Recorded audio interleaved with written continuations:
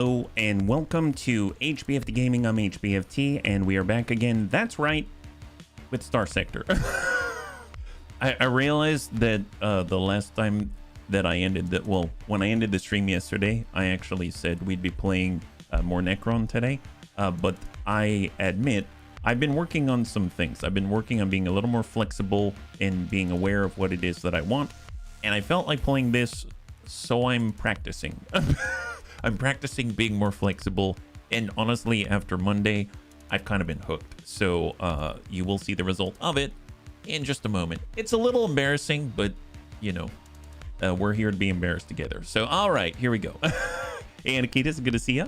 I5 and welcome, bunnies. Yeah, I'm playing as Mechanicus. Every commander can pull from the same unit, but they work better with certain ones over others. Which units get to choose per mission is rent. You know, Mechanicus, I hear, is a little more difficult as it requires some planning and resource management, and making the right decision in the moment isn't necessarily the right decision in the long term. So I can definitely see how that would start to pile up over time. Hey, Panzer Monsen, I5. So let me catch you up to where I am, and we will get into it because I cannot wait, honestly. I've been spending a lot of time in the simulator and basically just going around the system wherever there is a bounty for like killing pirates, and that's basically what I've been doing.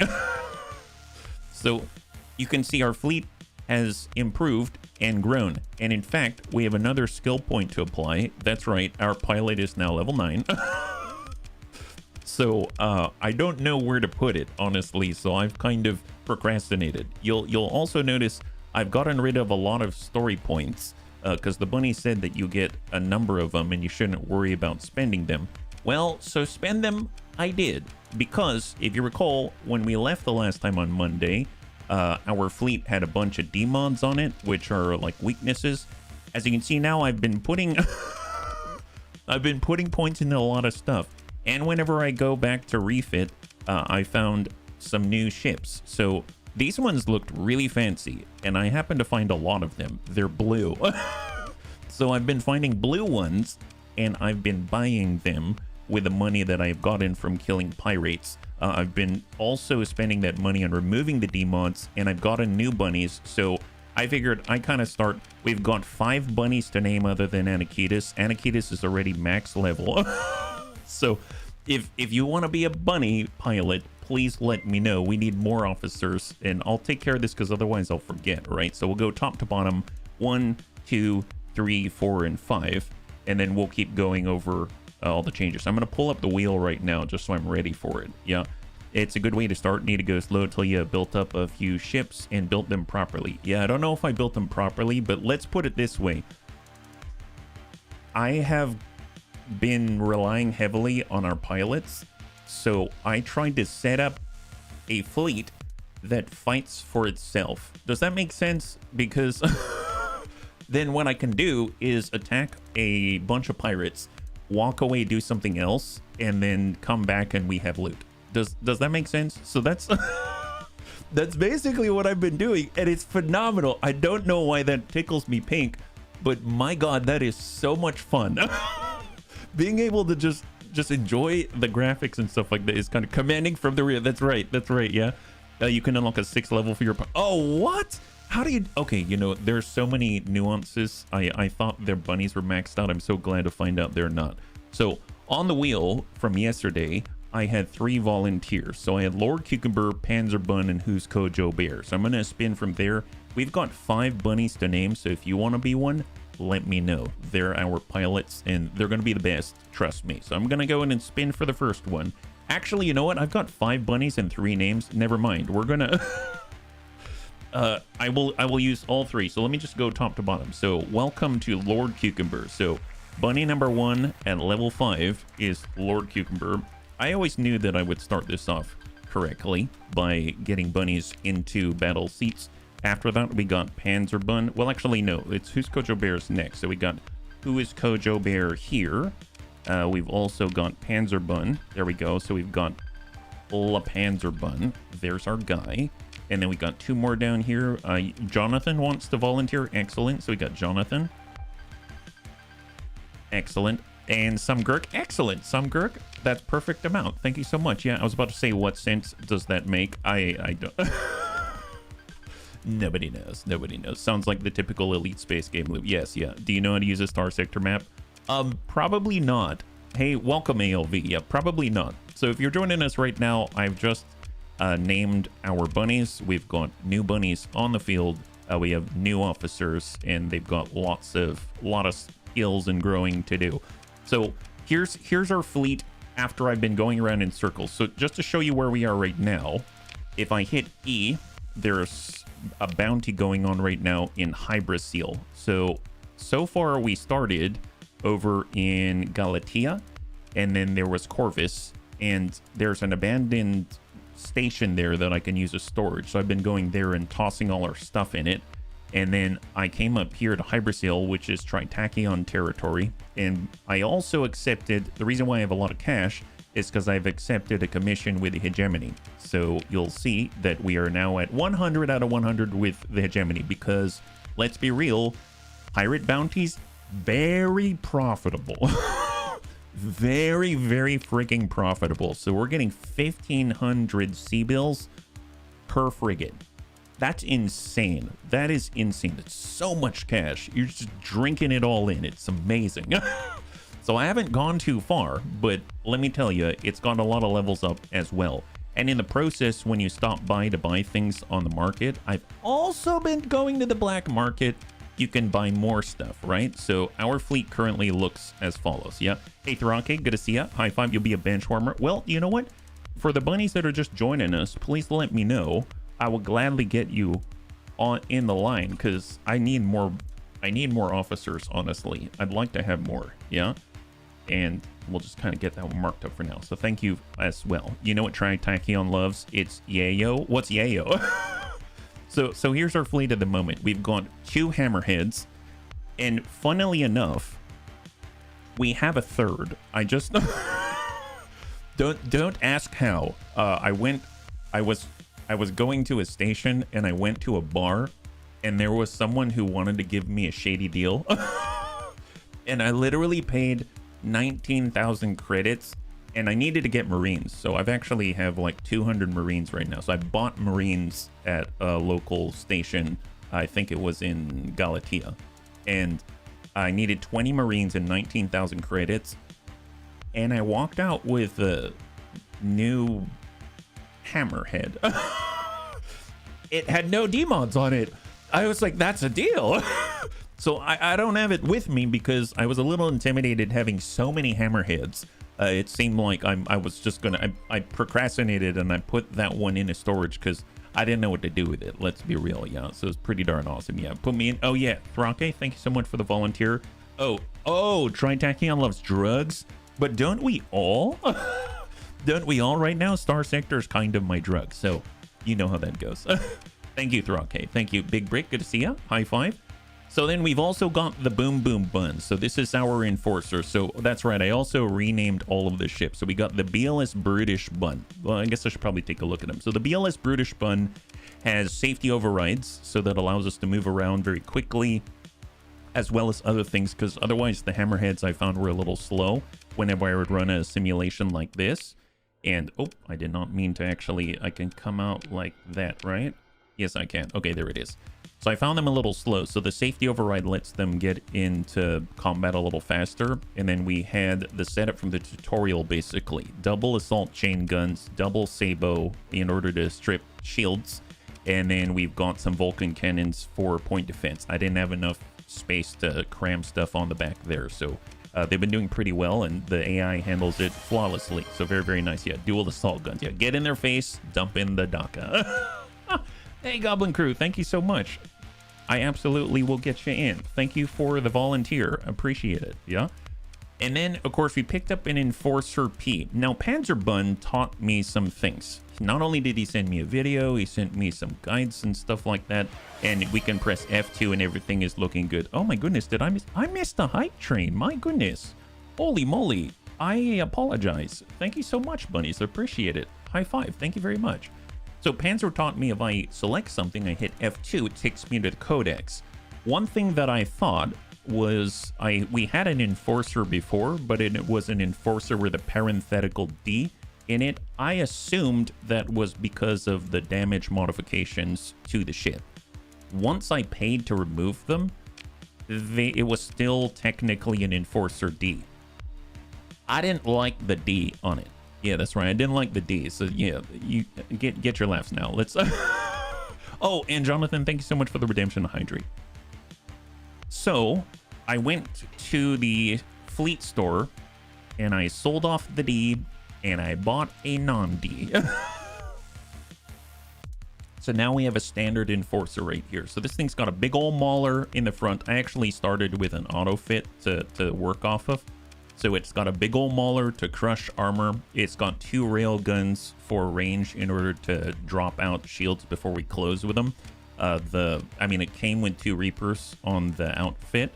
And then we've got a Tropos because I have heard from the bunnies that this is very good tracking. And I don't want to think very hard. And after all, this is supposed to be I can walk away from it and the bunnies are going to be okay. So that's what we got right now, yeah. That was most likely an error when updating the name. Didn't the D was the Flux Soft as well? Yeah, I'm pretty sure the Flux was pretty soft, which is why I had a S-mod in a Flux distributor, if you know what I'm saying. Oh, actually, speaking of which, you can see this little green bar. What I found is that you can do build in, and anything that you have that, well, actually, most of the bunnies watching already know this, but okay, I didn't know it.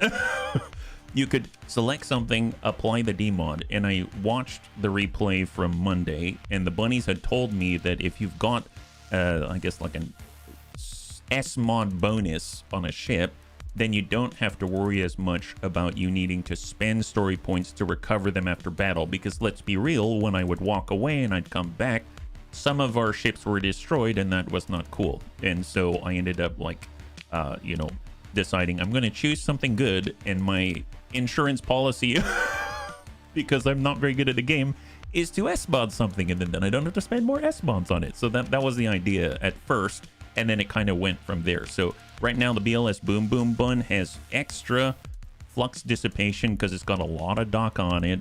In fact, it has less flux dissipation than the flux generation if he's going full Alpha Strike. But, you know, it's Anakitis. He likes to get in close and smack people. So this has been our tanky Boom Boom guy right here, yeah? There's an Enforcer P for Pirate. It's the exact same ship, only it is red. You know, I do like red. Maybe we'll have to keep an eye out. My goodness. Then, of course, we picked up the Sunder. The Sunder, I've been running simulations with this because I couldn't figure it out for the life of me. We had one high-intensity laser that I had picked up a while ago, and it actually fit in the slot because apparently the Sunder comes with a large energy slot in the middle. So I crammed in the biggest, most expensive laser that I had. The HIL. It kind of reminds me of high intensity discharge beams for your car. So it's like our big headlight. We shine it in the enemy's face. I saw that it had 1,000 range, and then we had a couple of these, and they're also 1,000 range. So I was like, you know what? That's great. Let's go and cram those on. And then I still love the Sabos because we got to drop shields, and they're phenomenal in the tutorial. So I've been using Sabos all over the place. Now, I did notice as I was going through stores, the bunnies were telling me you can buy blueprints. I've been buying every single blueprint that I could afford and then learning them. And that has now widened the options.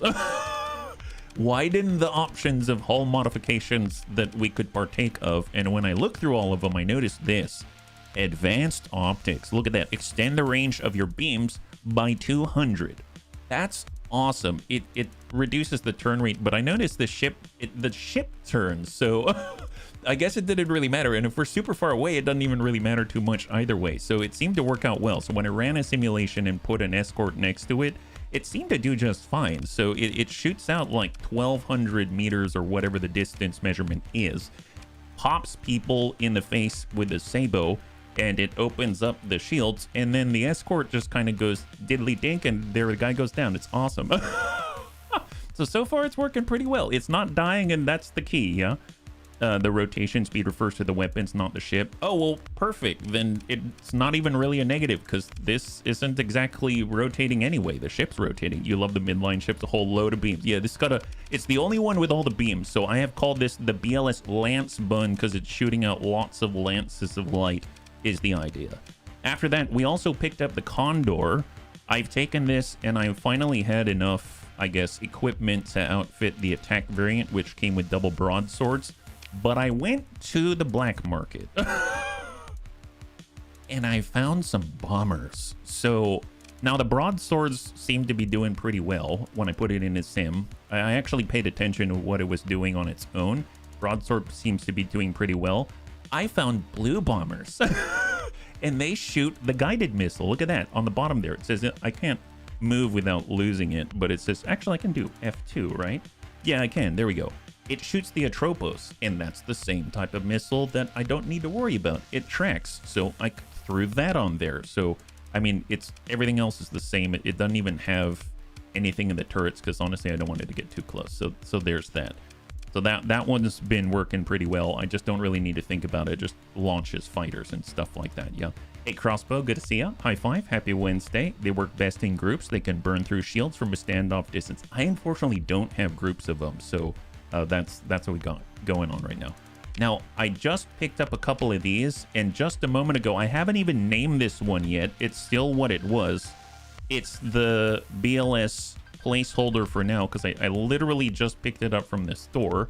And I'm going to go back and outfit it the same way the other ones did. So this is an interesting one. This little guy right here is a fancy little ship. Apparently, it goes around and it's got a lightning package like Thor. So one thing I noticed is that when I was walking away from the computer, if I assign this as defense to some of our... You know what? Actually, why don't I just throw in a simulation because I've been doing this anyway, and then the bunnies don't have to just listen to me blabber the whole time. I'll just take deploy all. I'll go to opponents, and then I'll grab a couple of these. I'll grab a couple of hammerheads. Maybe one of these destroyers will give them some of the frigates to fight us off, and then we'll give them, I don't know, like a big ol' cruiser, which I don't have a cruiser yet. I would love a cruiser. Heck, give them some more frigates, and then we'll deploy. I think that's about the similar amount of deployment points. So deploy. And did I wait, I didn't deploy my own guys yet. Hang on. All deploy. There it is. Okay, so what I've been doing is essentially I've been taking each of these frigates and I've been assigning one each to defend the bigger ships because they kind of overextend and they get into trouble, if I'm perfectly honest. It's not always the best. And then we got this guy. I'm going to assign that to, let's say, our Sunder. Actually, no, I'm going to assign it to our Condor. I found they've got this like lightning arc thing, which seems to act like point defense, and that's very helpful because our Condor is not very durable, so that wasn't very great. I'll go in and assign a little bit of help to Anakitis. He's got a brawler buddy out here. Actually, that's a monitor. We'll get this monitor over here, and then we also have our drone bun from the beginning of the game right there, and that's looking pretty good. Yeah, wasn't there a cruiser in this store? Oh, I will show you in just a second. We have some stuffs, yeah? The collective term for rabbits is a fluffle. How's our fleet? Our fluffle getting along? Unofficial term for group of rabbits, increasingly popular. Hey, Sindrin, thank you so much. High five. Yes, fluffle is indeed increasingly popular.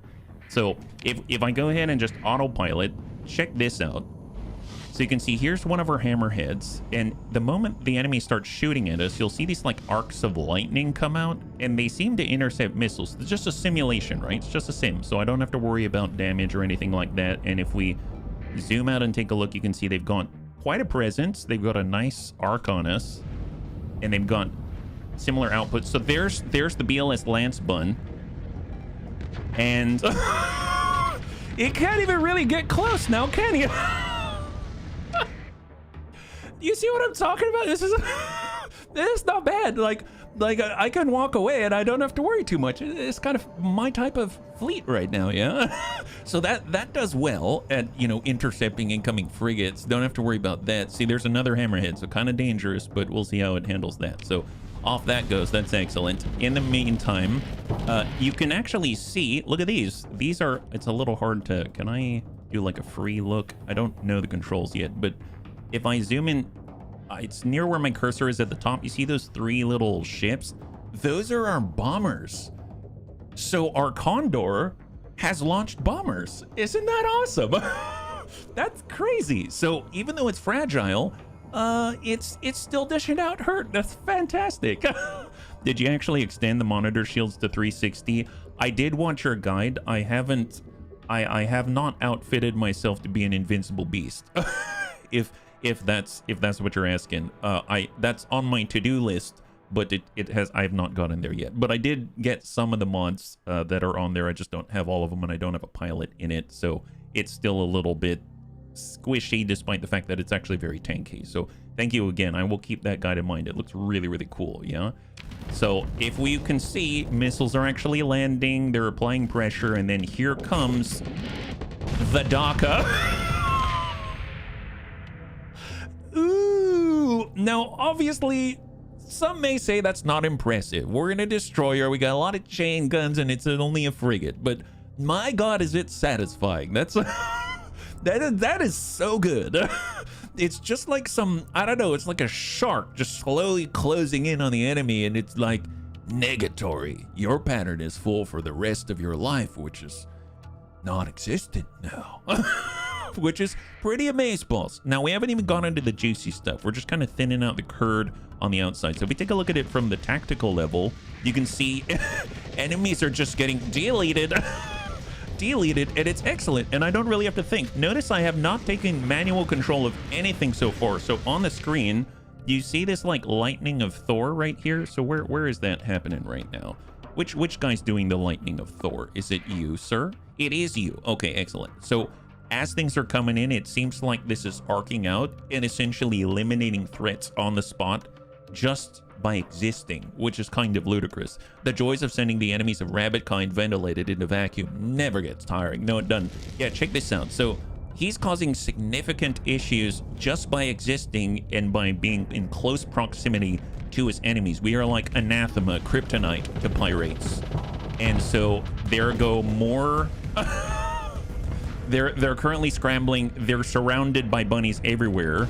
Their enemy hammerhead was apparently destroyed, and I didn't even notice. Oh, look, now we're coming from the top and the bottom just naturally as we swarm them. Now, this I have seen. How do I wish I could target the enemy. I haven't figured out that key yet, so let's just focus on our hammerhead instead. This guy right here is, I believe, an enemy destroyer. Is that right? It's the Shrike. Yeah, Shrike class light attack destroyer. They've been kind of nasty. They've been kind of dogging on us quite a bit as I've been just autoing around. But the bunnies are tanky enough now, I feel, that if you gang up on them, not so bad. They're a little bit on the squishier side. Now, here are 2 of the Anakitas enforcers out here. They're definitely more brutish than the rest of the bunch, so I kind of leave them for a little bit later. But here's Anakitas, here to show him how to do it right, sending a few Mauler blasts just to test distance, send in the beam just to apply pressure, mess with his shields, and then come on camera, here, I'm gonna go over to our little new brawler.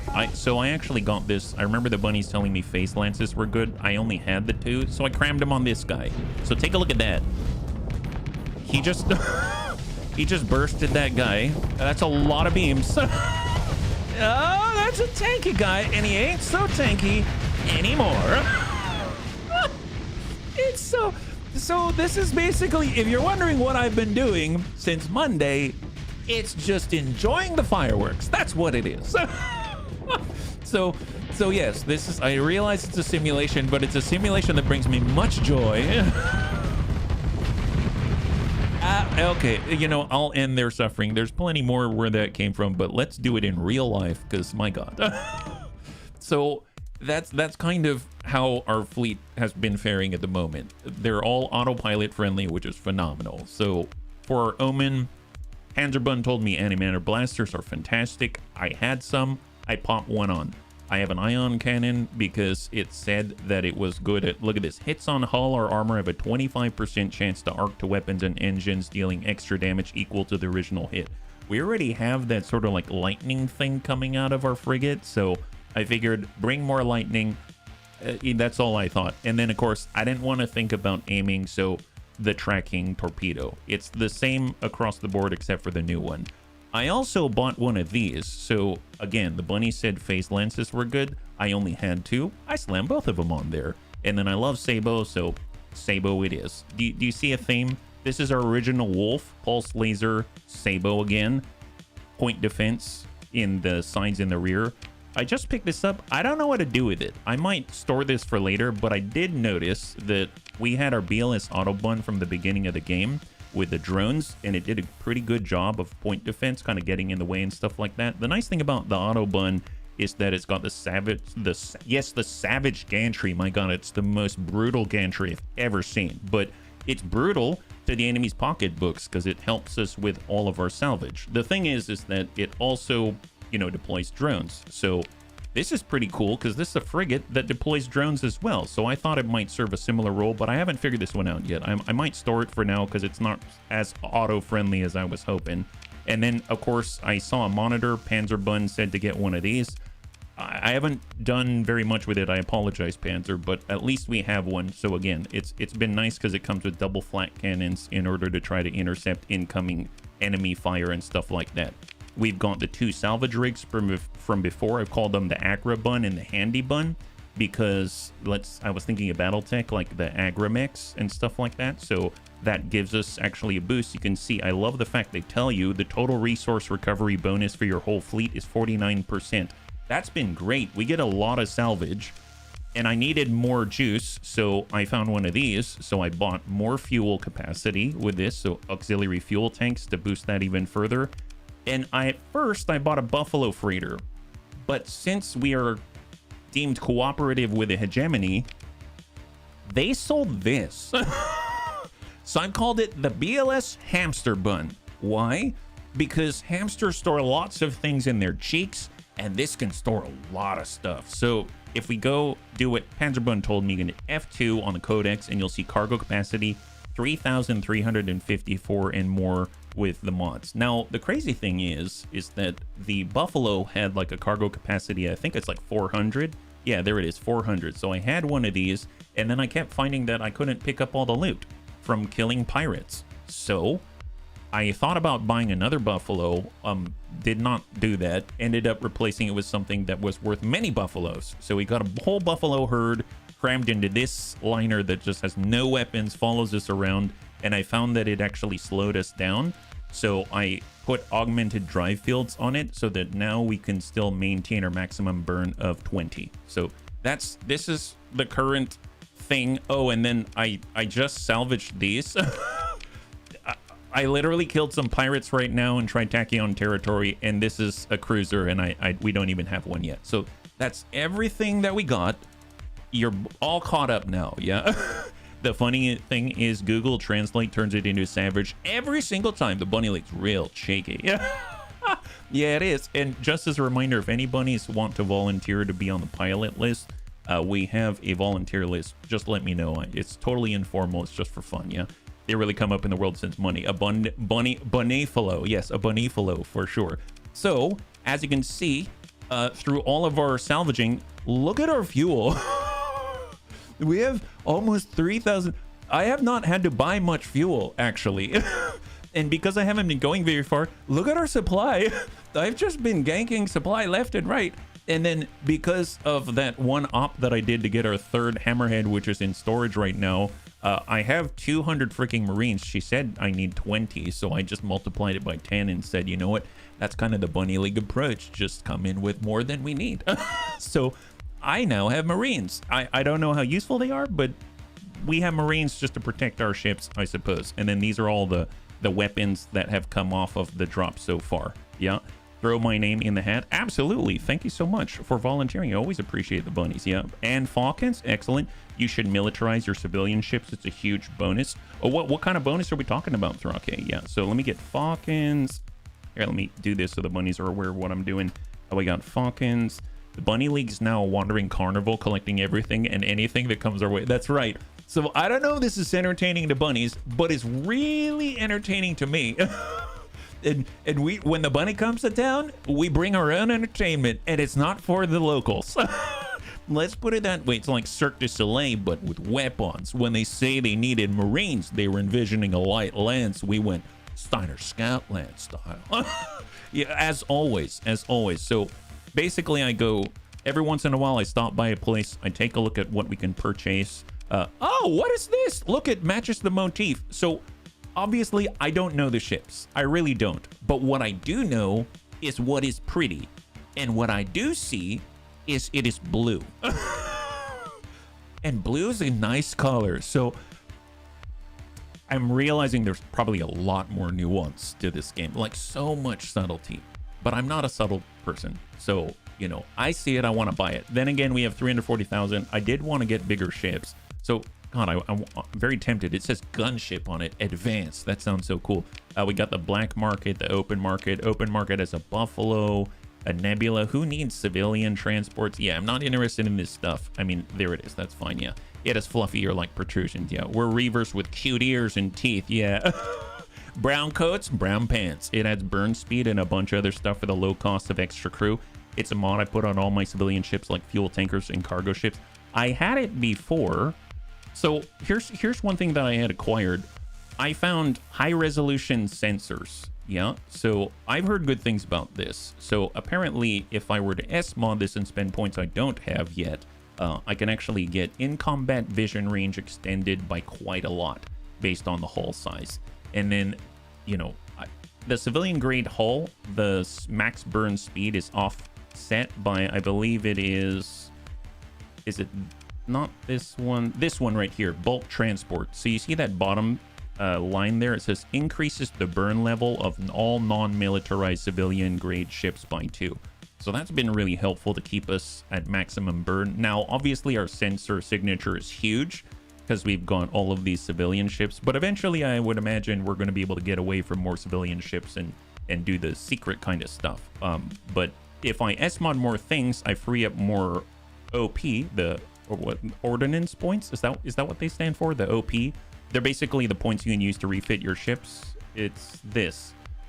What does it say here? Logistical data. It doesn't tell me what it stands for. Okay, anyway. Well, you can use more points because once you S-mod something, you build it in. You no longer have to spend points on it. It's like infused into your ship. Now, this one as an example, I already put 2 in, so I can't put in any more. The ship already has the maximum of 2 built-in hull mods. Otherwise, I'd stick in everything. But you know, it's a good thing they put a limit on it. So if I could, you know, you could always do the militarized upgrade. I think you were talking about like here, and then you wouldn't need the bulk transport, right? And then I could retrain bulk transport to something else. But it's a good suggestion. But I definitely would like a cruiser, and we do have a cruiser right here. It's just not in good shape. So what I'd like to do, if we take a look at missions right now, the bounty lasts for 15 more days. So I figured, let's do a quick sweep of this, I guess, system. I haven't really been here until now. As you can see, a lot is not really looked at yet. And all I do is I move in the direction of pirates. That's right, I move in the direction of pirates like this. I quick save here. And I take us to a place of conflict so we can make some cash. You do a maximum of 3. You need... Oh, really? That's good news. That's awesome. If you want to even get faster, you may want to look into an ox. Oh, I saw that. The tugboat. It's tiny. Oh, what the heck was that? Legit, what was that? We should go and find out. Let me save first, because... Yeah, I saw a tugboat, but I did not buy it. Let's move to the right side. It came from this direction. There is a derelict. See, this is what I'm talking about. All these derelict ships for us to just salvage. Your fleet approaches a derelict ship. It's heavily damaged. Nearby hostile fleet is tracking your movements, making exploration impossible. Okay, so we need to take out whichever the hostile fleet is. Is this it? Looking for a bounty hunter. Well, I'm a bounty hunter, and you happen to be the bounty. You're the bounty, my guy. You are the bounty, that's right. The bunnies are hungry, and I'm going to wait till your emergency burn wears off, because I don't need it, because I have mothballed ships with me, and I don't want them to get hurt. That's my bottom line. I will follow you. Sustain burn. Let's go. Let's go ahead and juice it up. We're building up speed, and now we feast on our enemies. Okay, so this is... This is literally what I've been doing the whole time. Story? What's that? I don't know. What is story? So this is it for the real deal. So all the money's on the line right now. So I'm just choosing our escorts for the different ships. I'm gonna get our brawler and our monitor to escort. We got our Tempest. I'm gonna keep him back with a Condor because I always get nervous. There was that one time when we had a Condor getting eaten up and I had nothing that I could do about it because I wasn't able to protect it. I wasn't fast enough. And then I'm gonna start with an autopilot, although I guess I could, well, no, I'm gonna autopilot it because that's what I've been doing, but I do like controlling the ships as well. It's just that right now, this allows me to do stuff like this. Like I can F11 and just check out the majesty of destruction. Look at that guy just falling to pieces. There that goes. That's really scary, isn't it? That's super scary. What is this? This guy is, well, he's a pirate shrike. He was a pirate shrike. That guy's getting, he's having a really bad day is what that is. Oh, did I turn off didn't mean to turn off autopilot there. Good thing we had shields up. Yeah. Good. Oh, heck yes, gentlemen. High five, welcome. Happy Wednesday. As you can see, the fleet's doing well for this stage of the game. And what are the rest of us piloting when you're done with the fight? We've got pirates in all kinds of, we've got pilots and all kinds of stuff. You can see that we got some. This is Panzerbun in the other hammerhead right here. I believe we've got Lord Cucumber in our Sunder, the BLS Lance bun. We got Anakitis in the BLS Boom Boom bun. We have, this is who's Kojo Bear, I believe, in our Wolf. I just named them recently, just at the beginning of the stream, so I don't remember who is who yet. But yeah, they're piloting ships. I just need to find more officers to bring to the table and make it happen. Oh, there it is. How are we doing with the rest of the fleet? There's just this guy left? This little guy? Oh my goodness. Wow, must be really intimidating to just be sitting here all by yourself. Okay. Yeah, excellent. Yeah, claim victory. I definitely claim victory on that one. Consider ship recovery. See, you see how we just get, oh, look, if I wanted to, I could spend a point, but not going to do it. The bunnies have warned me off on the Buffalo Mark II since the beginning of the game, so I won't take any of that. And we're going to pick through the wreckage. Got 3,200 credits, and oh my god, loot. We can't even get all of the fuel anymore. That's where we're at. It's a good place to be right now, yeah. And there we go. So as you can see, we have now acquired 4,200 credits from the hegemony. We have received 21,000 credits from the Tritachyon group, and our relationship with them has improved, and everyone's getting lots of experience, including Jonathan Leal, which the bunnies asked who's piloting what. I did auto assign, and this is what came up. So right now it looks like Panzerbun, he's got ballistic mastery, so I put him on our hammerhead with a dual assault chain gun. Seemed to make sense to me. Anakitis is, you know, he's a beast. Got missile specialization. He's got target analysis for extra damage against, I think it was like cruisers and capital ships, but I haven't really seen those, thank goodness, yet. So he's currently in the Boom Boom bun. Now we got Who's Kojo Bear, and Who's Kojo Bear actually has the target analysis for even more damage as well, and the missile specialization for the Sabos. This is Some Gurk. Some Gurk is on, oh yeah, this, I called it the BLS Zabees because it sends out lots of bees in the Condor.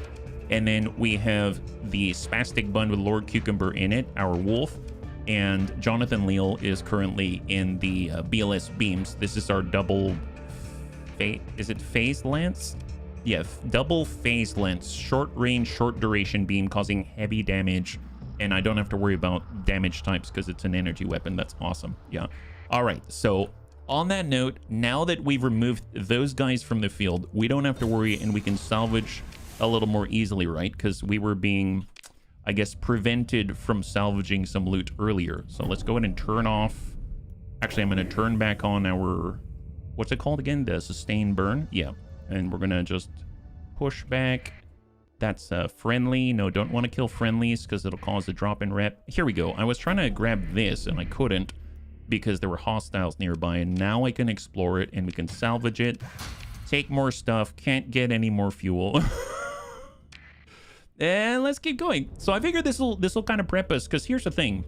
if we go over to our missions, you can see that I got a lot of missions from the Galatea Academy. So I think it was on Monday, I went to the Galatea Academy, and the bunny said it was very heavy on story. I'll be honest, I kind of previewed it to see how long it would take, because I want this still to be an entertaining stream. It's a lot of text. Like, I read RPGs in stream. It was a lot of text. Some of it was really, really funny though. And so far it seems essentially like I've made contact with this Alvis Sebastien, and he's just giving me rando quests, and they pay very, very well. If you take a look at the rewards, 64,000, 62,000. I mean, we're gonna make serious bank, and they're not that far away, which is awesome. So I haven't done those yet. So I figured we could do those together, and we probably need more range on the map. And that's where all the fuel and stuff like that is coming in. So that's why picking up fuel, picking up supplies, I think is going to be really important. Yeah, we really enjoy you listening to. Oh, okay. Thank you for letting me know.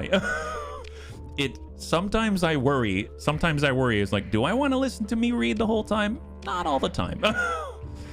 But now that I know we got time for that, I'll keep that in mind. Thank you very much. We'll check it out. Fortunately, nothing too critical has happened. He's basically... I'll sum it up like this. Like, I went to the Galatea Academy. They're like a research institution, it seems like. They introduced me to some intern. I'm talking to an intern who will give me jobs. And then there's a guy who's like this big, high-ranking senior academician.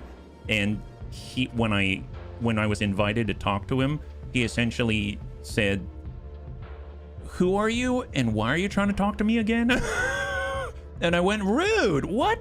And so they ended up having me talk to the OG guy again, the intern. And then it was funny because they actually gave me dialogue options. That's right, they did. Okay, so this part was actually funny. They gave me dialogue options, and I said, "So how much do you really hate that academician?" And he paid me money. He paid me cash to keep it on the down low that he doesn't like the senior guy. He paid me like 18,000 C-bills or something. Like, not a small amount of cash. He's like, "Just keep it between us. That guy's a jerk face." And so, I mean, that part was genuinely entertaining though. Is because you do the voices. We're like kids. Oh, okay. I'll try to remember. Yeah, you could read books for a living. You do an amazing job. You always make the free.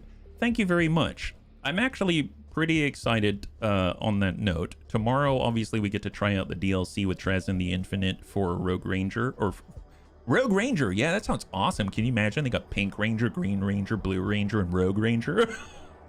But they've gone for Rogue Trader. And then Alcat was really, really kind. There's no embargo on it. They just gave me a beta key for the new Dark Heresy. That's where you play as the frickin' Imperium Inquisition. That is really cool. So we get to play it whenever we want, and there's no embargo on it. So they said, feel free to share with your friends. I'm like, yes, I will. So that'll be really cool to check out. Rogue Ranger, not Rogue. Yes, a Rouge Ranger. Yeah, Red Ranger. That's right. La Rouge. Okay, well, let's see. We just picked up some stuff. We're full on fuel. We're heading back to the, I guess, the closest orbital station. I guess since we're so full of fuel and I literally can't pick up any more, I should probably drop off these ships or like refit them or something like that. And that means I need to go back to Corvus, because that's where our free storage is, because ain't nobody got time to pay 5,000 credits and some ongoing subscription to store our stuff. It's like storing our ships in the cloud. Well, like, why would I store my ships in the cloud when I could just store it for free on my Google Drive, my guy? You know what I mean? And it's relatively safe because I ain't some big shot in this world. So it doesn't mean anyone's going to be sniping for our stuff, I think. Going to stop by here. There are no officers to hire. This is kind of how I found them. And then we're going to go ahead and leave. And I guess just to keep the stream rolling, how many days do we have left? 2 days remaining. So not much time left on the pirate bounty. So let's head back, drop our stuff off, and let's get into some stuff. So we're going to set a course for Ashado. This is the abandoned terraforming platform in Corvus. We'll speed this up, and I'm not going to do any sort of fancy jumps, just because otherwise we'll suffer damage to our mothballed ships. Off we go. This is good. Hello from Iran. I mean, oh, hey, Erfan. Good to see you. Welcome, and happy Wednesday. High five, and hello to Iran.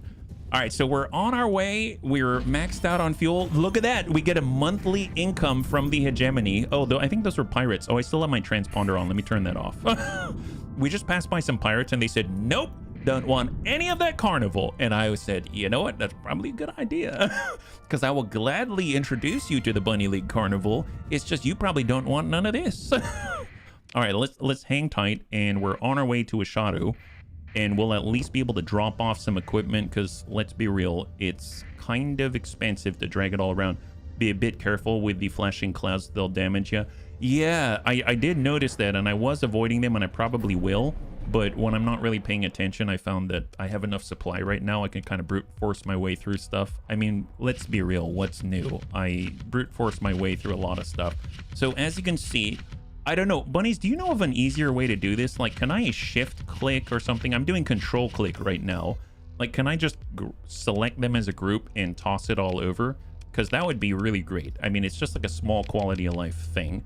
Oh, and I also salvaged this, like a gamma core and a class survey data. I didn't know what to do with this. It says I can sell it, but I've just been holding on to it because let's be real, I didn't know what to do with it. Hold down Alt and hover over it.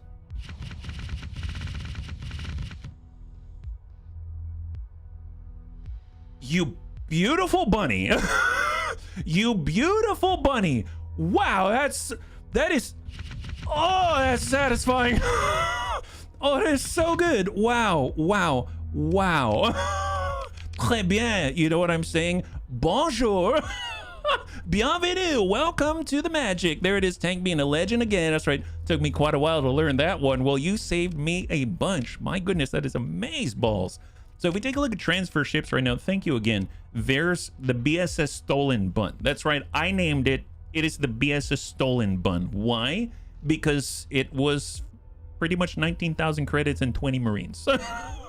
And then we got the BLS Value Bun. This is the Cerberus we had before. I figured driving around with too many ships was actually eating into supply. So that's why I left them here. But what I am going to do with our cache of weapons is outfit the BLS placeholder to be of the bunny variant. So I'm going to select it. And do we have the right stuff? Antimatter blaster, ion cannon, Atropos, class torpedo, and we've got all the stuff.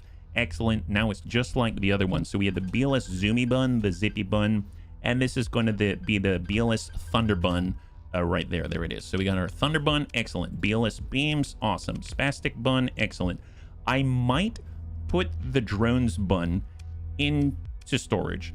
And I may actually take the Tanky Bun right now and put that into storage. I think they've been nice, but I don't think I have the thought to invest in them at the moment. I will tune them in the future. So I'm gonna back out transfer ships like this, and all I need to do is go to them. We'll go Drones Bun, pop that in, and then we'll get the Tanky Bun, pop that in, and there we go. Excellent. So we got storage, we got fuel, we got salvage. We actually have more salvage and high resolution sensors on the auto bun with some drones.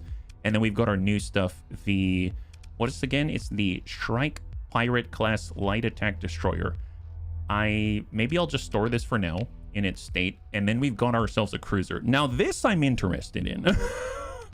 I don't know what this comes as. So it's a cruiser of some kind. Attack cruiser or support cruiser. Integrated target unit, hardened shields, ion beams, lots of point defense, and a single pulse laser. I mean, that's really support. So the point defense, as I understand, it's more like taking out fighters, incoming missiles, stuff like that. Ion beam is there to cause EMP damage, stuff like that. Breach SRM pods seem to burst through armor, and then pulse lasers just ping out some measly energy damage. Integrated targeting unit, hardened shields, helps with durability and extending our range, I think. So for attack, though, we got a heavy blaster, pulse laser, 1 Sabo, 2 point defense, hardened shields, flux distributor, so better capacity, I believe, or is it dissipation? I don't remember. I get them confused. Either way, it's going to be more offensive, so I'll take that as a starting point, and we've got ourselves the beginning of an actual cruiser on the field. So if I take this, I'm going to move it up. I wish I could organize by tonnage, so this is essentially what I've done right here. We've organized by tonnage, and I'll just drag that all the way down like this, making a little space for us, and voila, there we go. Yeah.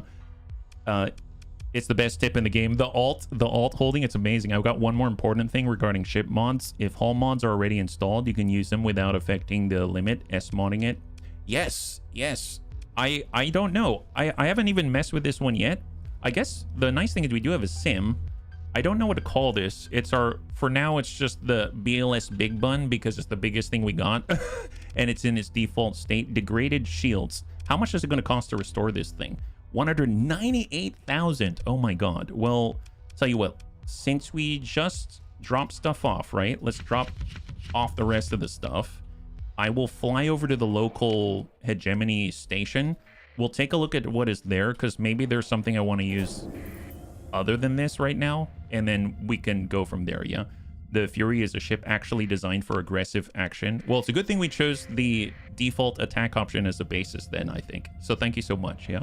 All right, we're stopping on Jangala. We're going to go ahead and repair. So we used 8 supply to bring it up to its combat readiness state. And I think it's R. Here's our cruiser. It does not look good, mostly because it is damaged. If we restore it, it's going to cost almost 200,000. So what I'm going to do, just double check here. Buy. Oh, this is a tanker. Should we get one of these? So then we can get a lot of... You remember how I kept having to leave fuel behind because I couldn't carry enough? Should we get one of these? Because then I wouldn't have to leave more fuel behind. That'd be an interesting... That's an idea. I hang on to that one. That might be a good idea there. Oh, there's your tugboat, Panzer. So we got a tugboat, and it does say the Ox class tug carries a drive field stabilizer, allowing a fleet to reach a higher burn level. Rare to see more than 1 or 2 in a fleet, due to prohibitive fuel consumption and high maintenance costs. So if I need to boost up, I mean, that's not a bad one. There's also the you see what I mean? This is where I got this. I saw this and I was very excited. It kind of makes me want to get one, but there we go. I actually almost have enough money to buy a freaking battleship, but that's kind of jumping the gun, isn't it? That might not be a good idea. What about, they have a heavy cruiser. So there's light cruisers and heavy cruisers. Very interesting. And then enforcers, and I have one of these now. The tanker's very good. Oh, get one of those. Yeah, get it on a second Sabo. Swap it for the pulse laser. Oh, for our attack cruiser, for the Fury. We actually have more Sabos. I've been stockpiling and buying weapons as I go. I've been taking the advice of the bunnies. Do not let it be said that your advice has been falling on blind ear. Yeah, blind ears. Yes, that's right. Blind ears, the ears that cannot see. If you go to the black market, you can see their options. Eagle 14, Manticore. I've always wanted one of these. They look really cool, and they've actually been pretty darn tanky. I've tried to take those down. I've watched them in autopilot, and they've been a little bit rough for the most part. Out of everything, I guess I don't know what to get. The only thing that is really speaking to me right now is this beautiful thing. So I'm gonna go ahead and buy this. Hold off on battleships to slow you down and up your costs. Well, I don't know if this is gonna slow me down, but ain't nobody gonna break my style. Nobody gonna hold me down. Whoa, we gotta keep on moving. So if this was the BLS Go Juice Bun, this is what is this? The BLS Motion in the Ocean. This gives us the motion in the ocean, if you know what I'm saying. There we go. Excellent. So it's just like a bigger version of our tanker, right? So if I were to, refit it based off of this one, I think it's going to be fine. Eagle Cruiser is best. Oh, is Beast. What's the Eagle do? Is it just like a lot of guns? Yeah. Got a medium-sized one of the ones that's already attached to the ship. Well, let's see. So I got auxiliary fuel tanks, and like Thrake was talking about, the militarized subsystems. So I'm going to start with that. So we've got the auxiliary fuel tanks. That's going to increase our maximum fuel capacity. And then we have the militarized systems, right? Here we go, subsystems. So that actually, how fast is this? If I go F2, maximum burn 7+1, so not that fast. So if we take a look at the Atlas, the augmented drive field takes 40 OP, right? Its maximum burn right now is 14. That allows us to maintain our 20. So if I took this as is, like this right now, with a maximum burn of 7+1, I think it's going to slow us down. I just want to double check. So repair here, leave. And if we were to go to high speed, you can see we're limited already, right? Maximum burn level is 16, plus 7 burn level is the burn level of your slowest ship. So our slowest ship right now is the new tanker. So we're going to have to improve that in order to maintain our speed, I believe, right? So if I go back, your fleet approaches Jungala. Oh, am I in the wrong place? Allow a scan. Your fleet matches the profile of a suspected smuggler. Oh no! Okay, so I may have purchased something on the black market. I'm not, you know, opposed to telling the bunnies, but we just don't need to tell the hegemony, okay? Because this is a problem, yeah? Wouldn't militarize it be redundant with your bulk cargo skill? Yeah, it might be. It might be. We'll have to double check. It's more of the sensor signature at that point, so we'll adjust it and maybe take augmented field drive. Allow the scan. You have no contraband. Lieutenant Wednesday Iracolitis looks vaguely displeased. Well, everything looks clean this time. The comm link is cut before you have a chance to respond. The hegemony forces assume a neutral posture. They are aware of your identity due to your fleet's transponder being turned on. Yeah, well, I mean, you love me. You love me, you just don't like... Yeah, look at that. Cooperative. 100 out of 100. It's just, they trust me. But someone who looks like someone who has bunny ears that move on hydraulic pumps may have purchased some illicit goods under their noses. So, you know, just because I match that description doesn't mean they have to discriminate against me. My goodness, yeah. Okay, well, everything's gonna be fine. We're just gonna stop by the station. Yep, here we go. Thank you very much, guys. And let's go in and refit it here. So let's see if we can't adjust this. So if I take off militarized subsystems and instead add in, was it called augmented drive field? Increase maximum burn level by 2. So now if we take a look at it, it has 10 plus 4. So now, if we leave now and we go full burn, look at this, maximum burn level 20. Thank you, bunnies. You were very helpful. High five. So now I can do whatever I want with it now that it's not affecting our speed, because bunnies need the speed to get all the goods. That's right. I just made that up right now. So okay, so now that we've established that, let's go ahead and turn off our sustained burn and we will dock again and we'll finish refitting. I probably don't want to carry, I mean, let's be real, our fuel capacity is more than doubled. So I probably don't need the BLS Go Juice Bun. So I'm gonna go ahead and maybe strip that out and sell that, because this is the more juicy version of the BLS Go Juice Bun. So we're gonna strip this out. I'm gonna go to the fleet, and you served a good purpose. Thank you so much. We'll earn a refund. Fantastic. So much refund. Just so much fun. Amazeballs. So now on this, we got 30 more points, which is kind of ludicrous. Don't really know what to do with it, if I'm perfectly honest. I'm not taking it into combat. I mean, I think I can't do any more logistical upgrades. Like, these are shields, hardened subsystems, increase peak operating performance, but that's kind of in combat. Bulkheads. Maybe I'll just increase the capacitors and that's it, just so that it has something. Yeah, I can't really do too much else to it. So I'm just going to go in and just max out capacitors and stuff like that, and then we'll go from there. Not that there's anything to vent, but at least it can now, you know, absorb some hits if it comes to that. Okay, wonderful. This is our Prometheus. Hey, Ataraxi, welcome back. High five. We just got ourselves a brand new fuel tanker to join the BLS hamster bun with its big cheeks, yeah? The Eagle's a Centurion tank of spaceships, not outstanding at anything, but very solid in every respect. Definitely can't go wrong with the ship. Well, I guess... should I take that one instead of this? It's a light attack cruiser. Maybe we should step up to like a full-on cruiser. I mean, the Fury... You mentioned that I could put missiles in this? Oh, I can. Interesting.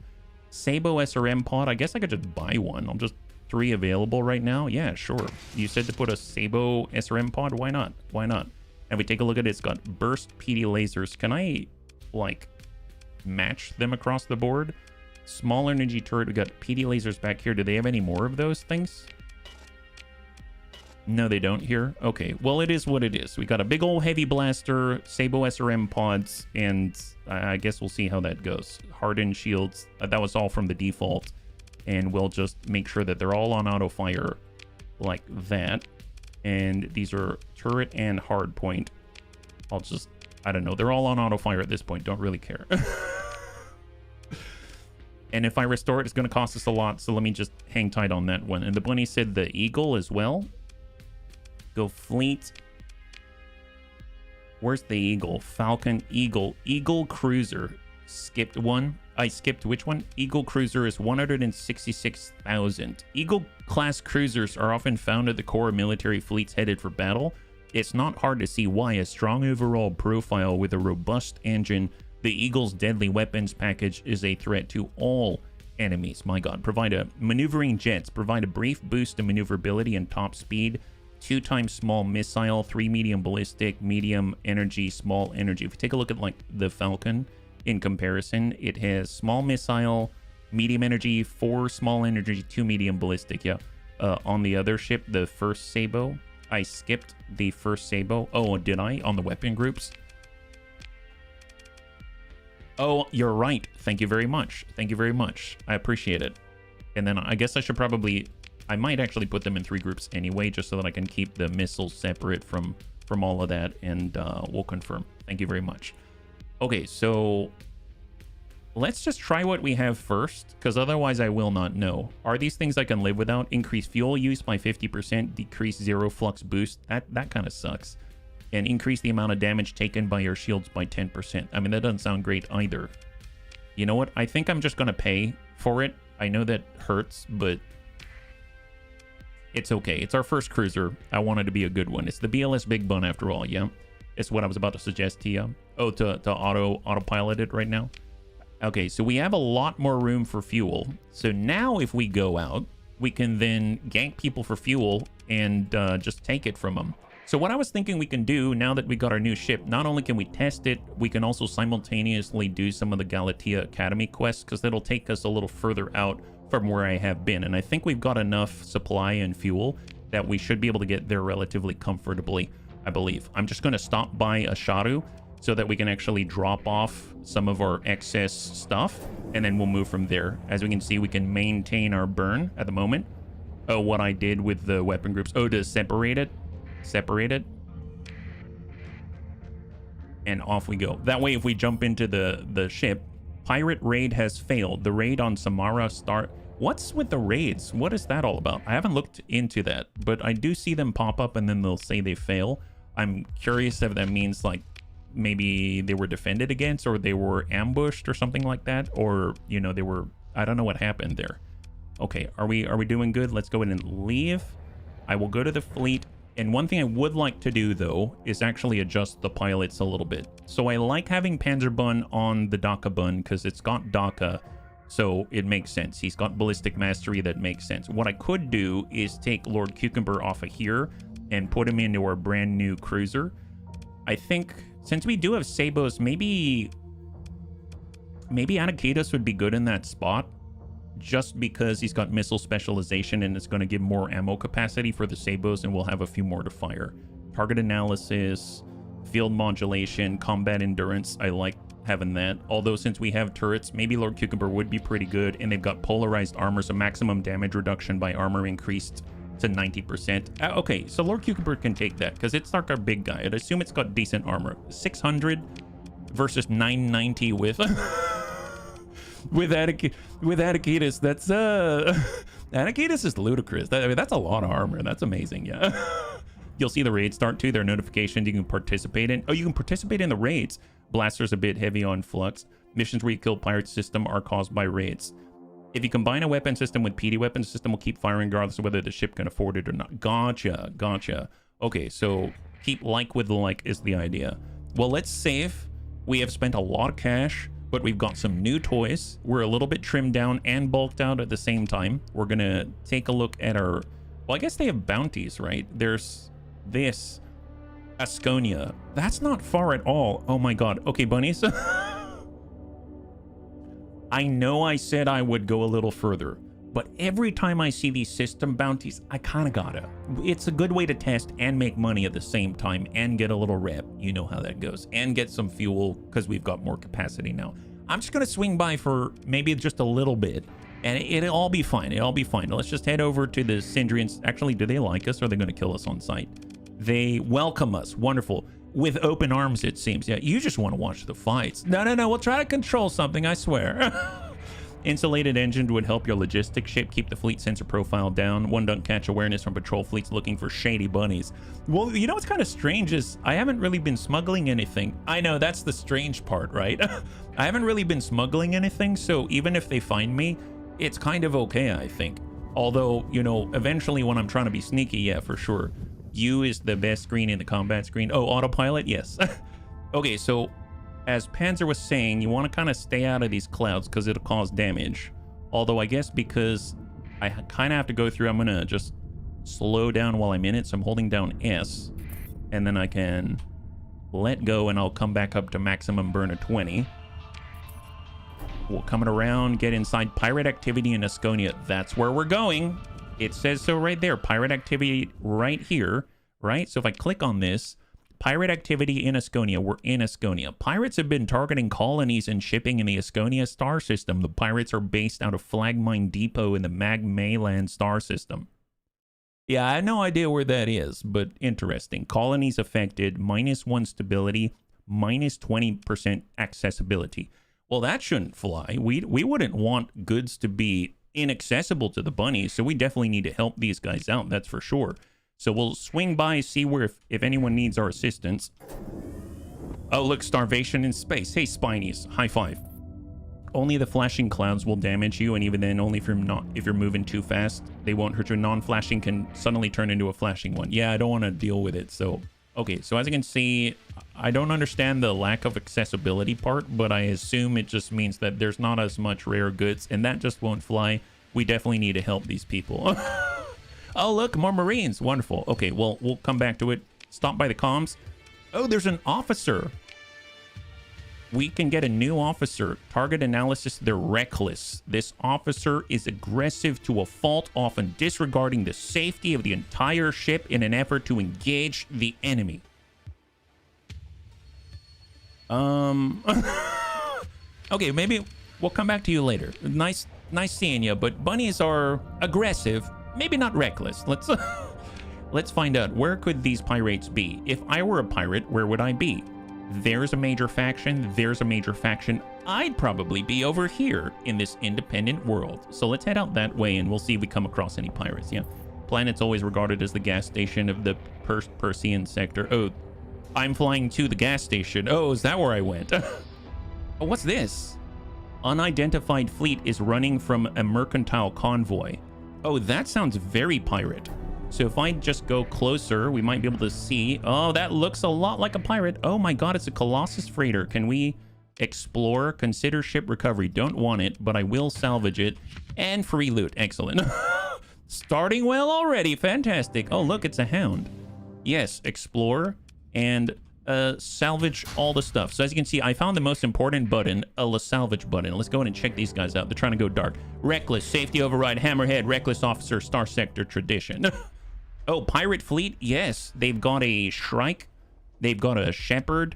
That's it. Okay, we're definitely getting these guys. So because it's a pursuit, we will try to respect the traditions the bunnies have taught me. So we'll have BLS Zoomy Bun double click come in from the left. And we'll have BLS Thunderbun come in from the right. And we will have BLS Beam Buns come in from the... Actually, you know what? What if they... Here, I'll have one come in from the rear. Like that. And then some come in from the left. How about that? And then I'll even have one coming in from the right side. That's probably a lot, but, you know, better safe than sorry. And as you can see, we now have bunnies from this side, that side, and this side. And we will just say E. And then, you know, I've never... really controlled one of these. Can I... Well, I'd have to transfer control. What if I transfer control to this ship? And I can try out one of our little frigates. Am I controlling it now? Oh, no, I'm not there yet. I'm arriving. There it is. Okay, so now I have a control. Excellent. Oh, wow. That's super fancy.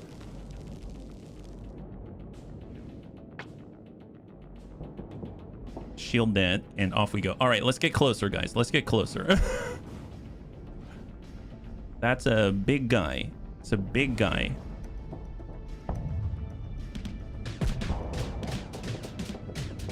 Man, this is so much zippier than the other stuff I've used up until this point. We'll back off. Trying to get a different angle. Bannerlord in space. Oh, well, that guy's down. I didn't do much. I just drew attention, which I guess is something. And here we go. Zero flux engine boost. We're at 213 speed. That is ludicrous, yeah? Faction in the star system you're currently is attacking your space station. Oh, really? Well, we should teach him a lesson. My goodness. Oh, wow. We let the other guy get away. My bad. Although, we're catching up slowly but surely. I don't know if we're going to make it in time. Come here, my guy. Come here. Almost there. Obviously, the wolf phase skimmer is really helping it to get even closer and intercept and try to chase this guy down. We're going full speed trying to get there. Come on. Zippity doo dah. Let's go. All right, out we go. Yeah, shoot him. Shoot him. Oh, yeah, there it is. Man, his drones. Oh, he retreated. Oh, crap. See, it's very fast, but I'm not the best at it. Consider ship recovery.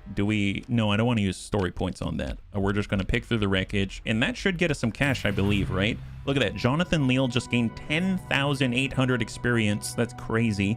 The hegemony paid us 600 credits, and we got 3,600 credits just for doing that. That's nuts. Yeah, we need to have a one-eyed bunny with pirate hat and sharp teeth as logo. That definitely would be very helpful. So I believe we could, you know, I should just auto-assign this, just get rid of them so that I can actually salvage. So we'll do transfer command for the engagement. I'll stick in a couple of our frigates. Can I? Oh yeah, select flagship for the engagement. There it is. And continue. And then I'll deploy just those two and deploy. There it is. Although I realize transfer flagship meant I switched pilots. I didn't realize that. And I didn't actually deploy from in front, but I guess he's coming to get us, so let's just finish him off and we'll see what we got. Yeah, zip them all. And there it is. Wonderful. Probably overkill. Fantastic. Yeah, full assault. Yeah, full assault. In a different way. Pick through the wreckage, and now we can actually loot the stuff. Fantastic, yeah. Okay, so where's the rest to loot? Is that it? I think that might be it. Okay, wonderful. And we actually got another 1,800 credits just from that. That's phenomenal. Okay, so let's continue our movement to their base. And I guess I switched pilots. Did I switch pilots? I didn't switch pilots. Perfect. It was only like temporary. All right, here we go. Looking for sensor contacts. Oh, yep, we're getting sensor contacts. Fast picket friendly. Picket friendly. Okay, so those are not pirates. I guess I'll swing by Volturn and then I'll keep moving because I don't want the bunnies to just have me looking for pirates the whole time. I guess I could have stopped by the independent world. They might have some good stuff, but we'll keep it moving. New contact to the north. Definitely not hostile, not hostile. I did pass by a guy, but I don't know who this is. Mercantile convoy. Probably not. And then there's also an unidentified sensor contact below us. So let's change our heading and check it out. There is a derelict ship. Nice. It's a big one, a Venture, and that's probably a derelict ship as well, right? Okay, nice. Okay, at the very least, at the very least, we can pick up a little more loot. Consider picking up a Brawler, an elite gunship. This ship has suffered extensive damage, which cannot be repaired without a costly restoration. Typically deployed to beef up system police forces, support authority security. The Brawler is a robust design which trades mobility and comfort for impressive firepower, armor, and a destroyer-grade power generator. As cool as that sounds, I feel like I'm kind of looking for bigger ships. I'm going to go ahead and salvage it, although I'm sure it's amazeballs. And then I think we'll move on. So we're just going to grab this salvage here. Some of my favorite stuff in the game, because we have so much room now. No, we're not going to get that big guy. It's super tanky, but it didn't seem to do too much to us. So I'm not as thrilled about having it. I kind of gauge everything that we encounter just based off of how much damage it has done to me in the past. Oh, a mule. Interesting. A standard combat freighter. We'll just salvage. Just get as much free stuff as possible. Unidentified contact. Unknown orbiting Volturn. They're smugglers, but that's fine, yeah. Brawlers are not that good, but there are brawlers from another faction that are. They come with a special hull mod already installed. Ooh, nice. I'm gonna swing out. Oh, nice. We got more cash. I guess that's the one nice thing about having a commission.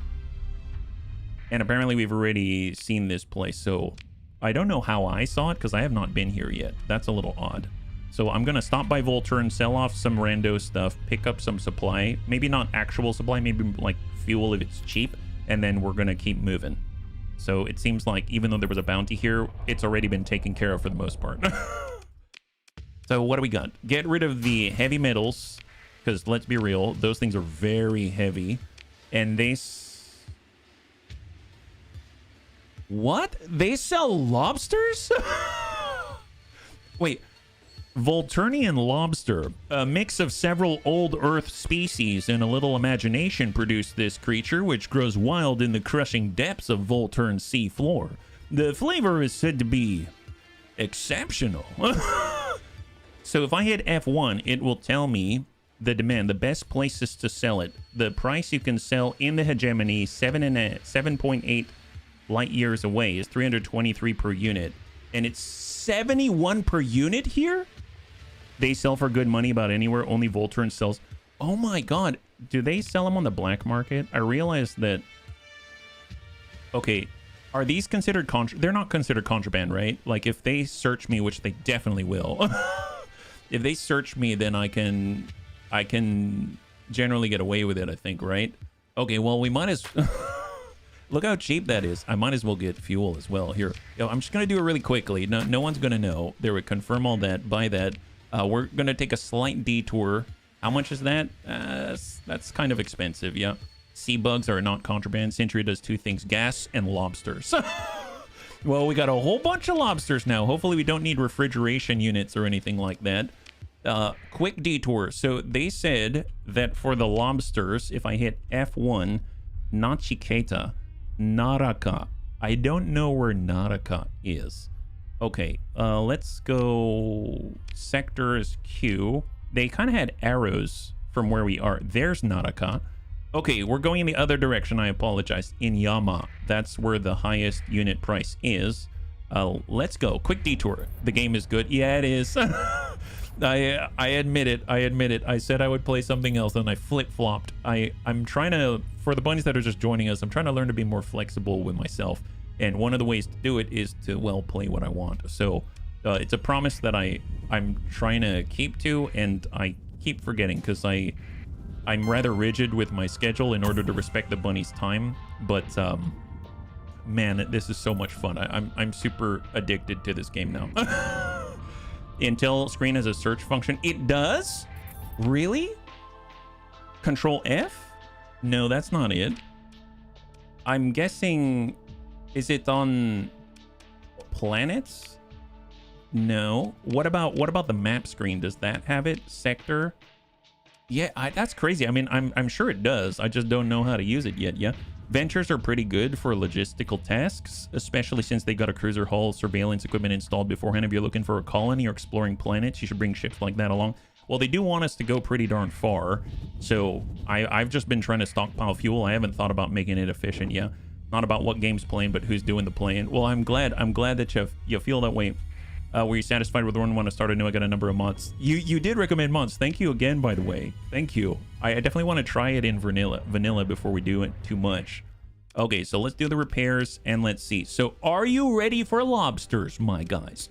So we bought for 71. They're selling for 161 right now. I'm guessing prices have changed. Well, it says price out of 500. Per unit price assumes buying or selling a batch of 500. Each unit bought costs more as the market supply is reduced, and each unit sold brings in less as demand is fulfilled. That's pretty awesome. It's Star System Naraka, and currently we are in Naraka, but we're at Yama. I'm curious, there is another, I guess, station here, if I recall. There's Nachiketa, but I don't know if it's like that's where the price is the best. So I guess I'll swing by there and just double check, because that's nowhere near the 300 something that I saw on the unit price as quoted. Yeah, so we're just going to go in and take a quick peek. It's not that far. A trader got to it before me. Oh, those horrible traders. These 525. Oh my goodness. Wow, that's a big difference. Wow, that we struck jackpot. My God. If I sold it like this, it's going to be 109,000 because they're going to take a huge cut. However, if I go to the black market, their suspicion level is none. That's right. And here's the crazy thing. We may be suspicious, but how are they going to catch us with contraband when they search us when we already sold the goods? You know what I mean? Well, here it is. So without the, oh, look at that 157,000. Amazed. But you want to know where to get a good price? Go to the product, press F1. Heck yes, we found it. My goodness. Yo, confirm, my guys.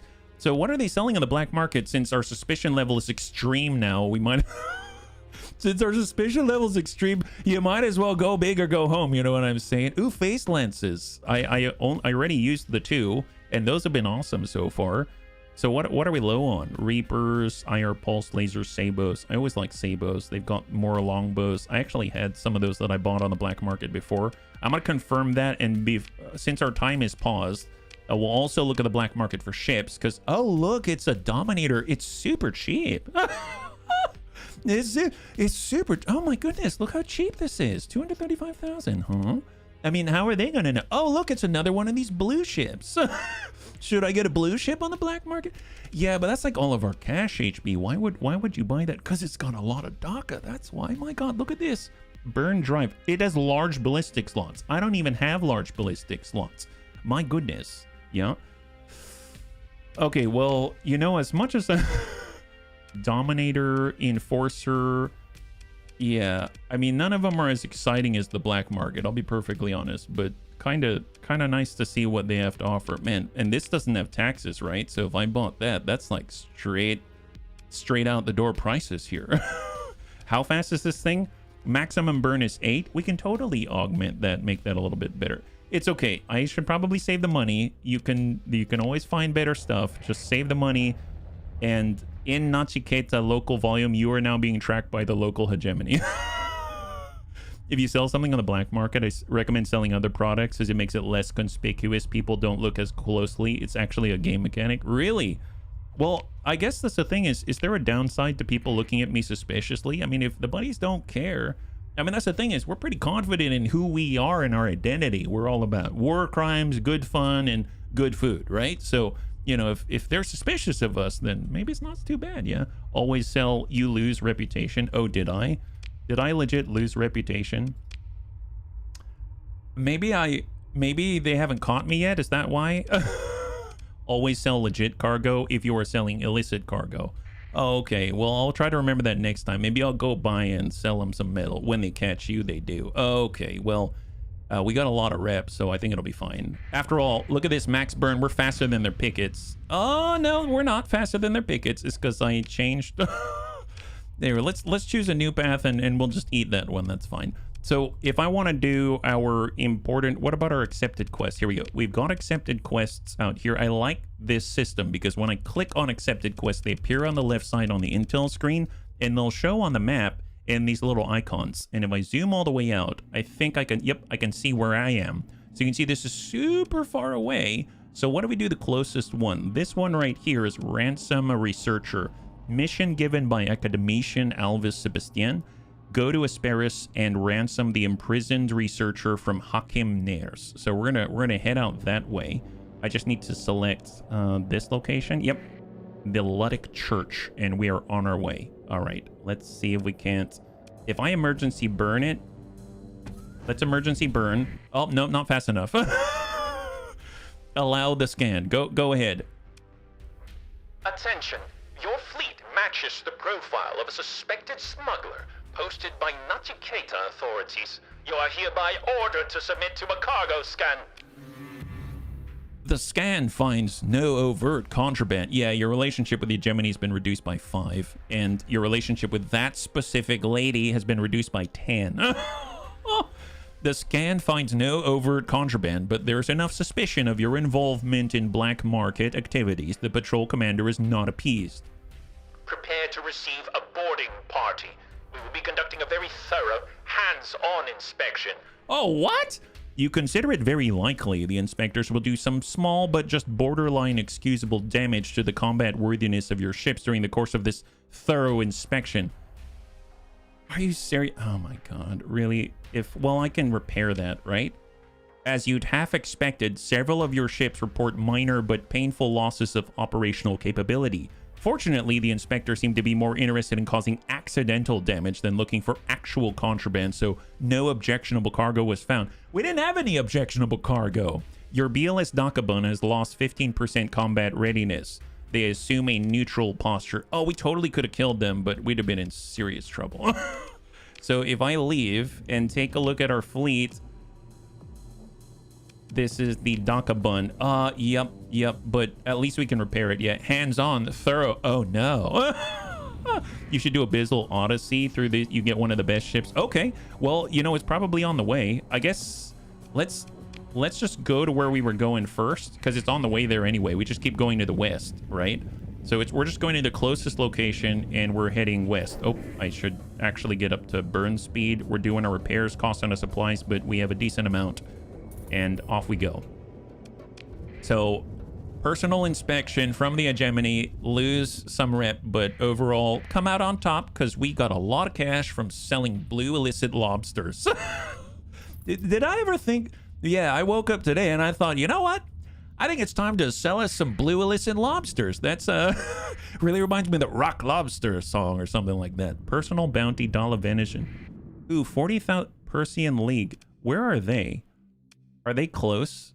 Oh no, they're in the other direction. Okay, never mind. Yeah, we'll come back to that one. We have a gem. Someone new to Starsector. Oh yeah, I'm fumbling. Thank you, Underground. I'm fumbling. All right, we're moving. Off we go. Full speed. Fortunately, we're relatively close. I like this on the right side. So I noticed this. So it says course laid in for Hesperus. On the right side, it says days 1.5 + 1. So it actually gives me an idea when I'm closer, and then I can hit A. I've learned that one. And then it will auto-resume after I've been ignoring the clouds. It's okay. It's not flashy clouds, as the bunnies say. And excellent. And Paladin's Bridge. God, that sounds cool. Paladin's Bridge. My goodness. All right, so where are we at now? We just need to head over to this location, and we're supposed to ransom a researcher, I believe.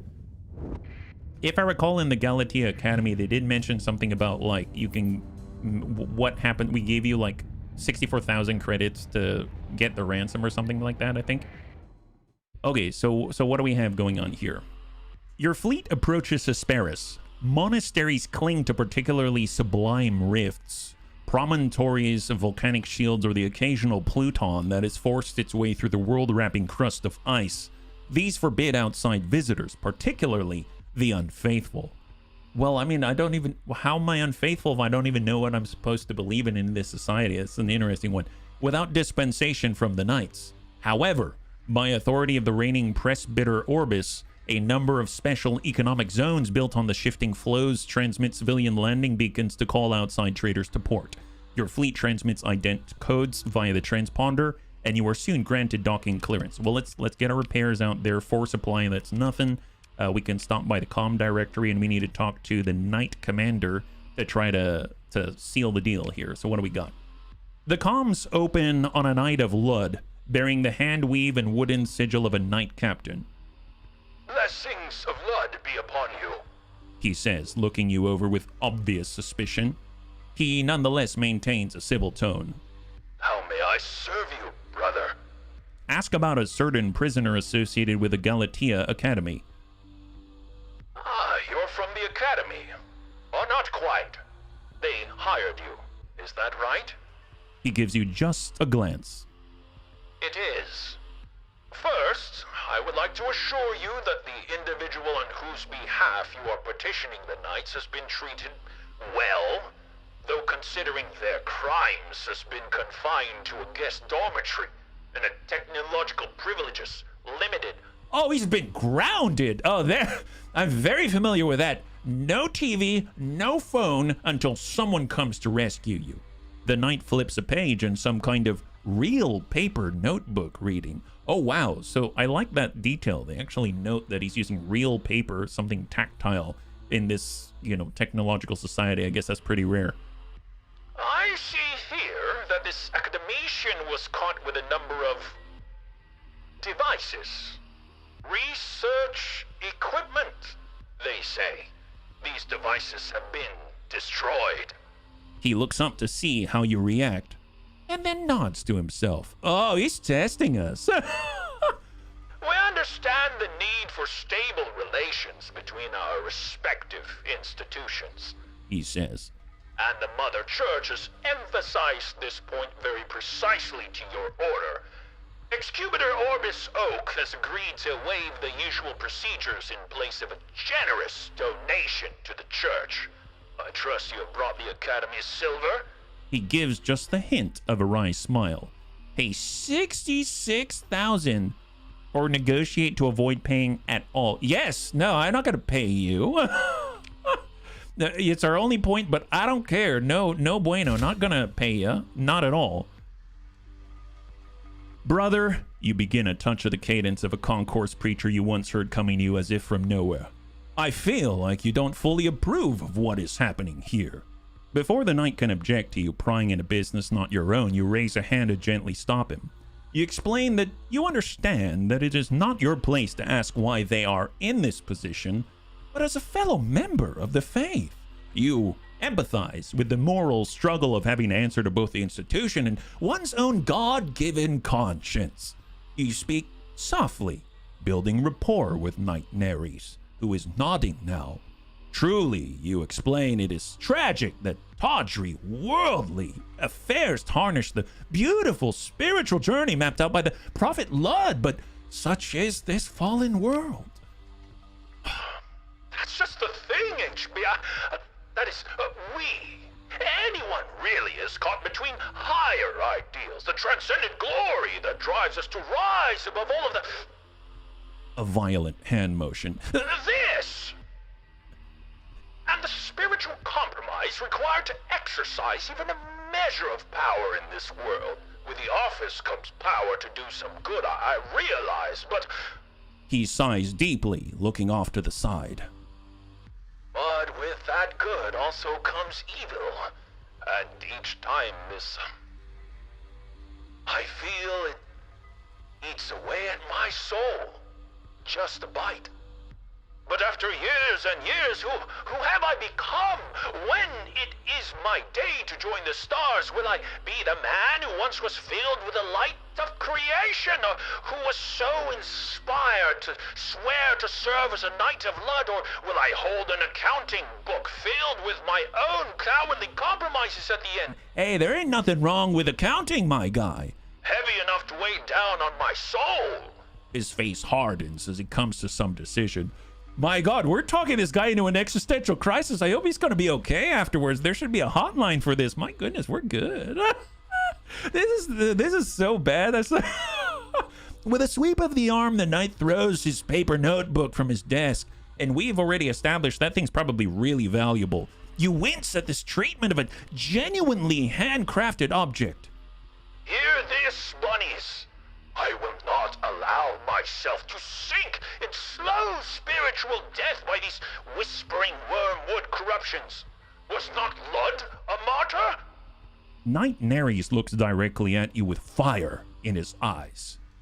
Take this researcher. Tell them of when Lud freed the prisoners. Tell them of mercy, of how the sacred can be found even in those who seem most lost.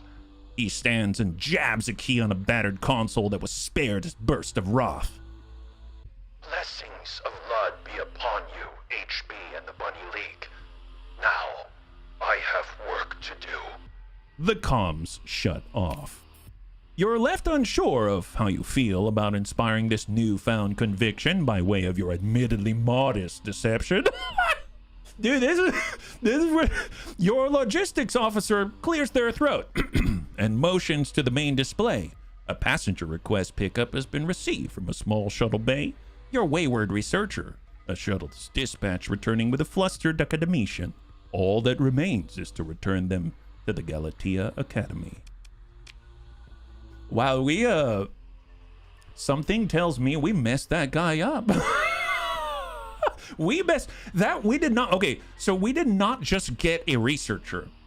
We also invigorated a zealot and pissed off an entire, probably pissed off the whole church in order to save $66,000. That's right. That's the Bunny League way. That's it. Yeah, Luddic Path can be a real pain for high-tech users. I love story point responses. Turns you into Abraham Lincoln. Yeah, it does. Be proud you saved this poor man's soul today. And saved your money, too. Yeah, I am pretty proud. That's not bad. Very nice, bunnies. Very nice. Do you have anything else that I can, you know, establish with this newfound respect? Oh, yeah, they won't even let us buy anything because it requires Luddic Church favorable. What about the black market? I'm just checking, you know, just for science. I just want, just checking for science, guys. Nothing for us to purchase here. It's all too, you know, above board and stuff like that. I'm not cool with that. We can get more fuel. How expensive that? Yeah, you know what? We'll pay a donation to the church and buy your fuel with the tariffs included. You're welcome. It's still not as much as we saved on that researcher. Let's get out of here. I've got a few hundred hours in the game too. My God. Well, all right. That was good. Okay, with that result, obviously we gotta, you know, put that guy back and bring him all the way back. But since we're out here, we may as well continue. There's no time limit, I don't think. So I will go over to accepted. And if we take a look, we need to go back or we keep heading west. Alpha Loca. What's out here? Alpha Loca. Scan an asteroid field in the Alpha Loca system. Now, I am curious. Run a scan package on an asteroid field located in the Alpha Loca system. That seems pretty straightforward. I guess one thing to keep in mind is that as we head west, I'll need to pay attention to our fuel, right? So if I go Q, we have our fuel range on toggle like this. So if I turn it on and I zoom out, yes, we have enough range. Oh wow, I was worried there for a second, but we have enough range. Okay, perfect. So let's go to Alpha Loca. Just want to double check, you know, before we end up in the middle of nowhere. That would be a real travesty. My goodness, we don't want that to happen. So we're just going to head out to Alpha Loca and get involved with the Pina Colada. Let's go. Excellent. Wow, that went swimmingly. Didn't pay a cent. We invigorated a zealot and got to visit some new sites. Excellent. Hopefully they've got a newfound respect for the Bunny League and our shared respect of the Luddic faith. Here, just kind of dash our way through here, just kind of going around, and we're just navigating. So it's just going to take us about 6 in-game days to arrive, which is not that bad. We get our monthly stipend. Oh, what is this? Whoa, no. Hang on. Whoa, wait. Mormon. Oh, Jesus. Actually, can I just ride the wave? You know what? Screw it. Ride the wave, guys. Ride the wave. Yeah. Oh, that'll save us some time, won't it? Hey, who are you? Hey, nice to see you. You ever been in this part of the woods? You ever been in this part? Yeah, no, I'm pretty new here too. All right, sustain, burn it. Wow, that was actually more efficient. Excellent. I feel like playing Wipeout, you know. We just need that maniacal laughter with Wipeout. Okay, let's keep moving before this gets too claustrophobic. I'm having to slow down because of all the flashy clouds, as the bunnies told me, but it's gonna be fine. Our crew is not efficient. It's not lean. It's not, you know, fuel efficient in the slightest, but it's also not the worst. And we do at least are able to protect ourselves from lower level pirates. So that's excellent. All right. And we are here. Fantastic. We just got to scan some asteroid. We're going to come out of this on top. Yeah. Another pilot for the IED ships. IED ships are like improvised explosive devices. Okay. So where do we have to go here? If we go in system, oh, we're not in system yet. Never mind. Okay. Now we're in system. So we need to scan this place. Target location. Okay. Although I kind of want to, can I stop by all the worlds? Oh, wow. New planet data. Alpha Loca 1 through 4. Desert world, barren world, gas giants, barren world, volcanic. We'll tell you what, let's go ahead and slow our roll. It seems like this place, we've got a decent amount of fuel. We're not going to get stranded, I don't think. And we can... So... I don't know what to do with the surveys, but I figure if I at least stop by, take a look at this. A preliminary survey indicates that Alpha Loca 3 has a hazard rating of 200%. So I assume that just us clicking on it has at least identified it in our, I guess, dictionary of worlds, right? So if now I look at it, it now says preliminary survey completed. So at least I've done that.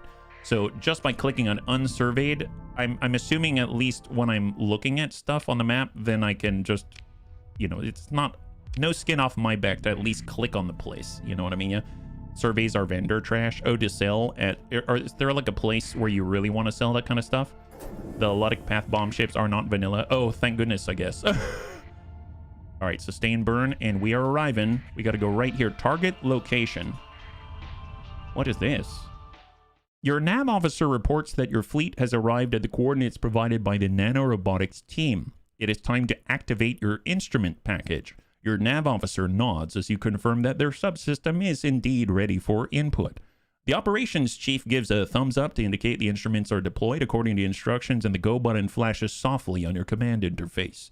Execute the scan. They're really good money. Oh, nice. Maneuvering thrusters activate in a series of tight bursts, setting you in a graceful arc like a calligraphic stroke across the asteroid field before you. Who wrote this? They're talented. I like the visualization. They're a calligraphic stroke. I get it. I get it. It's artistic almost. It's beautiful. That's awesome. Very subtle, nuanced, very professional. Systems indicate a power drain, and in mere minutes, the procedure is complete. Your comms officer reports a small hypercomms pulse, the signal to the Galatea Academy to release your payment. Your bridge crew reports in turn, status normal, ready to resume course. You've improved your relationship with Alvis specifically. You immediately gain money, and your relationship with the Independents has improved, and you finish the mission. God, it's instantaneous. Wow, how good is that? We don't even have to go back like when we're returning the researcher. This whole time we've taken the researcher with us. They're sitting in the cargo hold. I just want to point out, we still have the researcher with us, and let's be real, we don't have any additional berths for them. So they're just somewhere on the ship. Don't even know where. Don't even care. Sell wherever. Game don't do anything with them. You definitely want to be doing surveys, but the cost supplies. So be careful. Oh, gotcha. Do you have to wait for the survey to complete? Well, I guess since we're here, can we at least like... Should we do our first survey? Well, there's a gas giant. We just went by this one. There's a desert world. I mean, I guess a world is probably more useful information. So we'll head over to a desert world and maybe we'll try our hand. Oh, I just ran into an asteroid. No worries, no worries. It's fine. I should probably stay zoomed out a little bit so I have some warning about stuff like this. And then continue. And, oh, slow down. Again, I don't know what I'm supposed to slow down for and what I'm not. So I've just been defaulting to either brute forcing my way through or slowing it down all over. We've got a scan. What is this? Unidentified sensor contact. Changing course. Discovered a domain era probe, an example of one of the countless thousands of robot probe ships sent out into the galaxy by the domain to find new resources to exploit planets to colonize and explore the unknown.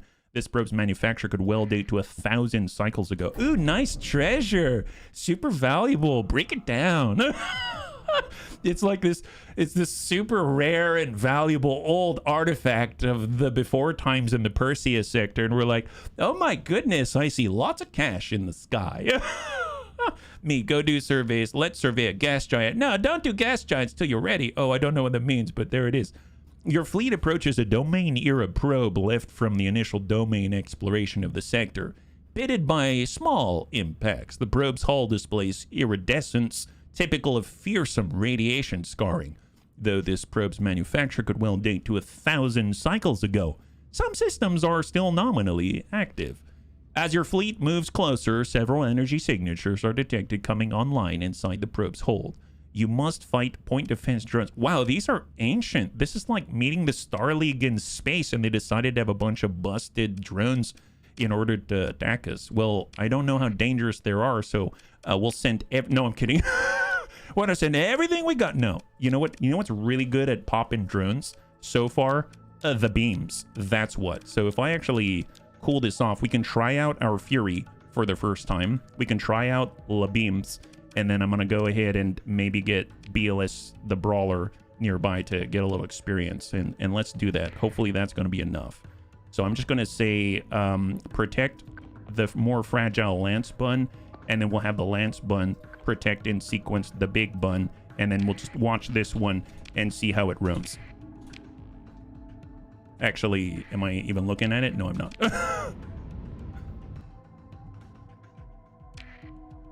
Oh, there they are. Oh my god, I'm having trouble here. There it is. All right, so here's our new Fury.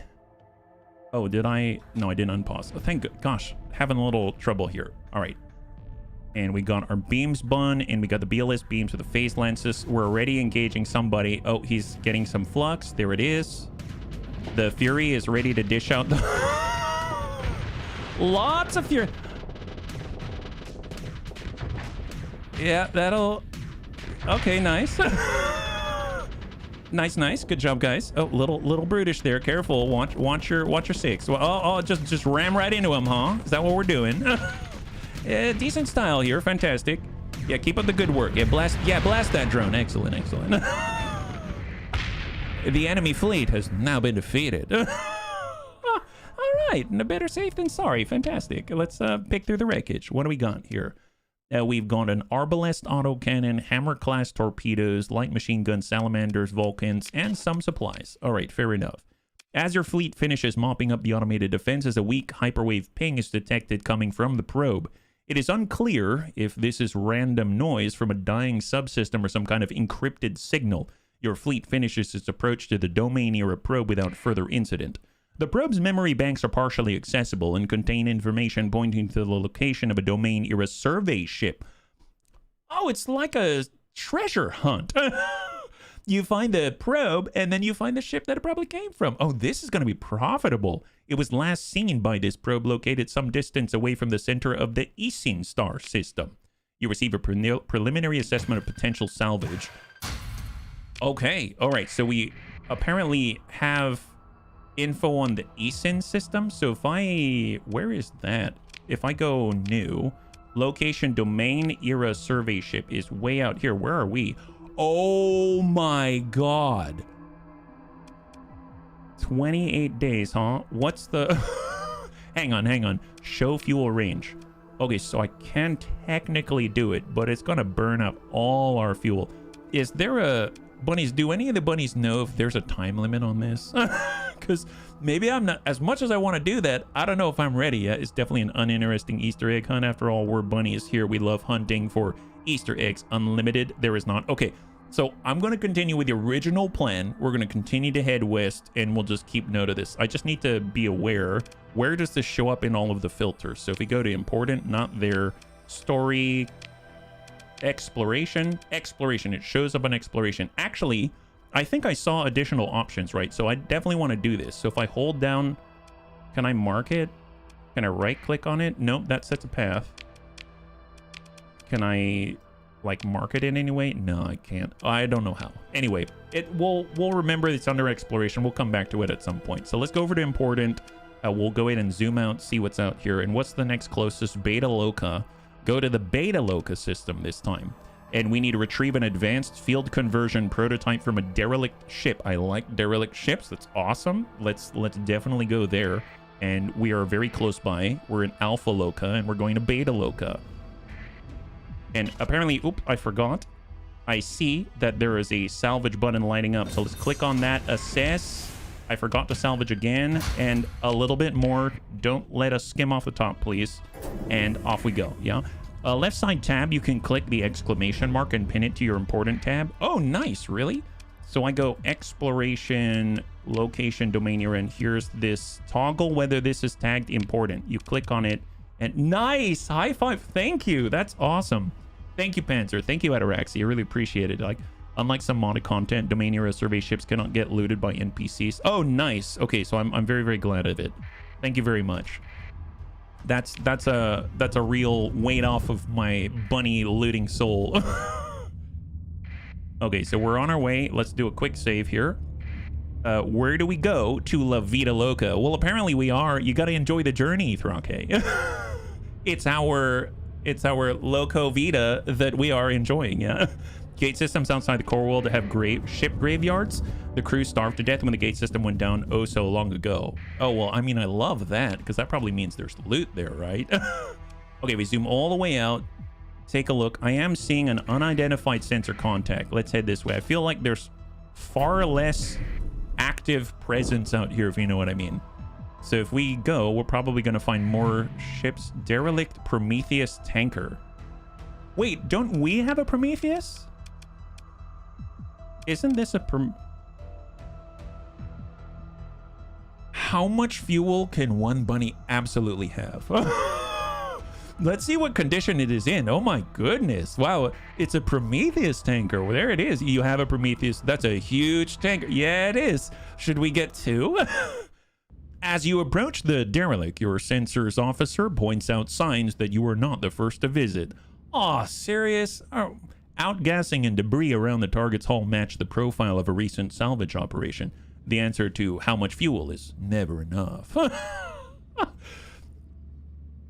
It's more like a smash and grab, growls your ops chief. Whoever got here first was not a professional, judging by the slipshod breaching cuts and tangle of discarded equipment. You send out a salvaging team and they perform a sweep with cautious efficiency. Your mission target is missing, but they do find something unexpected. A leaky suit crudely bolted to a bulkhead occupant unconscious, the victim of some punishment, evidently. They're cut free and placed in a quarantine bulkhead while a medic attempts to revive them. Wait, we're getting a person out of this? Why? The victim is thankful and eager to talk and definitely a pirate. You watch through a holo feed as a story comes out about being left behind due to a perceived transgression, which... And the others got talking and decided just because they didn't like me much, I was the one to blame. Look, I didn't do a thing to deserve it. All your questions are then answered at the cost of only breathable air, a hot porridge bowl, and a bulb of spirits. It becomes clear these pirates knew something special was on the derelict and came here looking for it. They were also caching supplies nearby, so it's likely they'll head there before trying to sell their treasure. If your fleet travels at high speed, you might just catch the pirates before they get away. All that remains is what is to be done with this poor, unfortunate pirate who seems grateful and claims to have been wronged, but is any pirate out here truly innocent? Could they be a security risk? Pirates cannot be trusted. Return them to the leaky ship. Give them a chance to prove themselves. +1 to your crew. Honestly, he's probably gonna mess us up or something, but screw it, I'm gonna take him. It's like +1 crew. That's I might regret this, but I can't just return him to the leaky ship. Let's he sounds like Chris Rock in my voice and I just can't. All right, so can we at least, before we chase this guy down, we can't salvage this apparently, is that right? Nope. Explore, salvage ops. I'd have to use a story point in order to get the Prometheus tanker, so unfortunately I don't have that story point. I used it in order to save us some cash. You don't need to be afraid of that. Oh, thank goodness. If you want to optimize your logistics, S-modding efficiency overhaul and respective cargo fuel capacity increase is very much worth the investment. Oh, I would imagine. I would imagine. So they said that nearby there might be a cache, right? They didn't tell me where. Is that right? If that is the case... Oh, here. Retrieve the advanced field conversion prototype from pirates in the Alpha Kaddish star system. That's out here. That's not that far. All right. Show on map. And lay in a course, and we're on our way. Here we go. Yeah. Hey, Andre, good to see you. High five. You're joining us right now. We're currently chasing down pirates and also saving them as well. I'm so glad we have more storage space and more fuel space, because that has helped a great deal. We don't have to throw away salvage. I think that was the most painful part of this whole process of, you know, taking out pirates and stuff like that, is that I had to ignore a lot of salvage because I didn't have the cargo space or the tanker space. So I'm so glad that we were able to pick up the BLS hamster bun and the BLS motion in the ocean, because let me tell you, it's keeping the motion rolling in this kind of hostile environment, also known as the space ocean. And happy Wednesday, bunnies. Happy Wednesday. All right, so we're chasing after pirates, and we got what it takes. So the question is, where are the pirates? I'm getting new contacts. Let's go ahead and quick save right here with those new contacts we're going to handle right for them. Turning off sustain burn. We're just going to do it very cautiously, very stealthily. That's them. Danger's 2-star maximum burn. They've got a Venture cruiser, I think. Wow, I'm actually recognizing the icons now. I think it's a Venture class cruiser, some type of a Colossus, which is like a big bulky freighter, I think. I think it's a Manticore. Don't remember what the one next to it is. I don't know what that weird bucket looking thing is, and a bunch of combat cruisers, some kites, and looks like fuel tankers, and then I think those are drones. I think. So I think we should be able to handle it. So let's go get them and we'll find out. So this one I didn't know was a mule. Oh, it's a mule. So it's another combat freighter, and this is the other. This looks like the... I thought it's the Kentucky Fried Chicken bucket. Does that... The first thing I thought of when I saw it was like, I don't know what that is, but I'm sure it holds a lot of fried chicken. Let's Do you know what I'm talking about? Anybody's ever been to KFC? Okay, am I the only one? Okay, this is fine. Anyway, let's attack these guys. Accept the comm request. What's up? The comm opens, and before you stands their pirate leader. Okay. What do you want, scavenger? She says with contempt. This is our cash. If you know it's best, you'll be burning the law to find some shiny bits out elsewhere to grab at. Yeah, well, offer to buy what they found in the derelict. Threaten to attack if they do not surrender the mission target. Oh, obviously we're going to attack them. It's a restaurant I have not been to in a long time. Yeah, give them the 10 piece. Yes, we'll give them the full 20, in fact. We'll make them all the nuggets. The pirate captain laughs heartily with unfeigned bravado. Yeah, well done. I thought we were the pirates here, but now I think it must be you. Look, I admire your spirit, bunny. A pause for drama. May it haunt the stars only briefly. She executes a half spin, raises her arm like a conductor, and brings it down. The connection terminates. Your tactical officer reports. Hostiles closing, sir. The pirate fleet maneuvers to prevent you from disengaging easily. Well, we have no plan on disengaging. We have every plan on engaging with absolute termination. All right, we're coming in full, except for this guy who apparently has suffered some combat readiness, probably because I ran into a bunch of flashy clouds. And let's get these guys. Here we go. We're giving them the 10 piece, as the bunnies have put it. So I suppose what I can do is control our hammerhead on this. Let's just get the escorts assigned. We've got omens. We've got our BLS beams. They're going to be here with the big enforcer Daka. We're going to escort our Sunder, and then we've got our drones, and then we'll have the Condor just chill. I feel like someone should chill with the Condor, but I think they'll be fine. And then let's get to it. So we're in the hammerhead. We're pushing in. I'm gonna autopilot till we have contact. I didn't see any places or nav beacons to capture or anything like that. And we got first contact. It seems to be the kites, and we've got the big old venture here. So they kind of are getting a concave. If we're overextended, we break hard right, and we can come in from the right side. Maybe we won't get enveloped because we're a lot faster than the rest of the fleet with the systems override. So I'm actually going to bank out hard, and then can't. And we're going to start engaging here first on the outside on the combat freighter.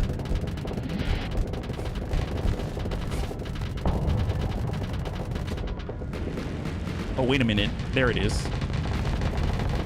It's been a while since I've...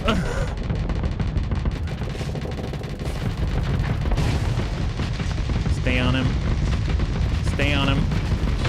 Excellent, excellent. Okay, hang tight. Next target. Where do we got? So we're all the way... Yeah, we put him in a pincer, kind of.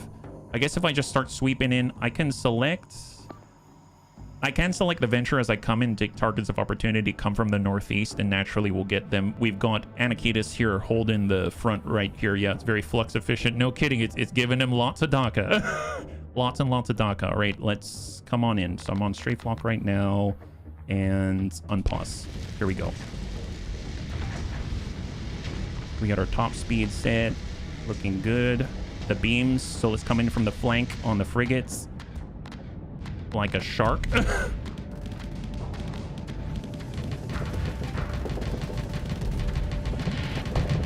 Stay on him. Stay on him. Nice.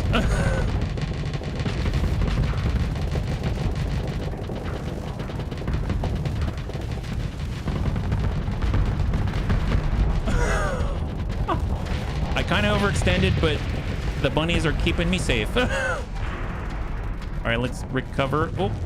Hang tight, recovering. Hang tight, and come back in, yeah. Send a ship to Colossus, they'll just be sending fighters or bombers the whole time. Give them the Daka. Nice. Very nice. Yeah, there it is.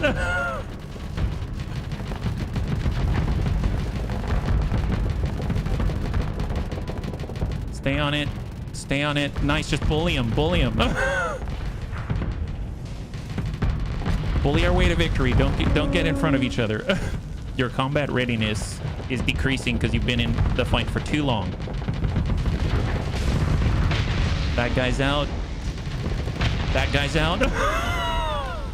Okay, hang on. Where are we at now? Okay, there's not much left. Okay, so we got to get in on this Colossus guy. Right, that's what the bunnies are saying. That is epic. Okay, everyone will say engage order so that they focus on it, and the bunny said they'll attack ships around it. Gonna go ahead and put it on target. Give him Ladaka. It's so ludicrous. There it is. Back off, guys. It is fun. Yeah, it is. How are we doing now? Here, I'm just gonna say full assault, and you can take over. Go for it. Zippity doo dah. There goes the fancy bucket. It's disappearing. Look at that. Interesting. Well, Anakitas is having none of that. Anakitas is like, negatory. Your pattern's about to get real full, my guy. Give him the big donka. Give him the mauler. Oh yeah. Wow, he stays invincible for a long, I was gonna say a long time, but not long enough. I like how the bombers just sat there waiting for him to come out of whatever that was and then die. We did it. High five. Good job. That's excellent. So you got open a comm link. Your forces were victorious. Preliminary reports indicate 2 crew, no Marines were lost during the last engagement. The pirate fleet maneuvers to disengage. Only their fuel tankers have escaped.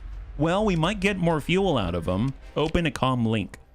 You try to establish a comm link, but they refuse. All right, pursue them, and we'll order someone else to handle it, and I'll send, you know, just a couple of our frigates, and they took them out. Nice. Your forces were able to recover. Combat readiness as they control the battle space engagement was limited. Your sensors officer reports an ejected cargo pod floating in a spray of post-battle debris contains something that matches the mission target specification. Nice. High five. A salvage team quickly secures the object in your hold. Return to the Galatea Academy. Excellent. Consider ship recovery. What do we got? We could get the... Look, I'm sure it's a great ship, okay? It's fancy. It disappears really quickly, but I just can't unsee a bunch of fried chicken in it, and the rule of cool has some measure. You know, it's actually most of my decision-making process. It just does not look cool to me. Yeah. Is there any chance you get a battle cruiser and name it? Yeah, sure, why not? You just have to remind me, if you can't stand someone, you put them in a gremlin. In principle, it's the same as a suicide mission. It's really not. Tank's 100% correct. All right, well, we're just going to salvage as much as possible. Got 7,000 credits, and we actually get a decent amount of fuel and supply. Very, very, very welcome indeed. Sorted out. We still have a good amount of capacity. Phenomenal.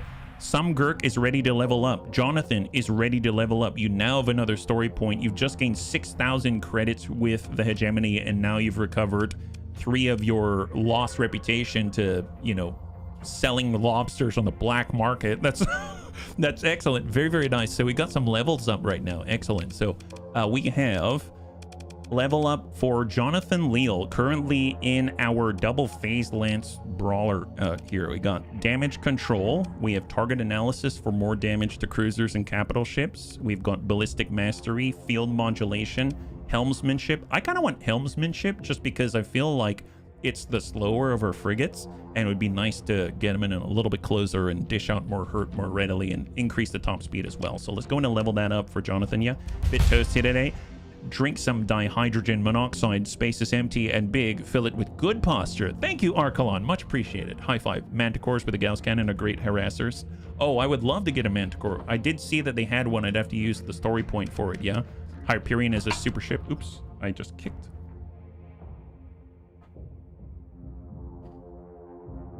I apologize. I realized my green screen lighting wasn't in the right place and I kicked it. So if there was, hopefully it looks a little cleaner and I didn't miss too much there. So hopefully it's a good experience for you, yeah. Funny thing about the Gremlin is it was originally intended to be controlled by AI as a drone, but they realized the AI would go crazy but used a phase cloak system. Oh, really? So currently we've got some Gurk and they are, oh, they're in a Hammerhead? I didn't realize it put some Gurk in a Hammerhead. Well, they got impact mitigation, reduced armor damage taken, reduced weapon and engine damage taken, damage control, reduced hull damage taken, reduced crew loss in hull damage and combat, faster combat weapon and engine repairs, point defense, extra damage to fighters and missiles, polarized armor, maximum damage reduction by armor increased, EMP damage taken reduced, ordnance expertise, extra flux dissipation and energy weapon mastery. Well, I don't know. I almost like the extra flux dissipation over everything, but I suppose there's something to be said about just, you know, if you're about to get blasted, it would be nice to be able to tank some more things. And if I did put some Gurk into maybe like our new Fury, is that what it's called? The Fury? It's the fancy light attack cruiser. If I put him in that probably has more armor, but I think maybe the easiest thing to use is probably the ordnance expertise. And I think you can retrain him. So I'm going to take that for more flux dissipation that never hurts. Yeah. They started putting convicts in them. They did?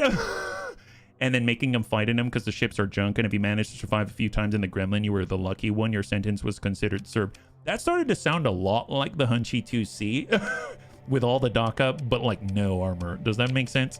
All right, so I do want to double check. So we got our BLS Big Bun. Interesting. I totally thought, yeah, I've got them all mixed up. Panzer Bun should be here in the BLS Daka Bun. That's incorrect. Panzer Bun has Ballistic Mastery. I wanted him there. That would have been performing better. Anakitas in the BLS Boom Boom Bun. We've got BLS Lance Bun with Who's Kojo Bear. We've got some Gurk in the BLS Zabiz Bun. And then we got Jonathan Leal in our Brawler with the face lances. That looks a little better. I like that. Fury doesn't have much armor, but the Fury has reasonably decent shields. I guess that's one thing I'm noticing is that when it comes to these like orangey red ships, they seem to have more armor. I mean, look at this. The armor is 990. That's ridiculous. And then if you take a look at the blue ships, they have better shields, but they don't have anywhere near as much armor, right? So I don't know if that's like a trend. Maybe it's like a design principle. Here, let's go ahead and salvage.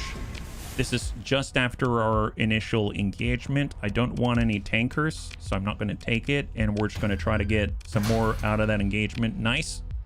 Free stuff. And we're at almost 500,000. That's ludicrous. My goodness. There's another unidentified sensor contact close by that we'll check out.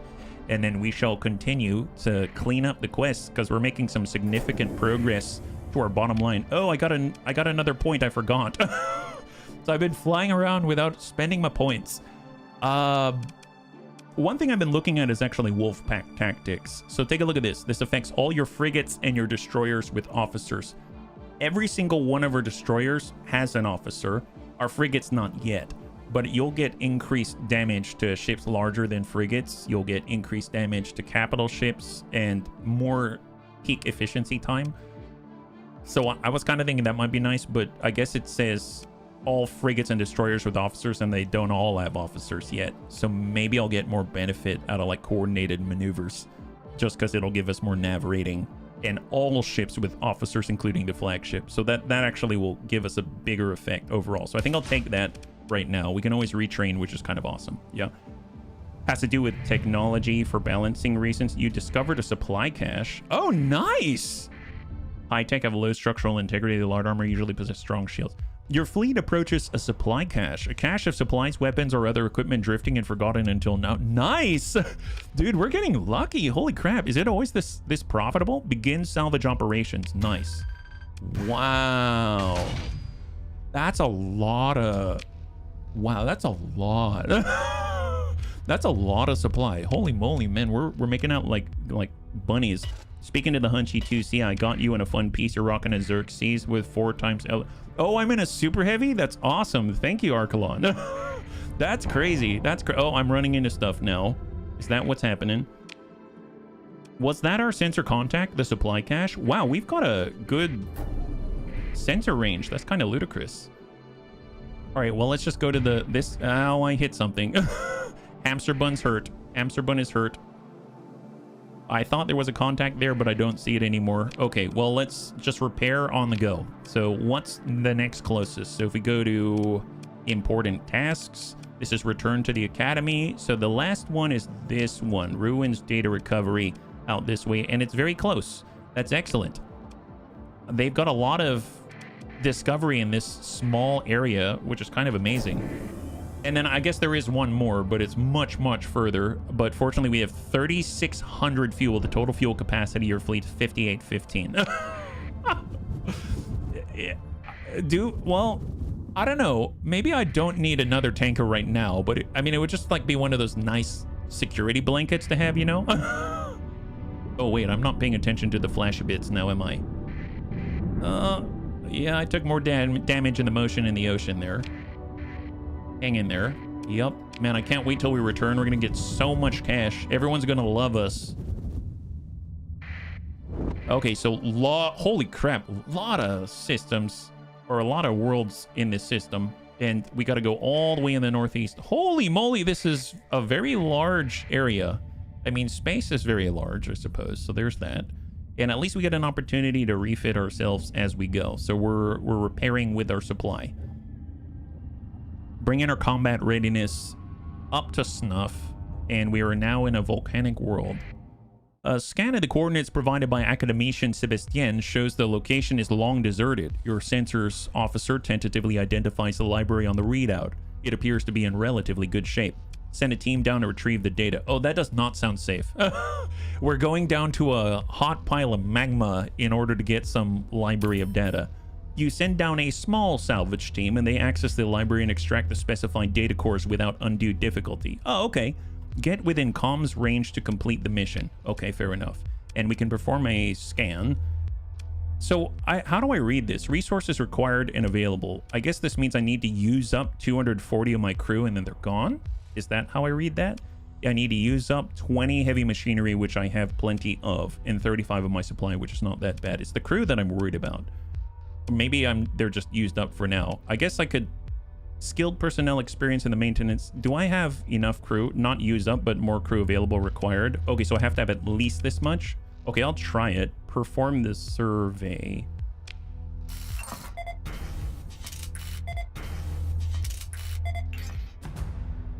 You've gained 3120 experience in Class 3 survey data. Is it okay? You have full survey data for Delta Loca 3, but not the resources that would allow you to establish a colony. And all of this info, shipping limits per commodity, etc. So did I lose anybody in the process? Explore the ruins. Oh, that's me. Yeah, cruise not consumed, but supplies and machinery is. Oh, that's not bad. I should do a lot of that. Holy crap. That was super easy then. Go to your skill list when you're sailing, flip through next and previous. You'll find a skill allows you to partially illuminate planets from a distance. I'll have to come back to that one. I can't, I guess, get out of this. Long-term exploitation of the resources. So begin salvage ops.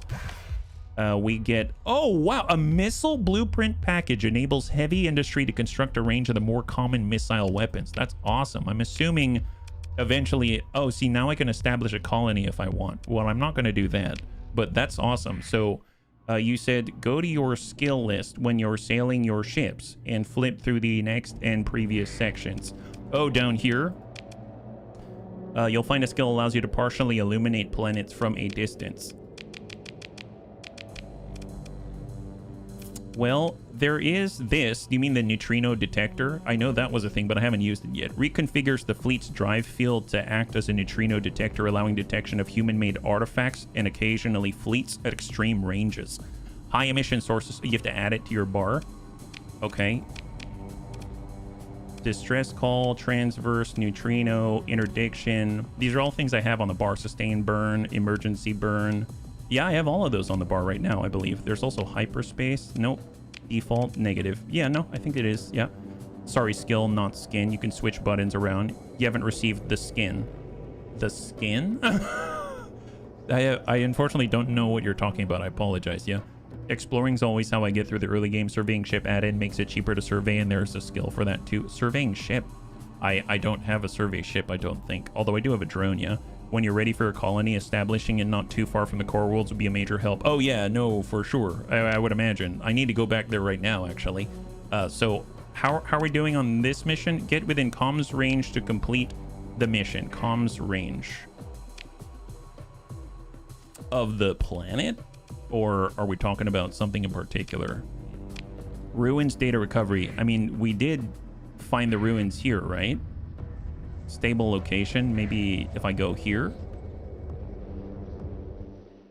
The otherwise unremarkable point in the surrounding vast emptiness is a local minimum in the star system's hyperwave field. The relative lack of interference makes it uniquely suited for the placement of hyperwave tech using structures. It hasn't updated yet. I am. There's a lot of ruins. Maybe not this ruins planet. Oh, like I just have to find different ruins? I mean, I was already here, right? The ruins on the surface of Delta Loca 3 have been stripped of anything easily accessible, and further exploration requires a permanent presence here. It had the quest exclamation on it. It did. Okay, well, if I get within range of a functional comm relay to... Oh, get within range of a functional comm relay to complete the mission, receive your reward. I did notice if I go to a stable location, it said I can make a makeshift comm relay. Construct a makeshift comm relay.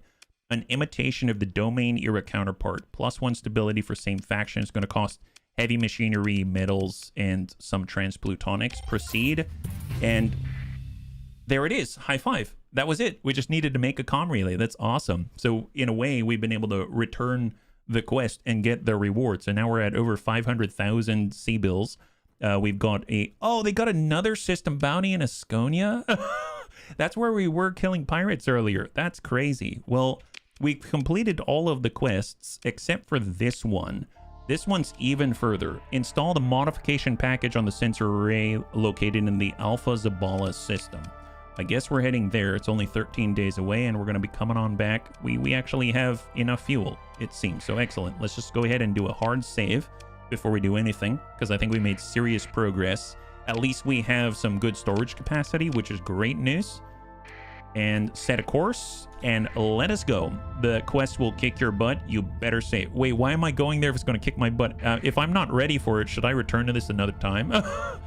Go survey the other planets. Good practice. Which planets have ruins, and you want planets with ruins on them? Oh, I want planets with ruins?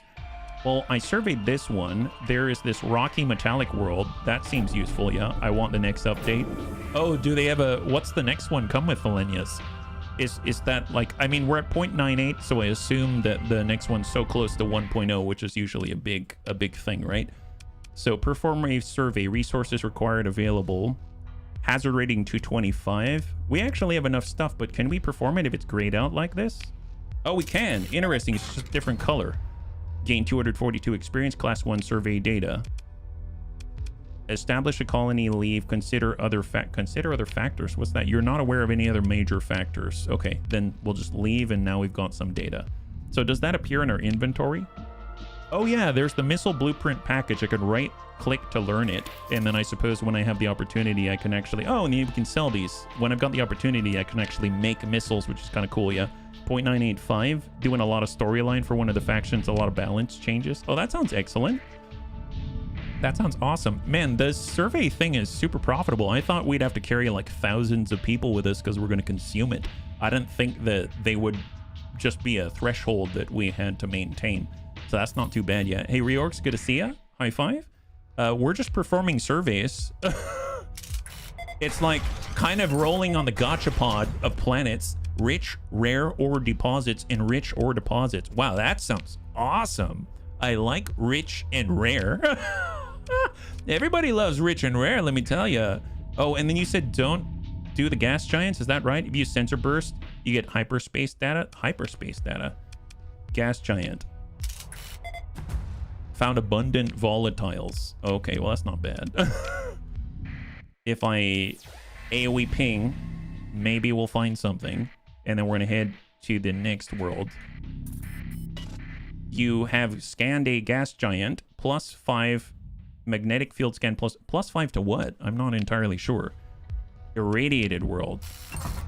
Moderate, rare, and abundant ore deposits. Man, this is... I have not been doing any of this. I could be making cash right now. My God, cash money. It's like my foie gras, rich and steak rare. I mean, does that count? Yeah, absolutely. It's your own space, your own glorious area. Gas giants cost a lot of supplies unless you got a lot of reductions. Oh, I didn't even look. I just clicked. Thank you so much. Yeah, I guess I do have like 500 less supply or something ridiculous like that. Hopefully it'll pay well when we... Oh, did I just run into a bunch of rocks? Okay, fair enough. Well, let's go before we run out of fuel. So thank you for encouraging me to continue to learn about running into asteroids and having to use our more supply to repair them. But you know, it'll be fine. We'll find more. We've got salvaging rigs. I'm sure it'll keep us on the straight and narrow as we bring our entire fleet with us. I hope we're gonna make it. We have a decent amount of fuel, but we are not complete. You know what? Wait a minute. I have transverse jump. I can I don't have to travel across this huge system. I can just... Oh my god, is that... That's so much faster. That's... I forgot about that. The bunnies taught me about that in on the first day, yeah? Scan things with auras, go through the tabs till you find the hyperspace entry to let you know what happens. Jump out of a system cost supply. I mean, well, fortunately we have a decent amount of supply. All right, we're on our way. On our way. It does not to go into it. Gotcha. Gotcha. Well, we are getting closer. I suppose I'm about to go into a cloud. Let's change direction. Go around the damaging clouds. Try to avoid eating up our supplies here. Oh, nope, took the damage anyway. Off we go. I'm almost tempted to go into each one of these systems. I'll be perfectly honest. Almost tempted to just keep going into any one of these systems. And just keep scanning stuff. I probably would, but I want to see what's up with the quest. Alright, we're turning it around. And in we go. Order a jump to the Alpha Zabala star system. Fair enough. Okay, so we are here. So I'm going to save when we arrive because apparently this place can be dangerous. So let's save in place because we're not dead yet, right? Not dead. Stable location. I mean, one thing I can do, I think I have enough resources. I can probably make a comm relay.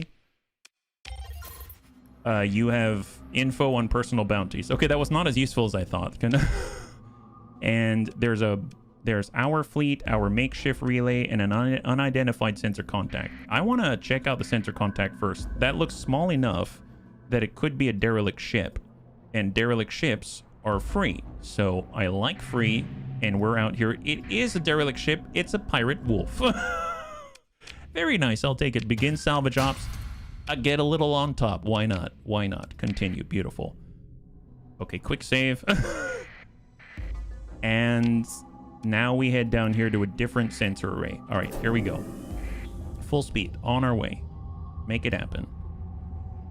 Why am I scared? Because the bunnies told me... Okay, here, slower roll. What is that? Unidentified contact. Unidentified fleet. Oh, that's a decent fleet. They look like pirates. I think we can take them. It does say higher danger. I am seeing they've got larger ships, but I think we can do it. We're in relatively good condition. Pirate raiders are neutral. Neutral posture. Does not appear to be certain of your identity. Any hostilities will have a reduced impact on your reputation. I mean, I guess I could avoid it, but okay, fine. I'll do this first because maybe I need to save my combat strength for whatever this is. Sensor array. Your fleet approaches the sensor array. A domain era technology. This is a super high resolution passive monitoring array with a transmitter capable of real-time faster than light data transmission within the star system. The data is used to supplement the regular sensor readings made by fleets. Install your hardware package to read the array's data stores. Your ops chief oversees the installation with their usual methodical precision and discipline.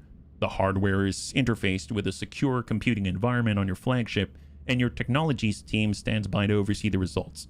Activate the system.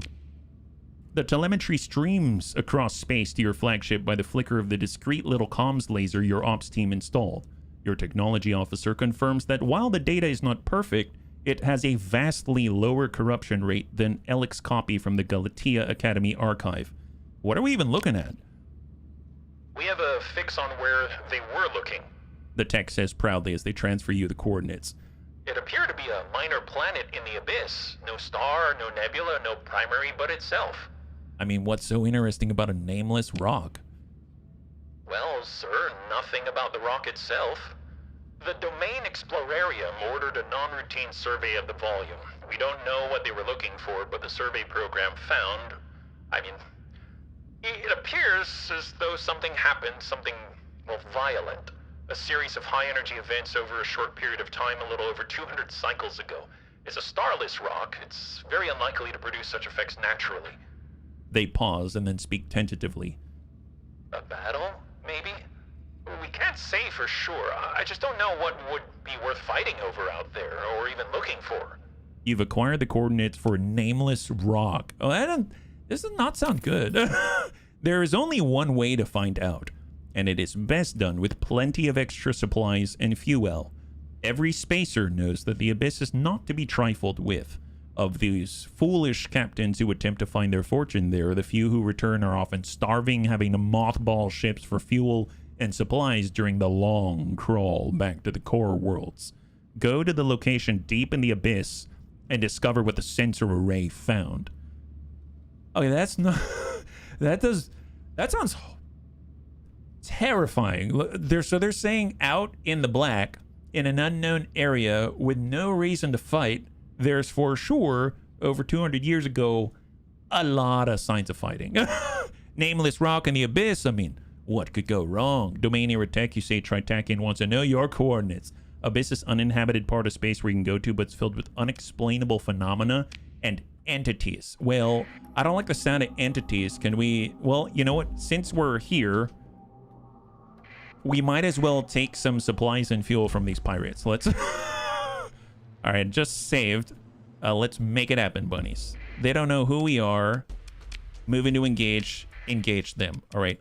All in, all in. How we doing? Everyone's good. Deploy. All right, so it's going to cost us 101 supplies. So hopefully we'll have more by the time we come out. I'm just going to go ahead and allow our bunnies to do their thing. Got our Omen. I want to cover our BLS Lance bun. I want to have the Brawler with our Enforcer. I'm going to go ahead and screen our Condor with the Auto bun. And let's take control. So let's just auto in until we can see the whites of their eyes.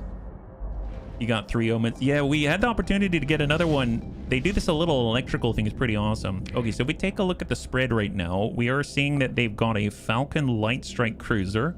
We saw that earlier when it came to... Actually, Falcon Pirate. That's the P. Okay, so a little different. Falcon Pirate Light Strike Cruiser. They've got missiles, composite, fighter... Oh, they've got fighters, so they have some carrier capacity. I mean, that's nasty. Definitely want to shut that down if we can.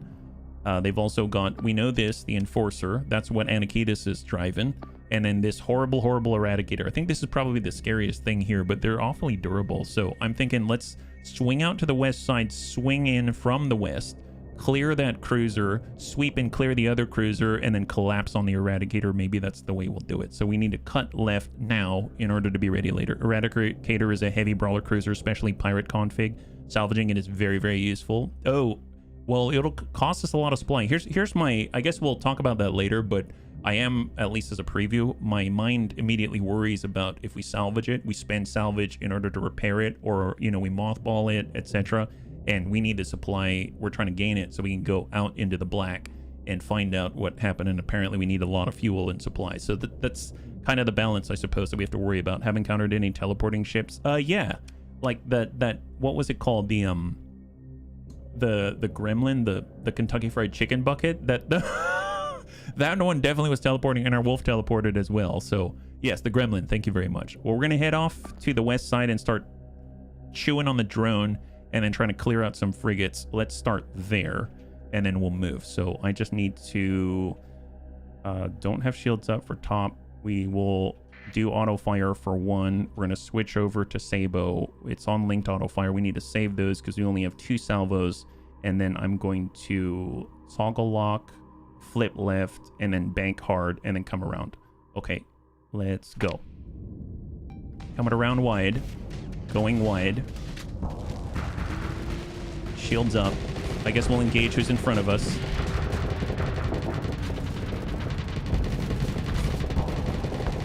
Stay on him, stay on him. He's wedged. He's wedged right in. He's wedged right in. Oh, there's more that I don't remember seeing. Okay, let's back it off. Let's back it off for a second. Hang tight. Hang tight. Hold. Okay, so what's... Okay, so we've drawn them out towards us, and it's actually given... We've relieved pressure on the Condor. The Fury is able to hold down the right, so he's going, you know, straight for the Eradicator, so that actually works. And this is actually good positioning. Take a look at that. So the Hammerhead's going to be able to crunch down on the Combat Freighter. They're immediately going to start to collapse on the Eradicator while our Fury is already engaging with it. That's probably a big threat. And they've got a bunch of squishy little combat freighters here outside of the Eradicator, the Colossus. I think this is also a combat freighter. I think it was the Mule. And then they've got their big old, was it Falcon? Falcon. Yeah, they got the Falcon out here. So we've drawn them towards us and it's split their forces. You've got a bunch of missiles and explosives coming from their southeast. We've got lance beams at maximum range at 1,200 meters coming on their southwest, you know, like protrusion, where they're overextended like a peninsula. Condors are sending bombers, probably going to focus on the Eradicator just by proximity. And if we continue to engage on this angle, maybe swing in on the Colossus, draw them in towards us, we'll probably be in a good spot, I think. So we don't actually have to kill in order to kill them, if that makes sense. So let's just keep coming left. Shield up. Get in a little closer so we can give them the Daka. Pop a Sabo. Accelerated ammo feeder.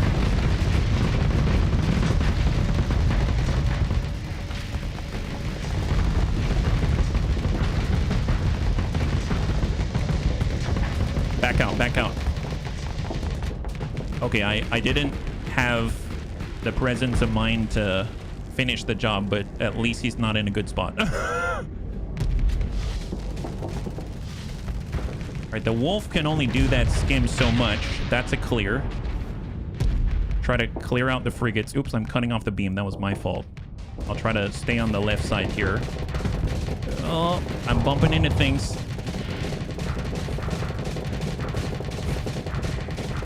It's the last of the Sabo. And I should probably start backing out because I can't vent because of the safety overrides. All right, shields up. Oh, it's a lot of fighters. Okay, how's our positioning now? Not too great. What's my translator turn this into? No, I'd recommend taking out the Colossus. You quickly knock out a significant amount of firepower and autopilot, Captain. Oh, me too in general, but oh, what happened to the Eradicator? Where did it go?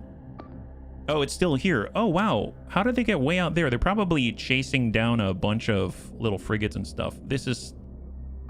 If I collapse here, maybe I'm in a better spot. Obviously, killing the Colossus would be nice, but I think it's better to collapse and free up our Sunder so we can maintain space with a beam out there. So let's focus on that guy right here. So pause for a second. Let me go in and lock onto him. There it is. And let's move.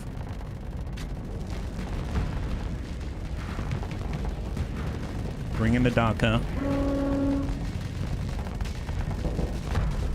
Oh, wait, I don't have on strafe lock. I keep getting confused. Nice. Excellent. All right, flip around. Although, are we near the Colossus right now? We should be. Oh, no, we're on... No, he's too far right now. Let's go ahead and focus on the Falcon instead. Focus on the Falcon. Stay on the Falcon. Stay on the Falcon. He's isolated and overextended. Get right in the rear.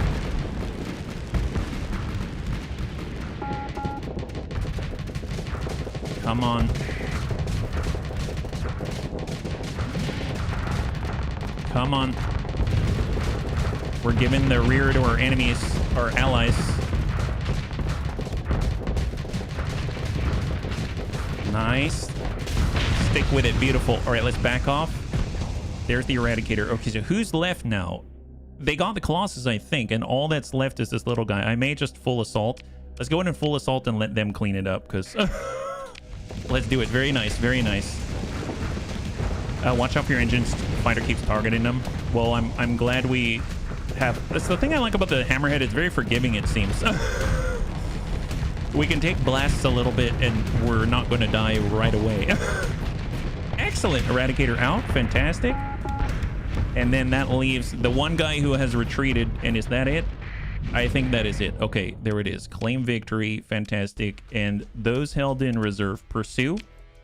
Order second in command to handle the 2 tankers. And we'll just dump off a couple of omens and consider ship recovery. So we can actually... Oh, we can get ourselves a Falcon. We can spend our only point. Unfortunately, I don't want to do that in order to get the Eradicator. But we can get ourselves a Falcon and tow that around in mothballs. Yeah, that's awesome. Pick through the wreckage. We have more supply than we spent. It kind of broke even there, but not too shabby, and we still have more space. Excellent. So let's hold. We're gonna salvage the wreckage and get even more out of it. Fantastic. We'll go to the fleet. Let's make sure that thing is mothballed so we're not under strength. And we're good to go, yeah? Not worth the point to you. Oh, for the Eradicator P. That's the tanker out there. I don't want to fight him. I don't want to fight him. It's fine. All right, so what's our fuel range now, right? Fuel range sector, we're supposed to head where? We're way out on the edge of nowhere. And we're supposed to go, where is it? Abyssal Space on. It's off the grid? It's 10 days off the grid. That's not too bad. 352 fuel. We can handle that. We got a few thousand. I think we can handle that. We should be okay. If we zoom all the way out, just double check. Our range will just take us back to Galatea. See, that makes me nervous, though. This actually makes me nervous. I can just get back to Galatea if I don't have to work. Well, actually, no. Actually, no, I can get out this way. Okay. So I've heard about this. So essentially, there's an inner circle and an outer circle, but our circles are so large, they don't fully fit on the map. So essentially, the inner circle means we can go there and we can come back to our starting position. The outer circle is basically a one-way trip. So no, we have enough fuel. So, okay.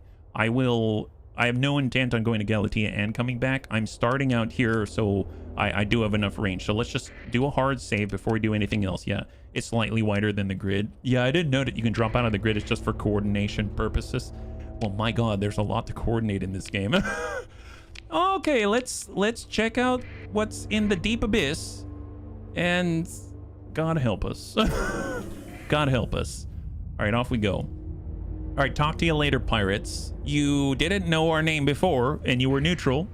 But hopefully now you know the name the Bunny Leak. All right, 39 fuel to get on out, and we're on our way in. Let's go. So we're going to try to go around the clouds, or at least minimize our exposure. Flashy bits. Oh, no, it got flashy right when I went through them. Fair enough. Oh, it's a lot of flashy bits. Here, let's slow our roll so we're not taking damage from the storm. See, the problem is, as they slow down, it's taking us longer. So, I mean, in a weird sort of way, it's burning more fuel in order to avoid damage, in order to preserve supply, which are used to repair the damage from the storms. All right, we're through it. We're through it. Got a contact out here. What is this? Abyssal Light. Quick save. Transient energetic concentration of unknown origin found only in abyssal hyperspace. That's not... Is that the target? We're not there yet. We're not even there yet. Oh, what is that, though? We have...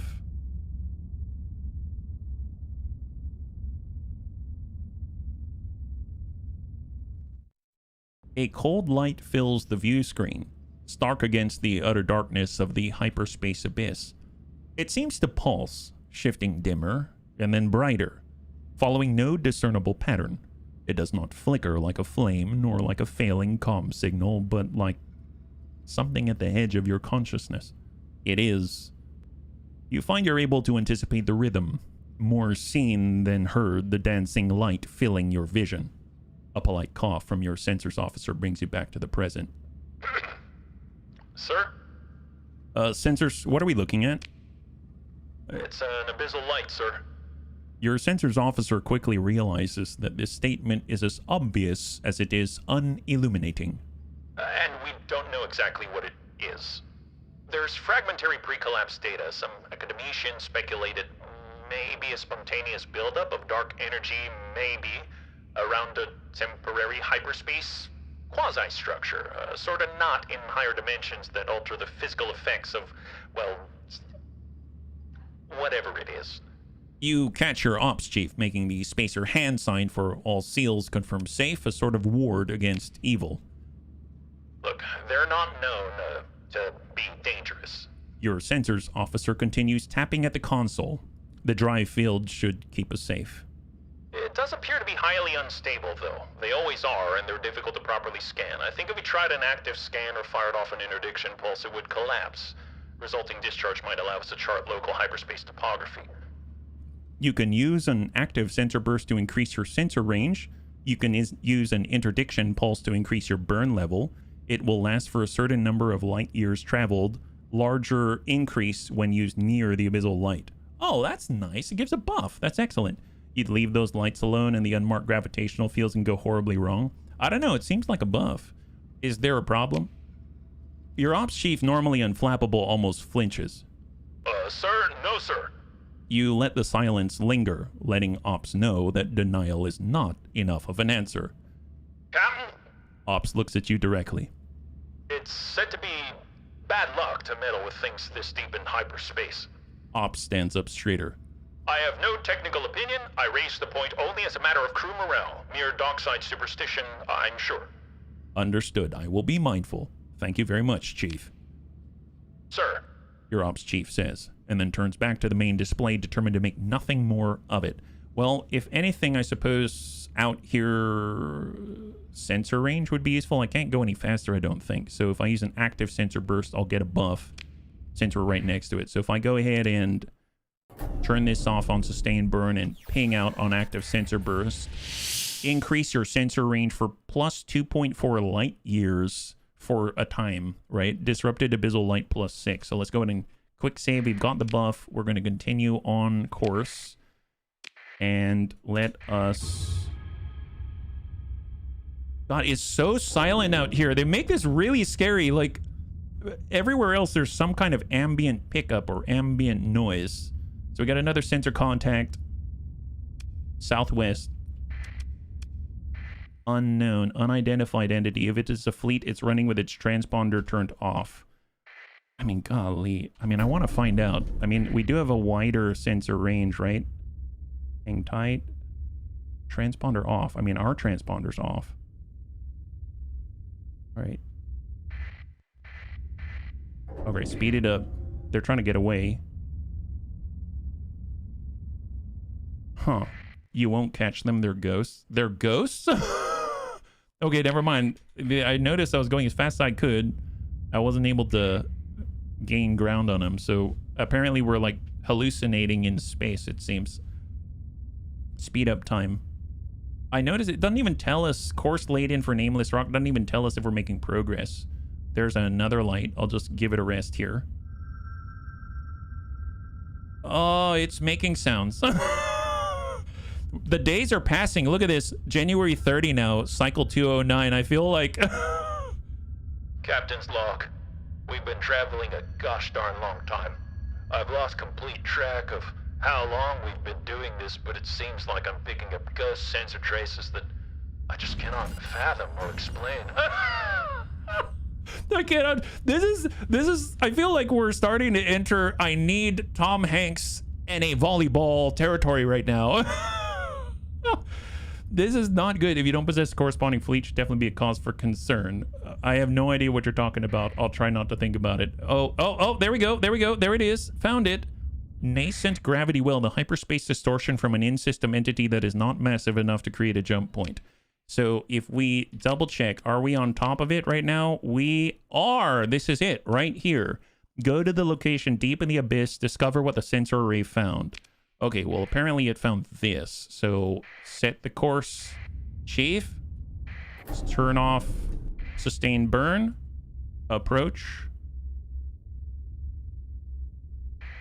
No contact. Okay, hang tight. Let's go in and do an active probe ping. Only contact right. So one thing that I noticed, transverse jump. I think they said jump into hyperspace without the use of a jump point or jump into a star system across the hyperspace boundary near a nascent gravity well.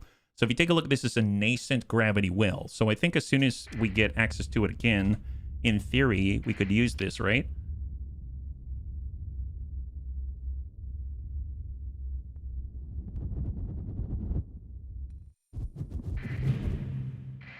Where the heck are we? Where are we? Wait. Oh, what is... No, I broke the game. We broke it. There's only a ship. Okay, so Nameless Rock, Barren World, oh my god. Okay, nice spot for your first... No, it's not a nice spot for my first calling. I don't know what you're talking about. This is mildly unsettling. This is...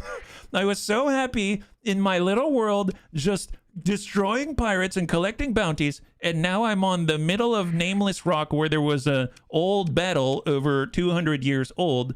All right, well, let's just... Nameless Rock. Go to Nameless Rock. Your fleet approaches the planetoid. Your sensors officer runs a standard sweep. The planetoid shows signs of heavy orbital bombardment by a warship or a fleet. They report. No atmo or tectonics, not picking up any of the usual signs of radiation fallout. Looks like an old action. Very old. Sir? Your sensors officer says. There's a large ship in orbit. I mean, no presumption, but I think you're going to want to get a closer look. Long-range readings are, well, they're unusual. Oh, God. More like you're ending Pandorum or Event Horizon territory. Tahiti! Hey, Tormbo, good to see you. High five, welcome. Yeah, I'm in the abyss. I don't know why I'm here. You can't establish a colony, but it'd be very funny. Well, let's perform a survey while we can before things go wrong. Perform a survey is going to take up 55 supply. That's not too bad. On this nameless rock, it's rich in ores and moderate rare ore deposits. Fantastic. Okay, excellent. Let's not establish a colony. Let's leave. Hold. Let's go ahead and save. I'm also going to quick save. And there is a... Oh, it's an onslaught! The ship is adrift and powered down. Closer inspection may yield salvage or recovery options. Do I have one story point. Okay, yes. Is that a battle? Oh my god, it's a battleship. Your fleet approaches a derelict ship. The vessel, heavily battered and with a minimal power signature, drifts through space. The silhouette is instantly recognizable, but somehow crudely foreign. Your sensors officer begins a preliminary high-power scan of the dark mass as your operations chief preps salvor teams? Oh, like salvage teams, I suppose? Sir, this looks... Look, there's nothing quite like this on file, but... Sensors gives up on words and pulls a detailed false color scan into the primary display. Someone lets out a gasp. The database assistant algorithm will not provide a positive identification, but that form is unmistakable to the human eye. This is the Onslaught Mark I, the ship of legend. I don't know what the ship of legend is, but I like the sound of this already. It's the old slot. A person who salvages is a salvor. Oh, okay. Thank you. Excellent. All right. Fair enough. How old must it be? Thousands of cycles? If you had been asked a shift ago, your reasonable reply would have been to call it a myth. The Onslaught Mark I could easily be a just-so founding narrative element of the human domain, a story about united struggle and hardship against an implacable other with a shiny bit of military kit in center stage. An imagined avatar of the Empire's holy trinity: military, industry, gate system. Yet here that avatar appears, unbelievably far and wayward from the heart of the human domain, or even what was once the domain's frontiers 1,000 cycles ago. Your ops chief, unperturbed, looks to you for confirmation. Words are unneeded. The question is clear. Send in the salvers? Proceed. Ops nods and turns to bark commands on the salver's command frequency. Junior officers scurry to cajole crew prepping cargo handling drones, while sensors put one analysis team on careful outward watch and another on the Hulk to ensure there are no surprises.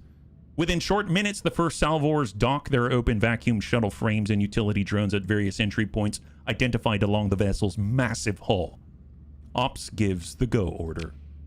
You notice your comms officer furiously working their interface, then turn and call a report to you. Sir? Salvor 4 is picking up something on an open frequency, radio only. Look, it's very low power, some kind of analog encoding.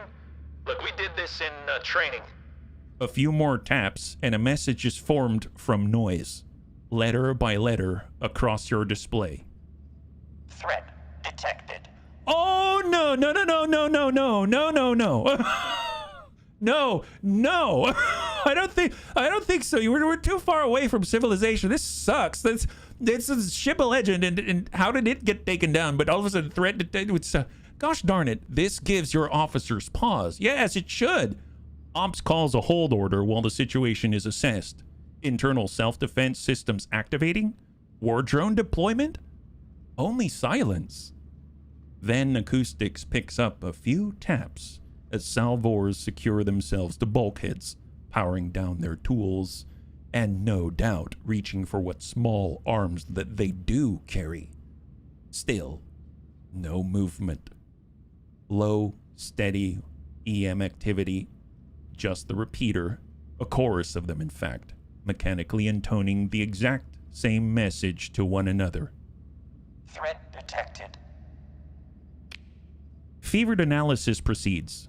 In the midst of what appears to be structured noise buried in the analog waveform datasets which are insensible without context, analysis teams discover a set of coordinates, a position at some distance from the small gravity well that you are orbiting in archaic but perceivable domain astrogation units. The message still repeats itself. Look, the signal is weak. Your sensors officer says. Unlikely to be picked up by anything that isn't in close order formation with the hull. Tactical telemetry to coordinate distributed systems. Cautiously, team by team, your operations chief reactivates exploration and assessment of the Hulk. Bafflingly crude automation is wormed throughout the ship, whispering to itself. Dude, who wrote this? This is a horror story. That's what this is. Why did the bunnies tell me to play a horror game? I thought I was playing Game of Piracy and Empire Building, but instead I'm playing Alien Isolation meets X4. I don't want to read anymore. Interfaces are built on familiar fundamental principles, but aesthetically red-shifted, seeming from an alien culture. What records remain are damaged when they are not missing entirely. The logs tell of aeons of war in the darkness between the stars, human crew in and out of cryo, continually diminished, replaced by the augmented wounded, and then the cyborg rebuilds, and then this exhausted humming, clicking thing threaded throughout the ship. The logs are empty for long periods, dark, hibernating leaps. Then there's a noted uptick in activity less than 200 standard cycles ago. The enemy is only identified as Threat. a data store reference leads to blocks of information decayed by time, but the reconstruction algorithms leap into action, and despite troublingly low reliability ratings, sew together a set of files. Patch notes. So my wife, she works as a QA supervisor, so she regularly releases patch notes on software, and let me tell you, it's not usually riveting. Don't tell Raven, but it's not usually riveting. So this should be interesting. The hardware specifications are arcane, the software obtuse and plagued by null library calls, but the common language of human mathematics sketches out the intent. There, your technology's officers team assembles a new spec of the sensor modifications required to detect this threat. Adapting these requirements on your relatively modern systems is a far easier task than the labors described by the ancients. Sensor calibration data has been acquired. Sir, I'm not sure it's working. Your sensors officer speaks, standing at a control console to demonstrate a first test of the adaptations. Line after line is dumped into an output log. The characters sprout and repeat. Your technology officer's face is underlit by their glow. Threat detected. Threat detected. Threat detected. Yeah, I think it's working. Their words are almost a whisper. We got a long-range hit. Sensors reports. Something's approaching our orbit. Without maneuvers, we have one shift, half a day max. Threat detected. Threat detected. Threat detected. Threat detected. Academician Alec could not have possibly known his sensor data would lead to this. You can only speculate what his patron thought they were setting you up to find using him as a front. It might be nice to find out. If you make it out of this alive, a pointed word with Alec about the identity of his patron may be in order. Your sensors officer finally suppresses the new detector's alerts and turns to you. The Onslaught Mark I rotates threateningly in the primary display, an avatar of ancient violence. What are your orders, sir? They ask. Consider ship recovery. You're gosh darn right we're considering ship recovery. We came out here, this is our ship. It may be ancient, but it's our ancient battleship. That's right, bunnies. Okay, I don't feel this was definitely worth it. Glad we got it. Talk to you later. The serial number 2 Foxtrot 38 Charlie Beta 017 is now part of the Bunny Lake fleet. My God. Yes. Okay, so that wasn't as bad as I thought. Scary, yes, but not so bad. Let me catch up. I'm so sorry, bunnies. Yeah, You should establish a colony as far away from any great power. It's easily defendable. Onslaught is the pride and joy of the hegemony. Do you have any colonies? No, I don't have any colonies. I'm a simpleton. I just kill pirates and take people's money. That's what I do so far. Yeah. Makes me want to play some Frankensteinian mashup of SWN and Mothership. Yeah, literally Morse code threat detect. It's really, really good. It's a horror story on purpose. If you have the later context, you'll know why it's like that. Oh my god. QA is existential horror. Ask me how I know. Don't you still have threats detected? Oh, well, you know, I mean, maybe. Hold. Okay, so right now there's Wait, what is this? That's not good. Okay, hang on. Fleet, is it in any workable condition? No. I mean, I can't repair it that quickly. Does it have any workable guns? It has, oh my god, guns. That's pretty awesome. Okay, so maybe we're not crew under strength, so we can actually utilize this thing. We can. She's alive. Run for a couple of days. She's just fly in circles. Do me a favor, repair your ships first before you tackle that. Well, okay, let's right. Let's the thing is that okay, yeah, all right. Let's think. Let's shift it into the upper echelon of this motley crew. And a mothballed arrogance. I don't even know what that is. And this is, honestly, I almost don't want to change the name since it's legendary, you know what I mean? Maybe we'll dub it something else in the future, yeah. She cannot be piloted by man. Really? She can't be used. Selected AI core to put in chart. Oh, wow. AI core. I have no idea what that is. Fair enough. Okay, well, we just need to avoid contact until she can repair a little bit. Is that right? What is this? Unidentified fleet. I do not know what those ships are. Like if I, yeah, don't, here, tell you what, let's, go out this way. Come on. Karma Chameleon. Yup. Come on. How are we doing here? We're at 45%. Drive it around. Oh, they're coming for us. Bank away. Yup, it's fine. 7 days to full repair. Okay, so we can stay ahead of them, thank goodness. Domain InfoSec recommends you continue to not know what those ships are. It's only 6 ships. Transverse jump and get out. Yeah, I mean, it did say threat detected, didn't it? But the Bunny League is curious. Okay, hang on a second. Okay, so I'm gonna do Saver 2 this time. That's right, yeah. Hey, Asmodeus, good to see ya. High five. We are... It'll be fine. Yeah, I'm sure it'll be fine. I'm running out of supplies while I do this, so this is a little saucy, to be fair. We're at 77. We can get up to 85%. If we want to be at 85. 2 days, that's it. Are there capital class ships? I think it's 1. The Mark 1 can handle it. It has to be fully repaired. Okay, well, we just want to be fully repaired. That's the recommendation. Glad to have it. And we are now... Oh, stay away. Man, these guys chase for forever. Any day. How are we doing now? 85%. All right, we are in the best shape that we will be. It's only next 5 minutes filled with screaming, cursing, and regrets. Well, let's save again. And God help us all. Okay, turn off sustain, burn, and move to intercept. Here it is.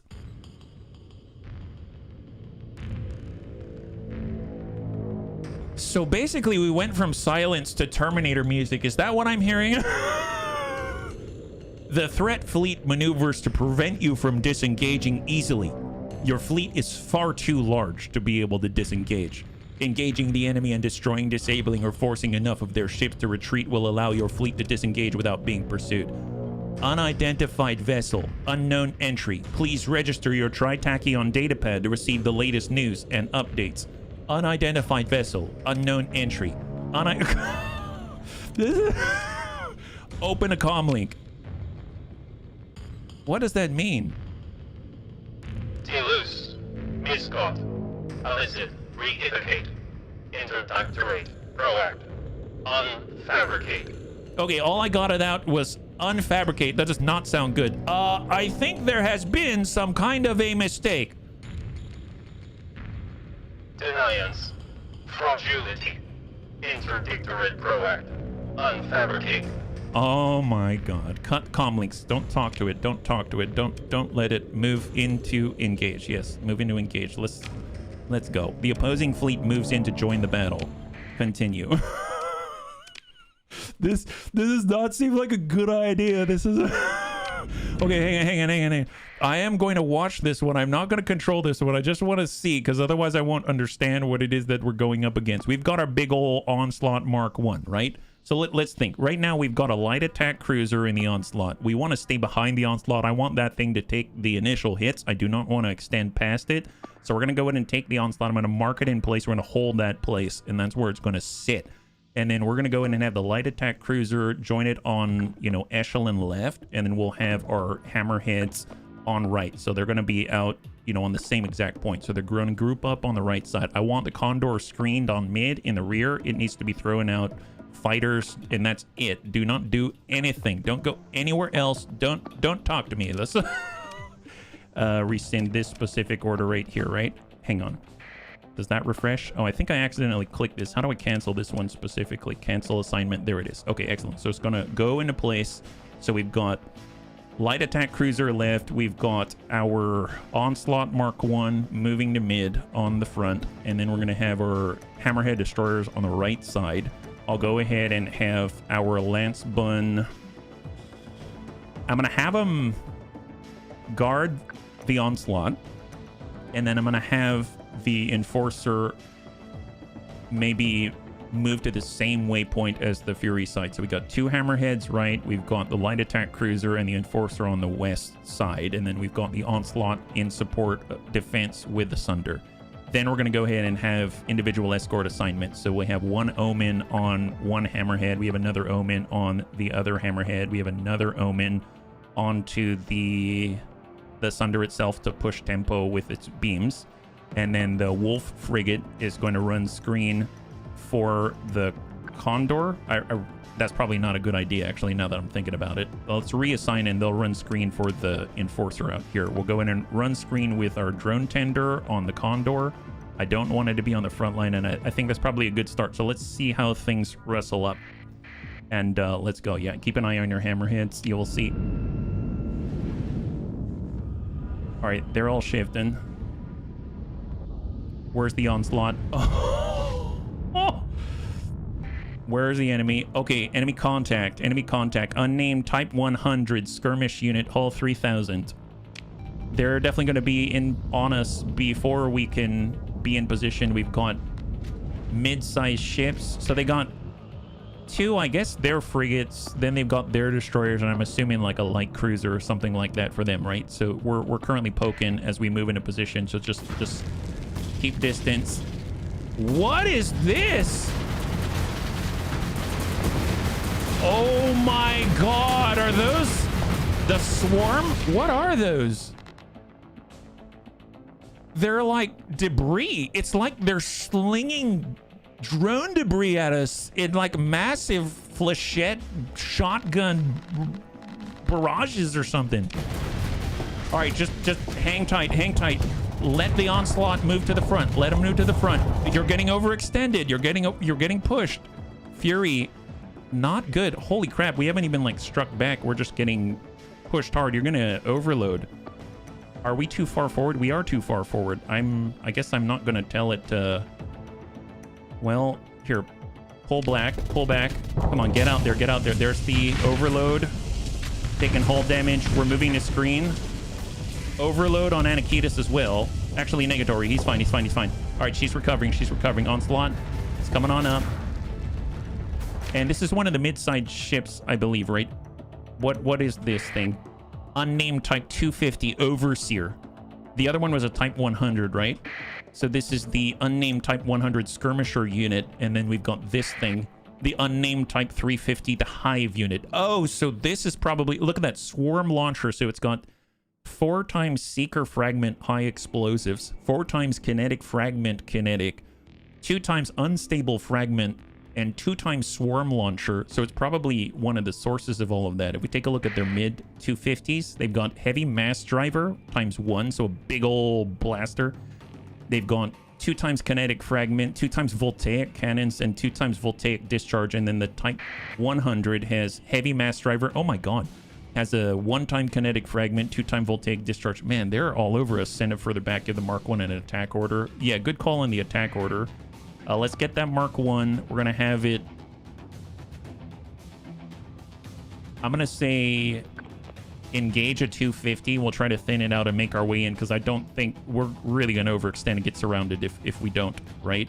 And then now's the time to issue orders, because we've got a command frequency open right now. The Condor will select its own targets.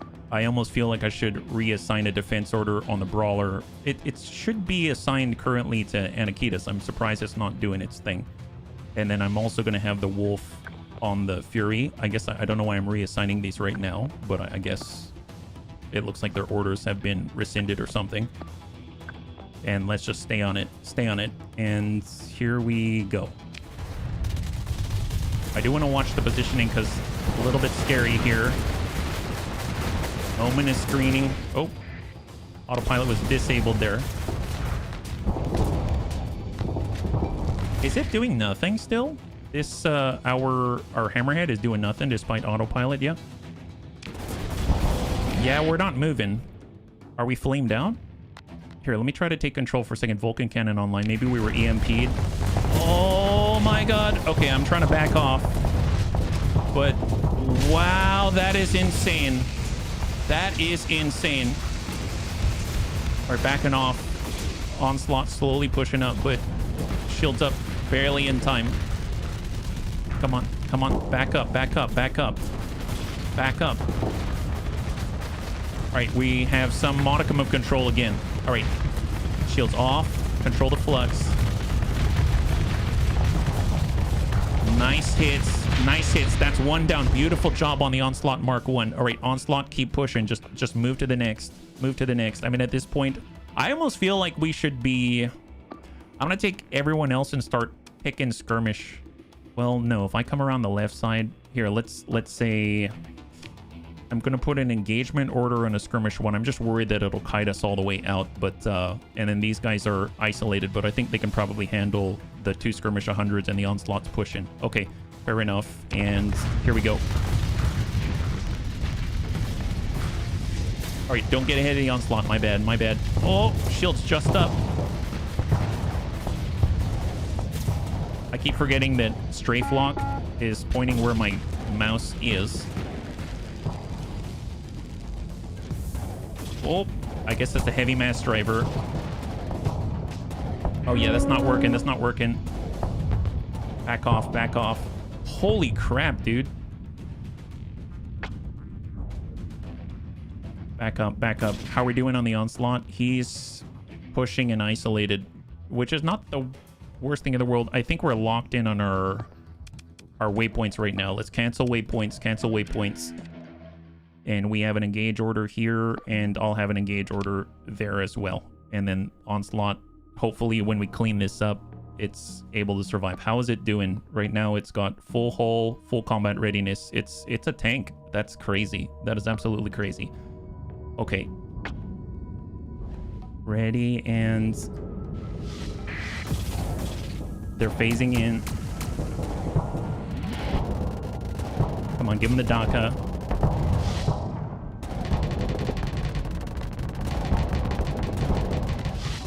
Come on, stay on the 100. Stay on the 100.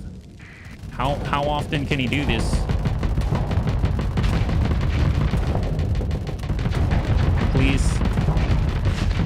Nice, nice. We got one. Oh, hang on, hang on. All right, where are we at? Okay, so focus. We got another one. We got another one. We got the 200s, and then we got to push in. I'm honestly, these guys are. I think Anakitas can take this 100. I think the rest can take the other 100. I better move to assist the Onslaught now.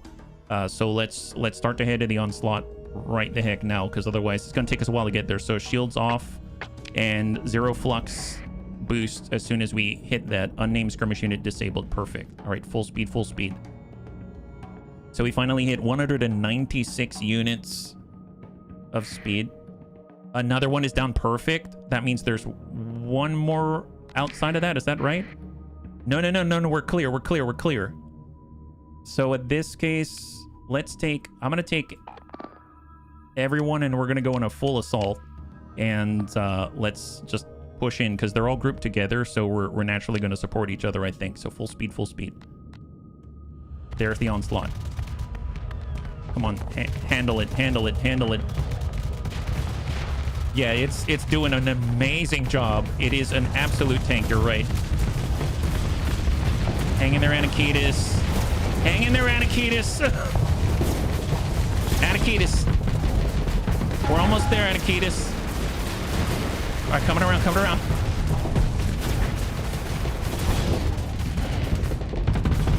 All right, back off, Anakitis. Nice.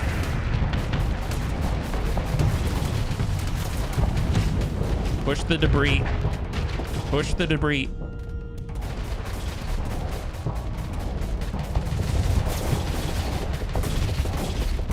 Oh my god! Okay, overload, high overload. Oh my god! We're dead. Oh, we're dead. We're out. Wow, that was no bueno. No bueno. So I went down. That is crazy. All right, stay on it, guys. Stay on it. Make the bunny man proud. Dish out the hurt, boys. Dish out the hurt. All right, 350's down, 250 remaining. Stay on target. Stay on target.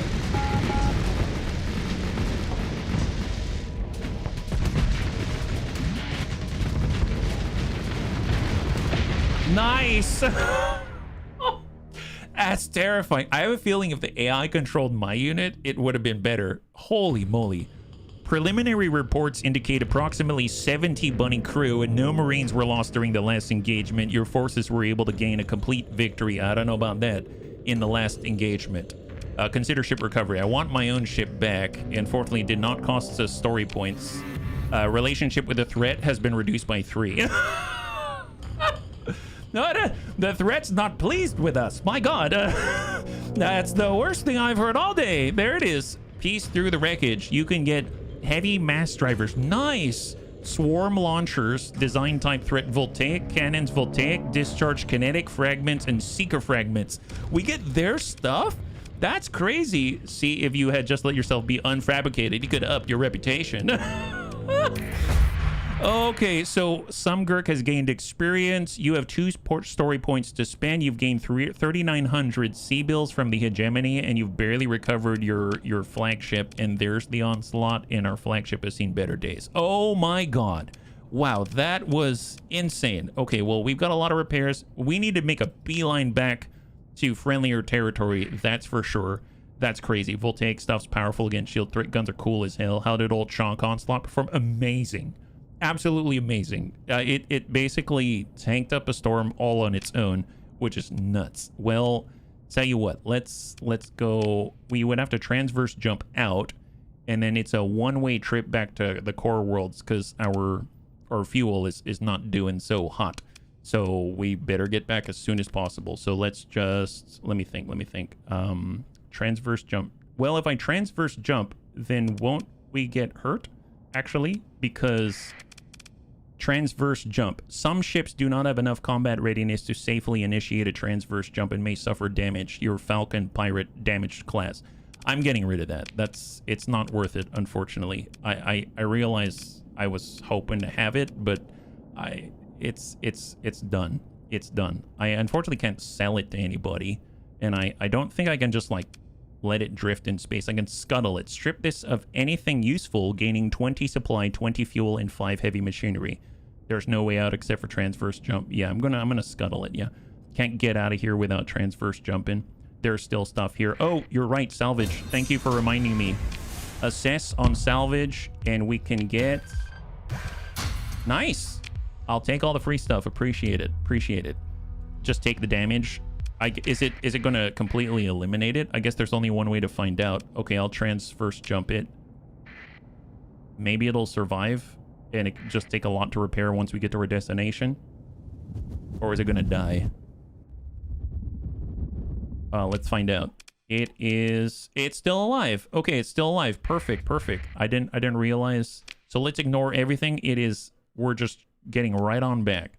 We want to get to friendlier territory. One thing I realized is that because we're working for the hegemony, certain people don't like us. So I want to avoid the Luddic Path, the Perseans, and everyone except for pirates are sort of okay. Okay, good to know. So on that note, if I go tab Q and I'm looking at the core worlds, then I need to... Perseans, they don't like us. Persean pirates, maybe. Luddic Church. Luddic Church is okay with us.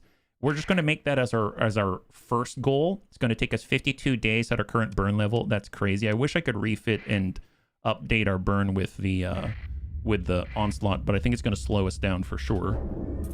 Because we're only as fast as our slowest ship, so full speed, 90 days. Screw the league. Anyway. All right, so we have a burn level of 4. Why? +7 burn level of slowest ship.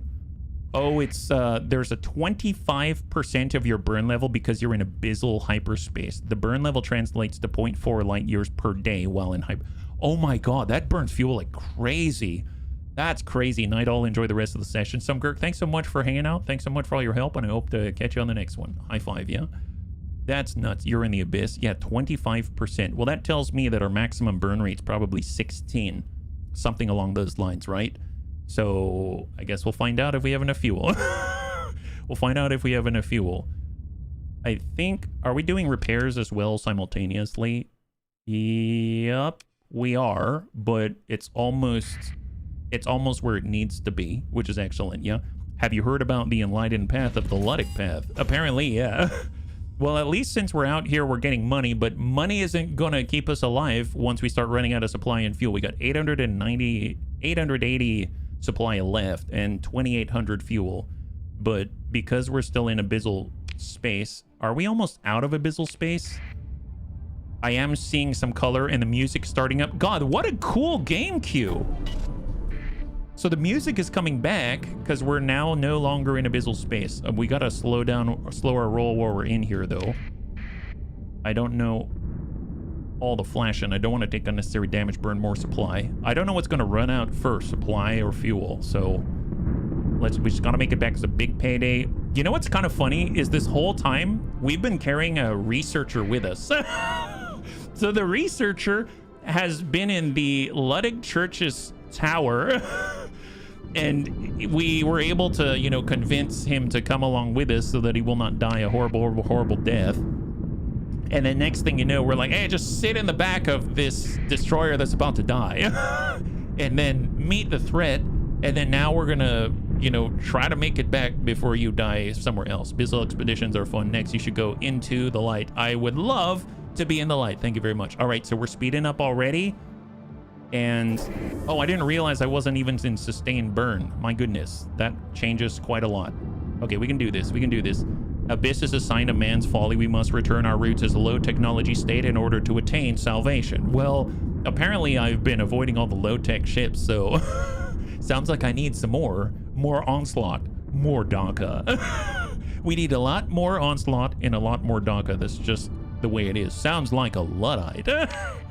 And you would be right. It is the way of the Ludds. Okay, 13 days. You know what? Screw it. I'm just going to take the supply damage. I think we can absorb it. I just want to get through this as quickly as possible. All that damage. Let's move. 11 days, 10 days. Okay, I think we're going to make it. Obviously, we're not making it all the way to Galatea yet. Even though I think we can as well. All right, slow that down. Not too much damage there. God, this is perilous. This is super perilous. Luddic Path is totally not a terrorist organization. Right, slower roll. Oh my gosh. It's knocking us all around. 28 days at this speed. I don't have that time. All right, I'm just gonna take the damage. Take the damage. Just push. Brute force your way through. God, there's so many storms. We're probably completely wrecked by the time we get through this. Oh right, 2 days. Okay. Yep. Okay. Glad we have an income. We're gonna need it. 3 days. Oh my god, we're gonna make it. We're gonna make it. 1 day. So we're going to the Luddic Church because they're kind of okay with us. We made it. We made it. Just hopefully no one jumps us. Although if they did jump us, at least we've got the onslaught if it's still in okay-ish repair.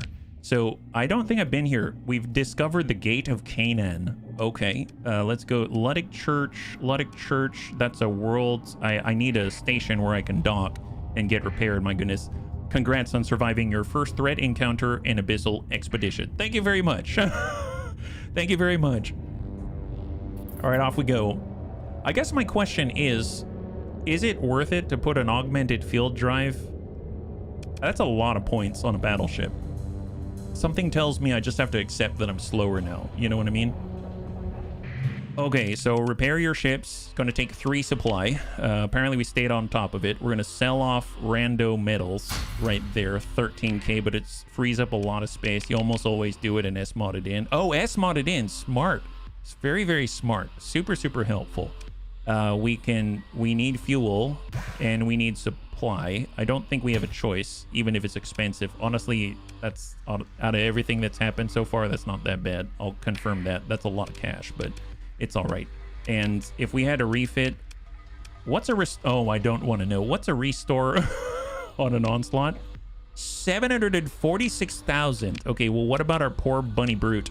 69,000, much more palatable. There we go. Bring that up to spec. I guess in the meantime, we can take a look at the augmented drive field. It's 40 points. If I were to armored weapon mounts, dedicated targeting core, resistant flux conduit, restore removes demods. Yes, it does. So what I can do, this 25 and 15. So it's dedicated targeting core, armored weapon mount. So if I actually drop, oh, I can't get rid of that. Is that right? Oh, you scroll? It has that? You have to scroll. Oh my god. Dedicated targeting core. Okay, so that gives me enough space to select augmented drive field.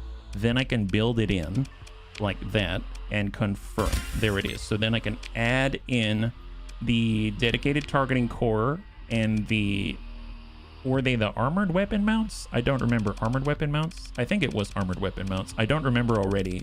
I'll go ahead and select those because I think that's the right amount. Seems like it, yeah. Ship has something that reduces the negative effect. Oh, it does? I haven't even looked at it yet. The Ancient Battleship. This ship has suffered extensive damage. This is the Venerable Design, the Forerunner, the Progenitor, the Onslaught Mark I. Its lines are strange, even atavistic to modern eyes. It was created to serve the Domain Armada long ago against some existential threat, long forgotten. Shrouded by the mists of time and propaganda, it is not without modification. Fuel capacity has been increased, and the primitive integrated hyperdrive optimized. No shield system. What? This ship instead mounts 2 huge applique armor modules. These are intended to be removed for repair after taking battle damage and replaced with spares kept in the logistics train. A bafflingly robust form of electromechanical automation has been installed throughout all major subsystems. The brutal power of the Onslaught class wielded by the human domain for thousands of cycles is obvious even in this, its primitive form. Oh! Dude, that sounds... They write really well. Combat burn engages a low-grade primary burn on the system travel drive of the ship. This burn can be maintained indefinitely. No shield makes the shield shunt mod basically a free take. The shield shunt mod, does it come with it already? What's the shield shunt mod do? Shield shunt. Here. Removes the ship's shields. The external emitter nodes are replaced with reinforced plating, increasing the ship's armor by 15%. Oh my god!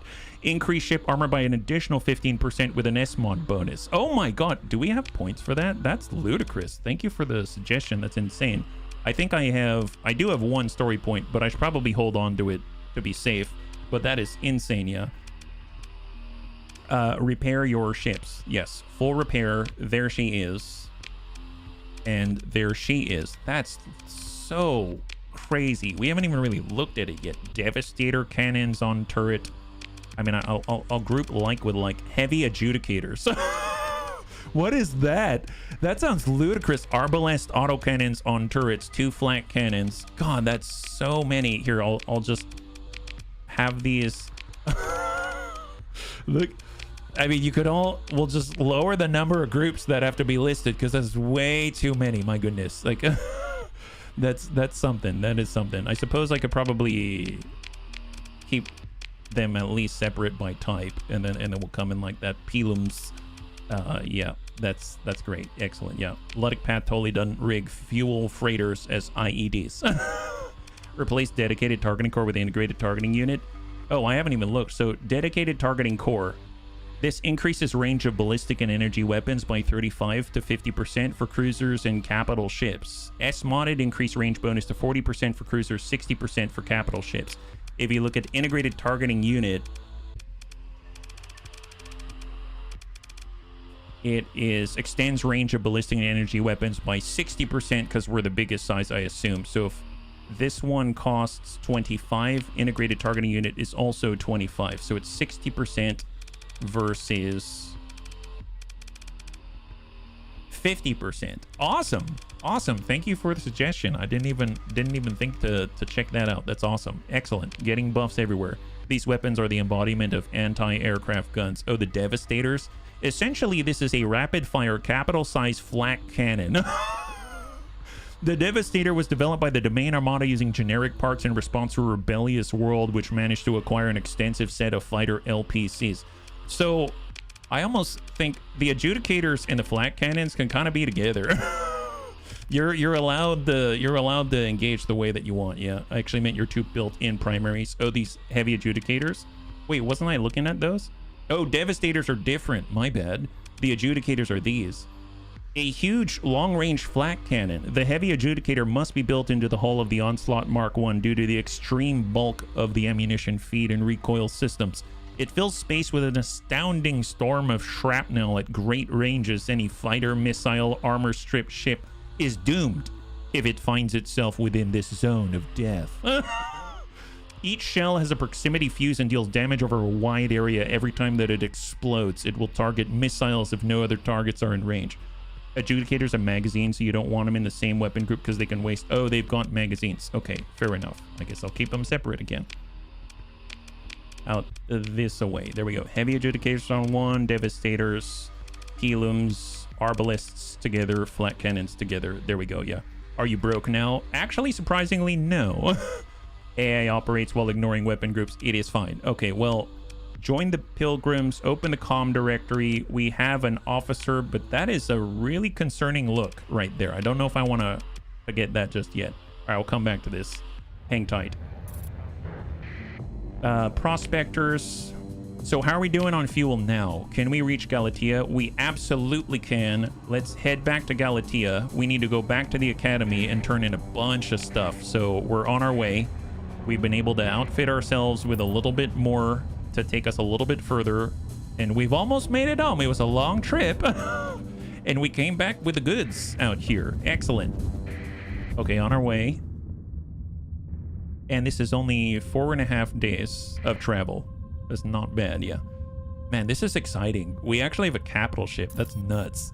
The biggest thing I had was a light cruiser and we get a capital ship. That's insane. I'm so glad that we survived, so thank you, bunnies. Relationship with the Luddic Church has improved because you traded with them. Oh, if that was only so easy, I'd definitely buy from them some more. Devastates while meant as anti-aircraft weapons. Do a terrifying amount of hull damage at close range. I mean, I would imagine. Okay, so we have arrived. Here's the Galatea Academy. Oh, you have a lot to explain, my guy. Okay, so we finally made it back. Thank goodness for Chef Boyardee. Let's talk to our guy. Oh, Cornelius Elix. So this is the academician that's kind of a bit of a jerk face. But we'll start by turning in stuff with the academician who is the intern. What do you mean? Why not broke? Is this the Bunny League? Yeah, exactly. I don't know. We made some cash, apparently. You open comms to academician Sebastien. Academician Sebastien glances between the 2 data pads he's holding, one in each hand. Captain, you have no idea how worried the Persian sociologist was about this, He considers for a moment. advanced field conversion prototype. That's what it was. they'll be absolutely delighted when I let them know you found it.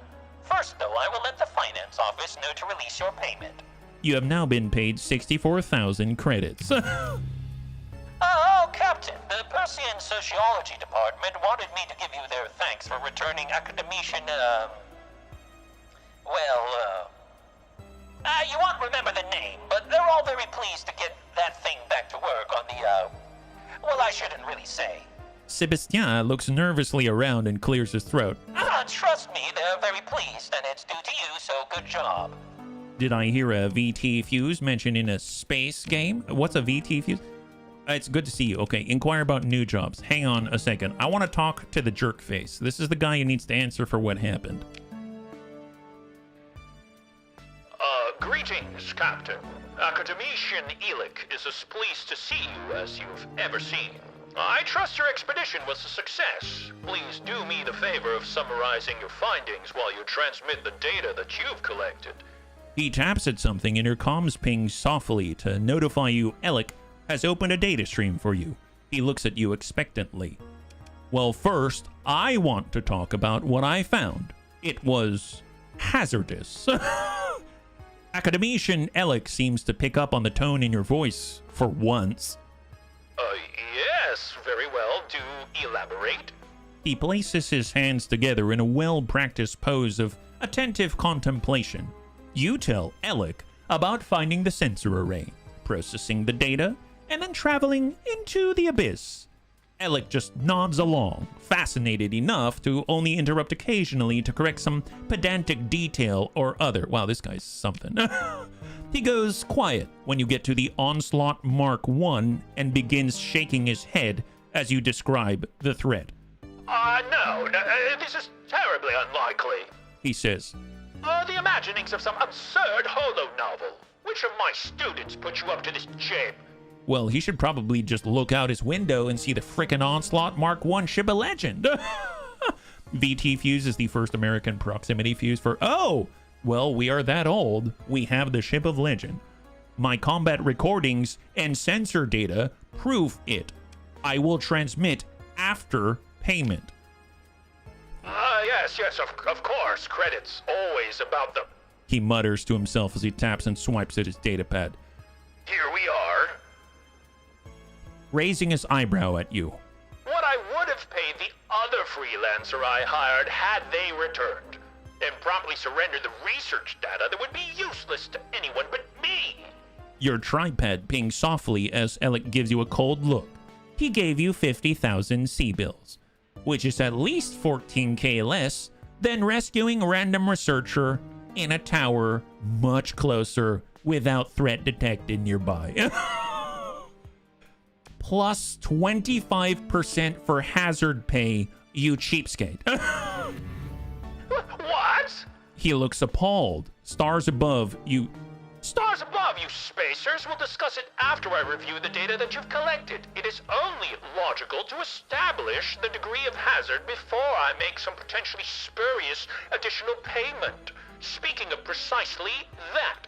He taps his datapad impatiently. Your relationship with Jerkface has been reduced by 1, and you are now at -1 out of 100. I don't care. All right, fine then. Transferring the data now. Elic turns his attention to his datapad. Okay, well, it's coming through, he says, confirming the transmission request with a tap. You have now transmitted exploration data to Academician Elic. All right, then, have a look. There is your proof. Elic gives you a skeptical glare. Then he begins shuffling through your data. He accesses his larger holodisplay with his datapad. Images, charts, holoclips start appearing around him. The Onslaught Mark I salvo is exploring its bizarre corridors, the sensor modifications, threat detected, the words burned into your memory. He stares for a very long moment with an unsure expression, and then he quite consciously resettles his composure and speaks... Tired, sophomoric japery. Nothing more. Fine. Look at my fleet. The Onslaught Mark I is outside of your freaking window. He says nothing, motionless for several seconds, and then taps at his datapad. His expression is grim. as he sets his datapad deliberately onto his desk. Is it your imagination, or are his hands trembling? Holofeed hack, nothing more. He insists. It's trivial to fake with resources and time. It's nothing at all. We're done here, bunnies. Alec's eyes wander around his office as if searching for escape. Good day, bunnies. He catches you with a desperate look before hitting the cut-off. Abyssal Space Oddity has been completed. Wow, what a jerk. He's knees, weeks, arms, spaghetti. Yeah, he is. Hey, Shepherd3, thank you so much for the follow and welcome to the Bunny League. High five and happy Wednesday, yeah? Alec is more in denial here than anything else, simply because this whole thing opens up a lot of existential crises this sector really doesn't need to be dealing with. Well, he's got a lot to deal with and a lot to answer for. Good call, though. Good call. All right, well, apparently they might have some jobs. Might as well pick them up while we're here, and then we'll get to repairing and stuff like that. So we've got more missions. We can ask about the Tritachyon Black Site Extraction mission. The what? He didn't give us hazard pay. Desired orbital bombard intensify. Okay, so what is the Tritachyon Black Site Extraction? Yes, okay. Sebastian clears his throat nervously. The provost said I shouldn't... look, I can't tell you the location of the target system until after you accept, so... He trails off and realigns the datapad on his desk as if that might help. Everything set to order, he has no choice but to continue speaking. Look, this mission requires discretion. Oh, we're screwed. If this requires discretion, how are we going to explain the ship of legend, larger than life, no shields, ablative armor out to the nines as we approach whatever it is with complete and utter discretion? There's not much hiding there, my guy, although I suppose we could go dark. His being a jerk proficiency increased by 10. Yeah, it did. And a domain era battleship at that. Yeah, it is. Yeah, it is. All right, well, we'll see what he has to say.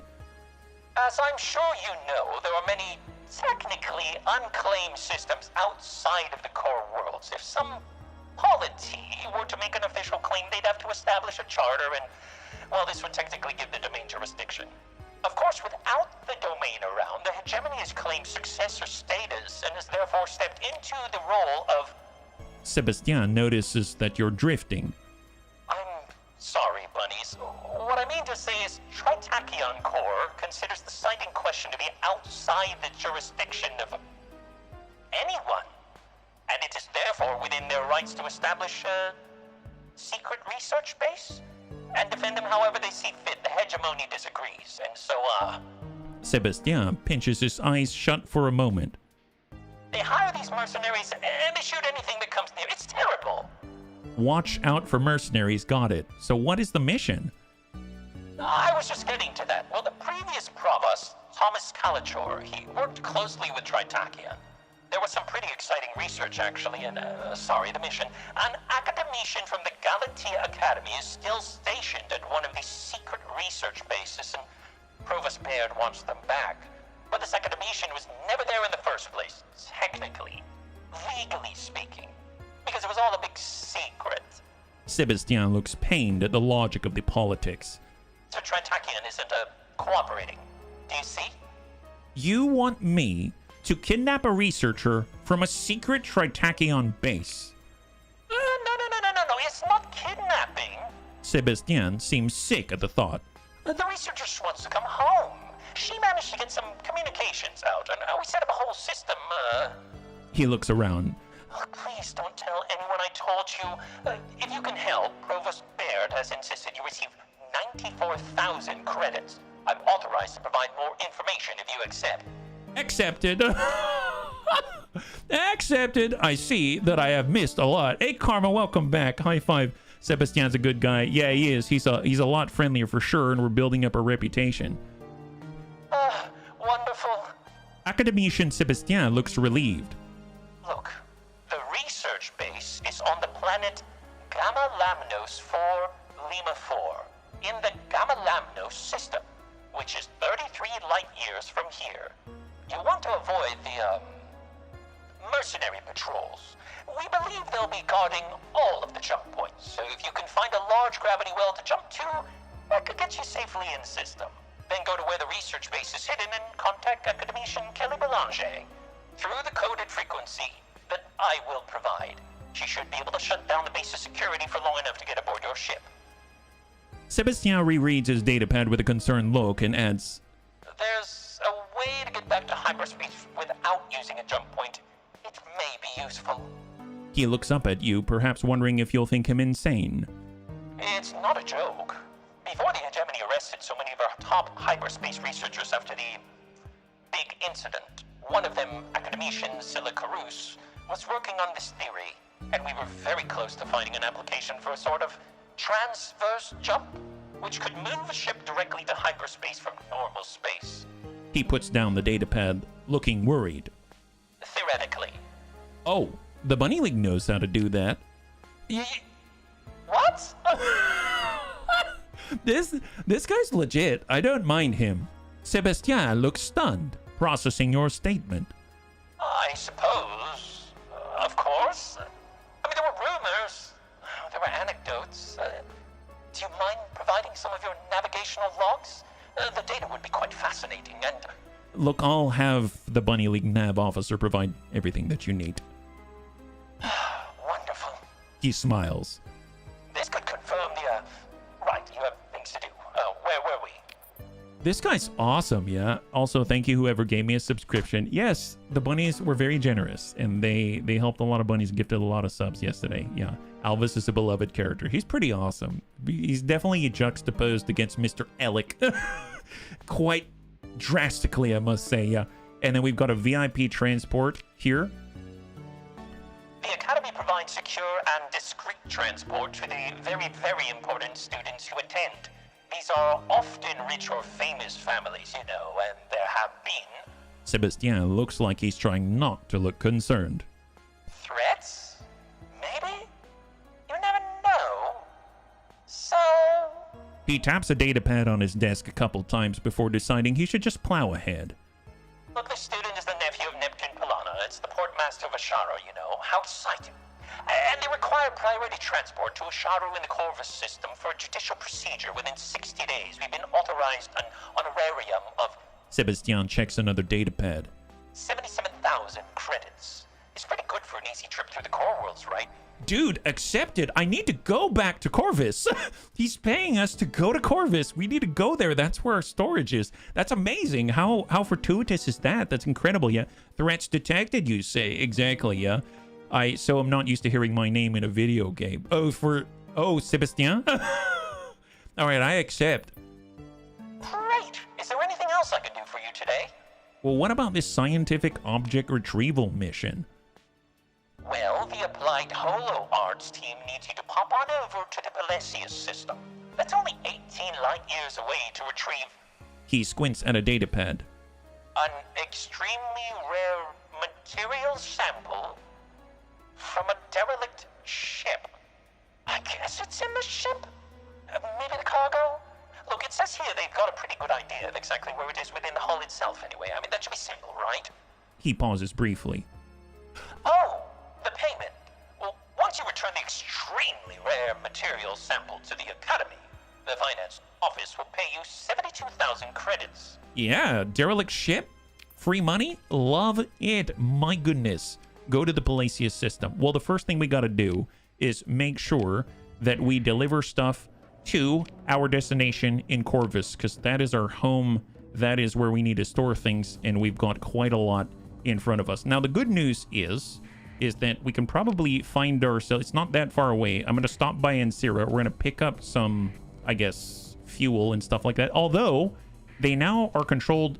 Daring Kuyu is no longer a pirate station, which is kind of crazy that it can change control like that. And maybe we can turn off our transponder and use the black market and buy more fuel and stuff like that. Yeah, first edition signed comic book is the item, probably. All right, we're on our way. We're on our way. And the good news is, look at that. We're at burn level 20. That's awesome. Let's turn off the transponder, despite the fact that we're near a mercantile convoy, repair our ships. And we're going to the black market. And we're going to buy all the fuel and all the supply. And at this point, we might as well take a look at if there's anything else to buy, because let's be real.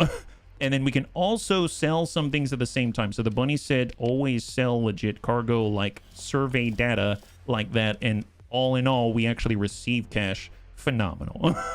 Although, wait a minute, we need crew as well. Buy all the crew for the cheap. Excellent. 9,600 that we pay. That is all. Is there anything else with your order? Anything else with your order, sir? Well, I don't know. Maybe a little bit of human organs. Maybe a little drugs on the side. You know what I mean? Yeah. Darren Kuyu's alignment change is scripted. Oh, really? Oh, that's awesome. I'm sure the pirates were quite willing to make their station legit once someone had ventilated their foreheads. If you read the lore, it seems to have been a hegemony colony before the game began. Oh, serious? They've got lore on each of the stations? Pretty awesome, yeah. Posture check. Thank you, Arcalania. Only the station does that. Their mods allow for factions in general. That's cool. That's cool. Well, let's get on out of here. Double check the comms. We've got a new officer potentially. Let's get another bunny in here. They are an aggressive point defense officer. That's very specific.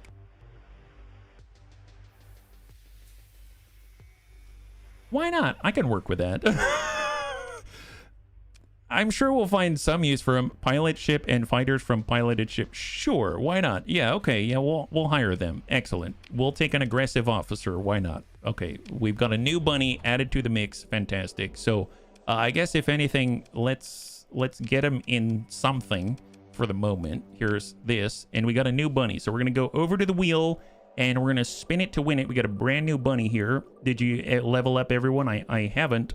So we'll have an opportunity to do so here. Point defense, very good skill. I'm glad. Excellent. I didn't know what to think about it. Big Brick Gaming. All right, Big Brick, you're a point defense expert today. So we got Big Brick. I'm just going to call it Big Brick. That's all right. And let's see. Well, none of them are leveled up. A lot of them are actually maxed out. I may mentor. Do I want to mentor? It does give them a boost. How many points do I have again? I may be low on points. I've got only 1 point, so I'll have to wait on that. But if we had to give point defense, that's more damage for the fighters and the drones. So what if we swap him into Zabi's bun? So I'll have Big Brick drive our Condor.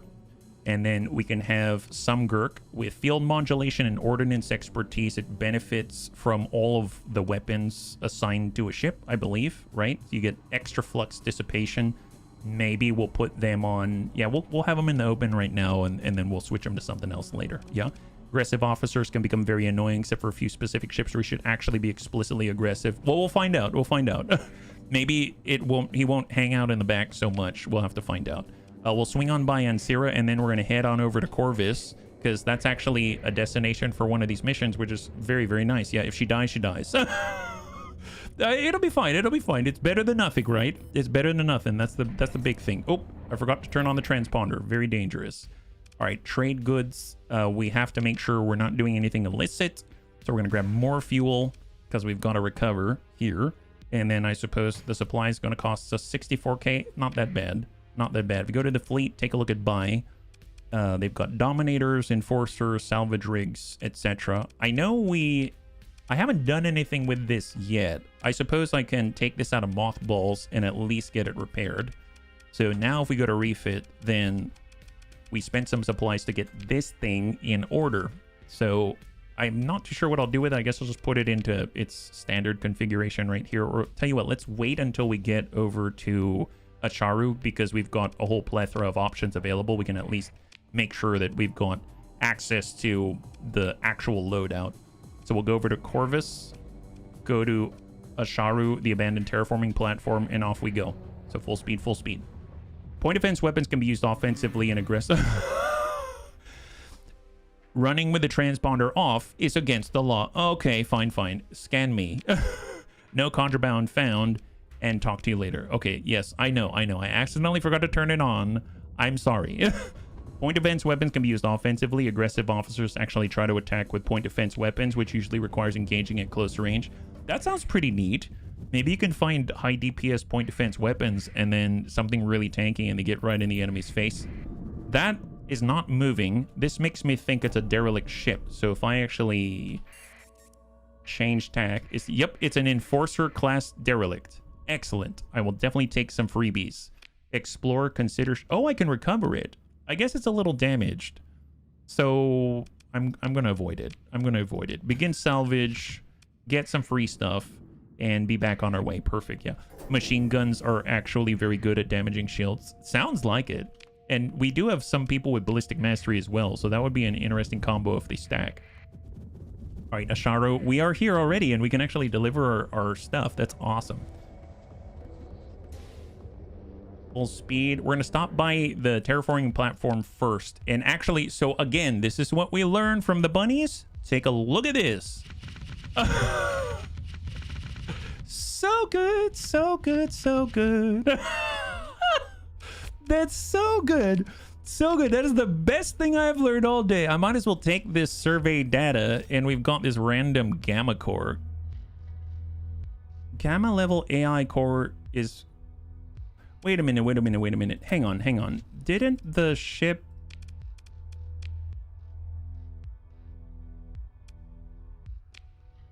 Oh.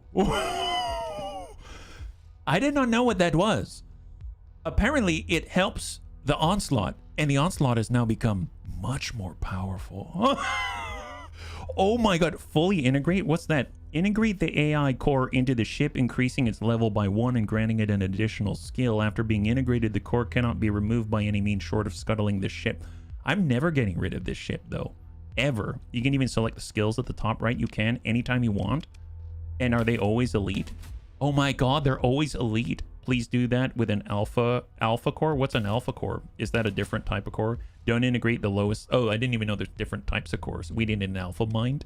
Okay, fair enough. Fair enough. Well, very, very cool. I mean, I like what it's got right off the bat. We'll leave it with that, and then we'll go from there. Yeah. Alphas are true AGI. Don't integrate a dinky gamma. It's the dumbest core. Okay, good to know. Thank you very much. Can you like replace if you make a mistake or something like that? Tell you what, let's go ahead and take our new Anagants. I'm gonna store that.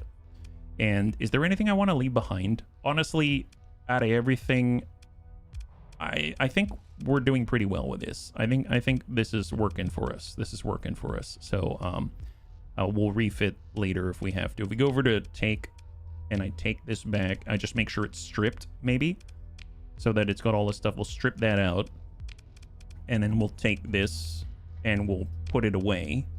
Now it should be there. There it is. It's actually there. Perfect. And then I can actually go back to transfer cargo, and then we'll add in these two. Oh, god, that's so good. That's so good. Wow, we have a lot of heavy machinery. This is ludicrous. Yeah, of course, have Claude subscriptions. Really? That's nuts. Oh, you can't read the full codex entry on the gamma core. Oh, okay. How do I do that? I guess I would go here, and I do F2. Is that right?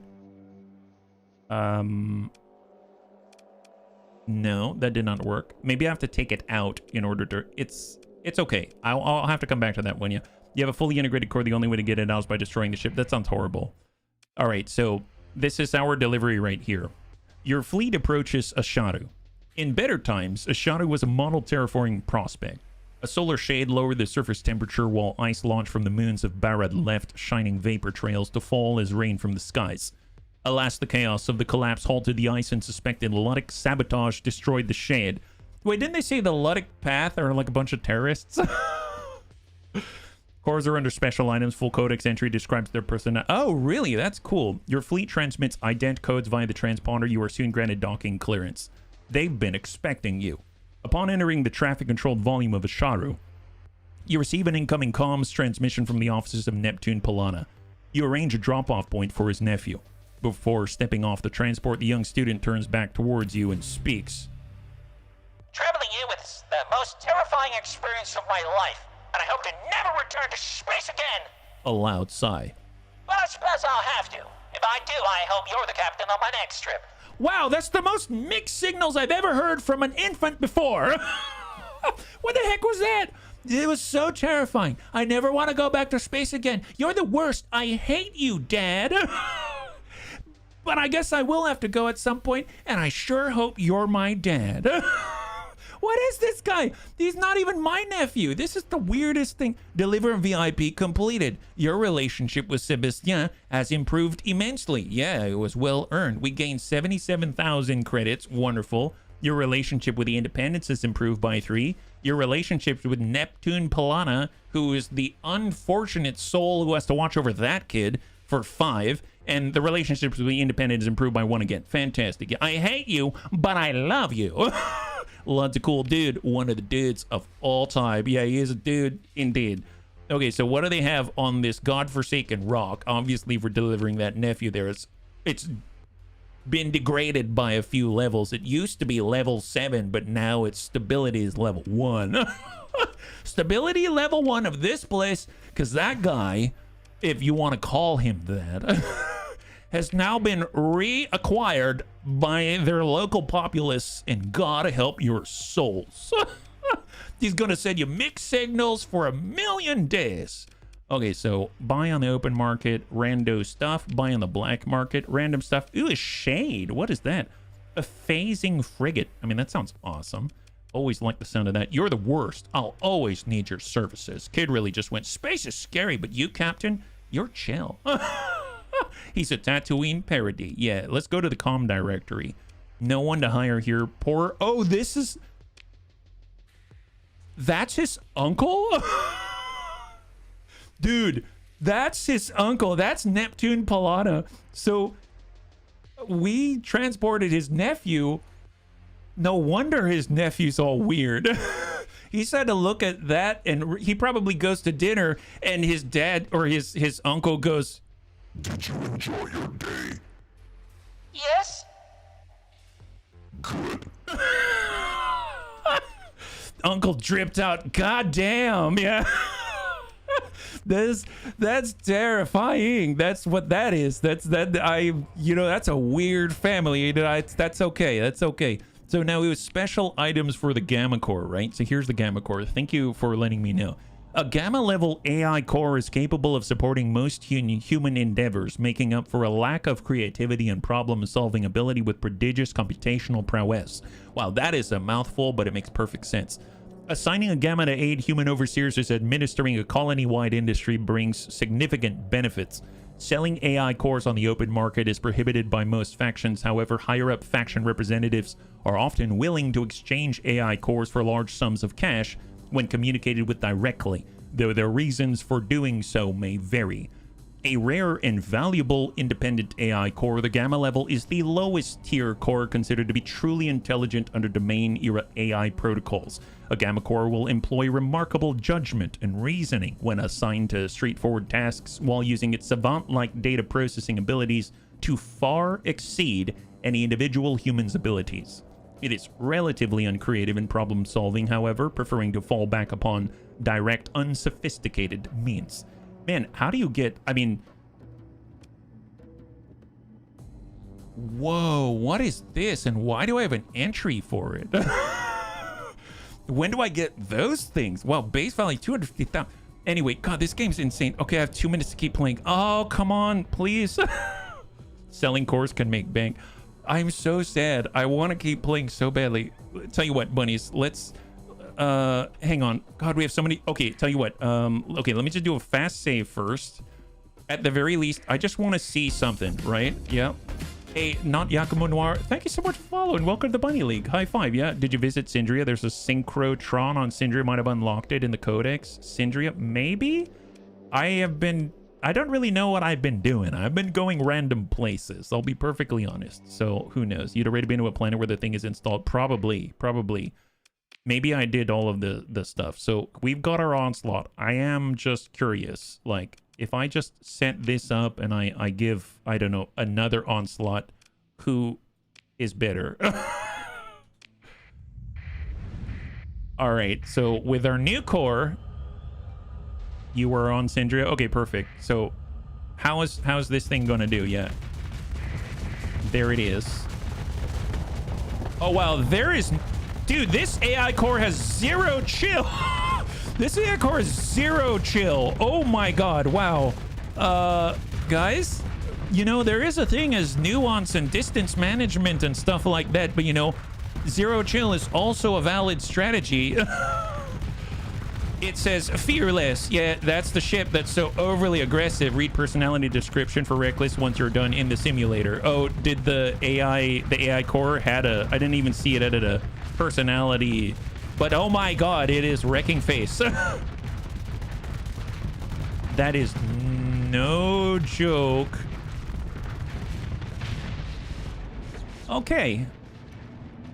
You know what's really, that's the most John Wick thing I've seen in a long time. He literally, okay, so our AI core took the ship of legend, put his sights right on another more modern version of himself, slammed his face right into the Onslaught's face and said, Do you see me now? and then kept attacking relentlessly until the thing exploded, never overloaded on its own, and then afterwards just threw all of its spent magazines on the ground and just vented itself. He's like, Task complete. all onslaughts have this behavior. You refuse my bachal. It is a clanner, that's right. It is Clan Jade Falcon incarnate. My God, the serial number on this obviously was describing old Nikolai Malthus. He was stored in this gamma core, and even though he's the lowest gamma core, he is still sufficient. Someone killed its dog, and it was the last dog that they ever saw. My God, Onslaught online. Yes, super online, and he's never going offline ever again. That ship cannot go into shutdown at all. It has no shields. Any ship without shields can never undergo a flux shutdown. Man, that sounds amaze balls. Now, the bunnies did say that if I had a story point, putting in the shunt would be amaze balls. And I really want to do it, but I only have one story point. Probably the best way to get a story point, so I can do it, is to kill some pirates. That's how we do it. We kill some pirates, right? Excellent. I did want to double check though. Our AI core, does it have a personality? Fearless. So I've never seen fearless before. I've seen aggressive. I've seen reckless. I've seen steady, cautious, timid. I've never seen fearless. So that's new to me. Is that only for AI core, or can you have fearless officer pilot humans as well? Only AI have fearless. Look on the refit screen. There's a personality description. Oh, for here. So if I were to mouse over it right here, in personality fearless, in combat, this gamma core is single-minded and determined. In a human captain, its traits might be considered reckless. In a machine, they're terrifying. I love it. This is the perfect core for us. Just absolute fear. God, this game is awesome. Can we not? Okay, so if I want to bring this to its real glory right here, I mean, at least a start. I forget, to restore it's like 760,000 or something like that. Tell you what, we should pay a visit to the local pirates. It sees its target removed. Thank you, tall boy. Absolutely correct. Well, let's take a look. I'm just gonna. Okay, bunnies. I swear, I know I'm past time. Just give me like. I feel like I'm bargaining with my mom. Mom, can I please have like 20 more minutes? Can I just? I swear I'll stop. I just want to. You just want to do some stuff. Turning off your transponder to prevent identification. Well, actually, you know what? I did see something. Consider military options and launch a raid. Try to acquire the pirates' valuables. There it is. Excellent. So if I organize by value like that, we can get drugs, we can get supplies, we can get fuel. I suppose fuel is very helpful, and I could definitely use more supplies, but I guess fuel is kind of the big detractor here, but I guess I'll get more supplies. So I can assign 200 Marines to try to get some supplies and launch the raid. Your forces have suffered 10 Marine casualties, and in return, you get 171 supply. Wow, that was awesome. Garnier is a tiny mining town. They're a bunch of poor frozen hillbillies. Well, that's not my problem.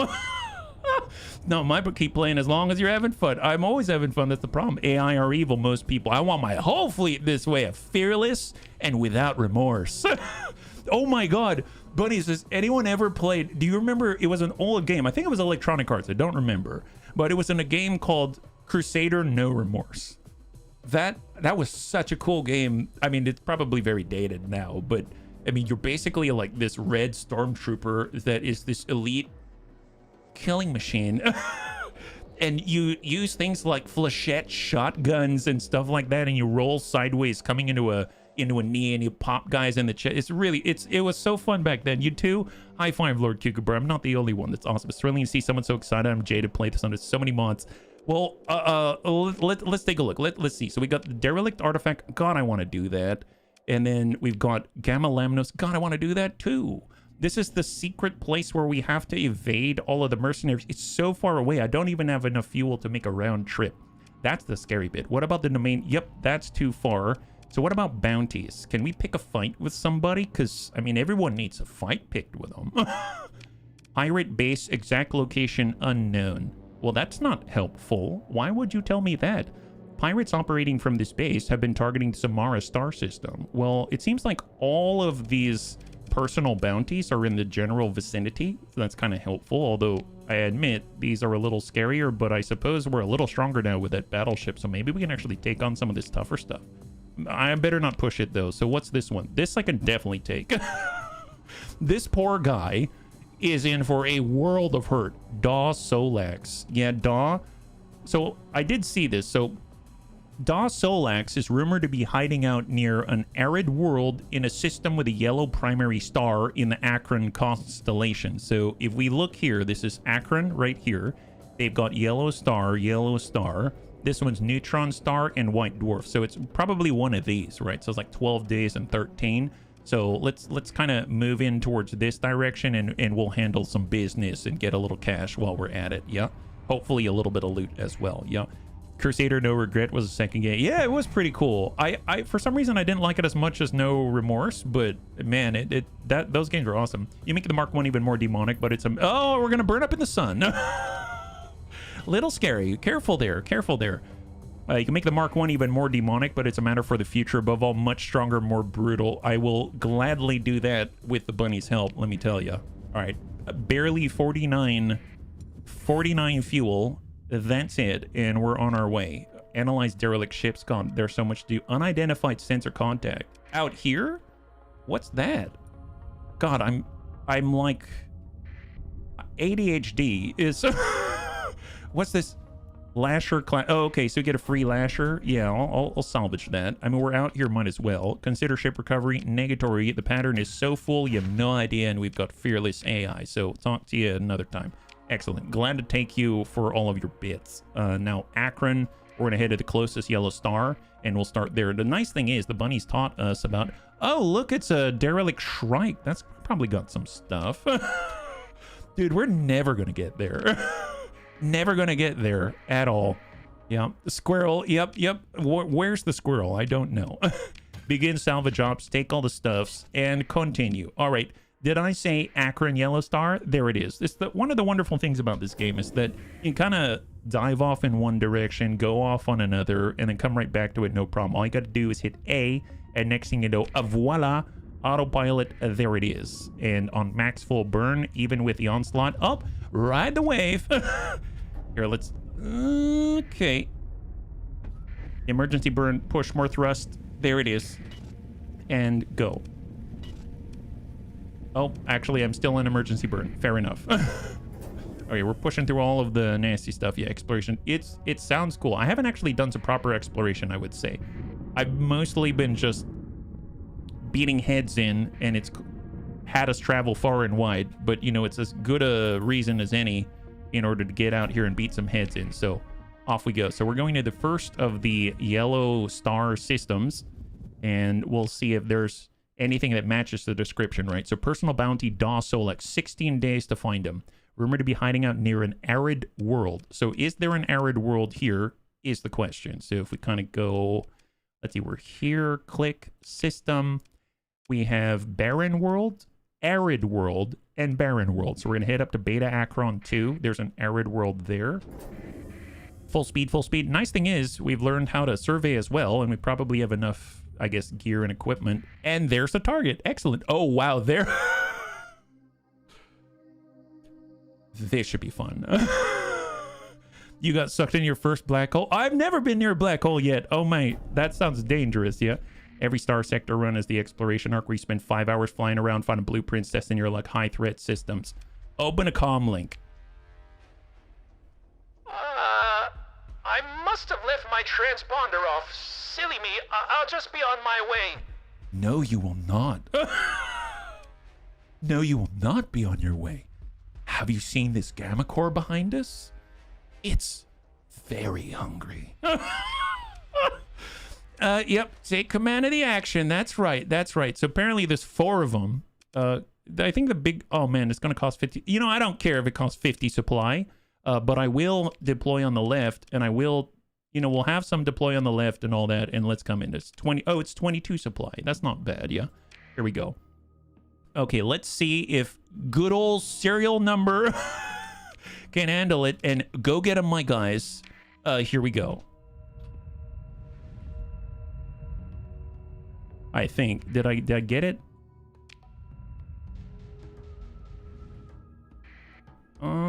Sorry. Oh, there we go. Excellent. Here we go. Recovering ships to cells usually not a net negative. My favorite mod is the one that lets me speed up combat. Oh, this? Well, actually, I realized that, yeah, I have one too, but I haven't realized how to do it without popping back and forth in the UI yet. Looks like these guys are keeping their distance, though. We are not exactly fast. I guess I could take a look at our guys here. Here, they're cutting them off, Are they coming in from the north? Engaging wolves. Combat speed up mod is bugged. Your weapons aren't matching the combat rate. Well, I know you can do this. See, that's speeding it up right now. And the problem is, it's more like I lose control of where my camera focus is. That's what I dislike. Every time I try to speed it up, it will snap me back out of combat, and that's really unfortunate.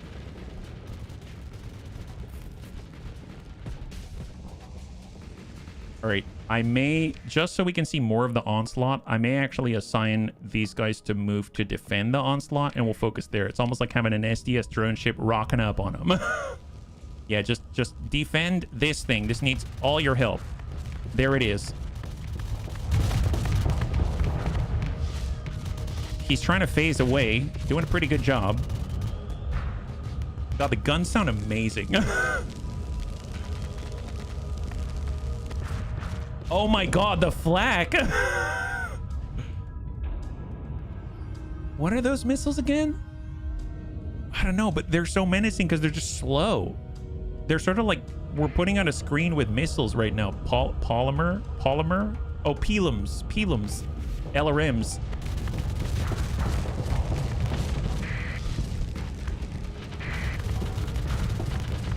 Oh my god.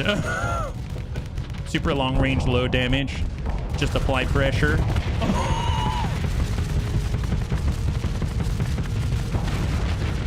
Dude, his range is... He's not even up close.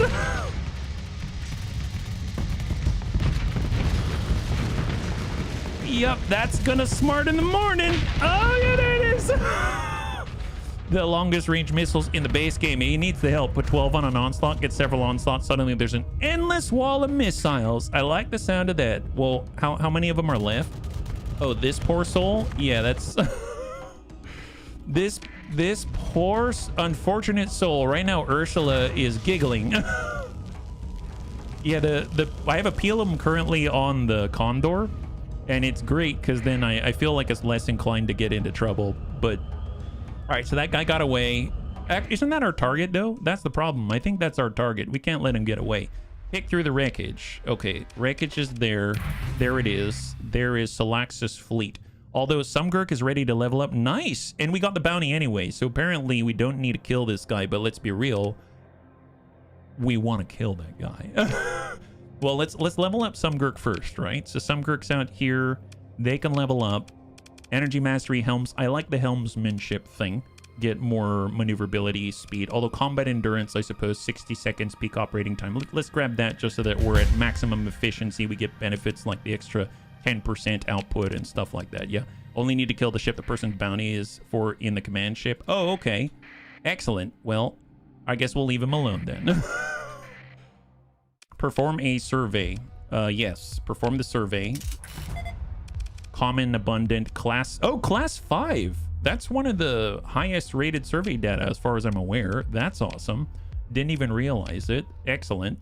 I don't even know anything about columns or colonies yet, but very, very nice. I would normally spend more time here, but because because I realized that I'm over time. I want to see this thing do more. Is that so bad? Is that so bad? Since we're out here, is there anything locally available? Like we can locally source some pirates or something like that? Is there a good place to explore? I guess I could head back up Penelope Star. There's a Luddic Church. If there's a place where I can find myself... I wish I could take a look at everything in the vicinity.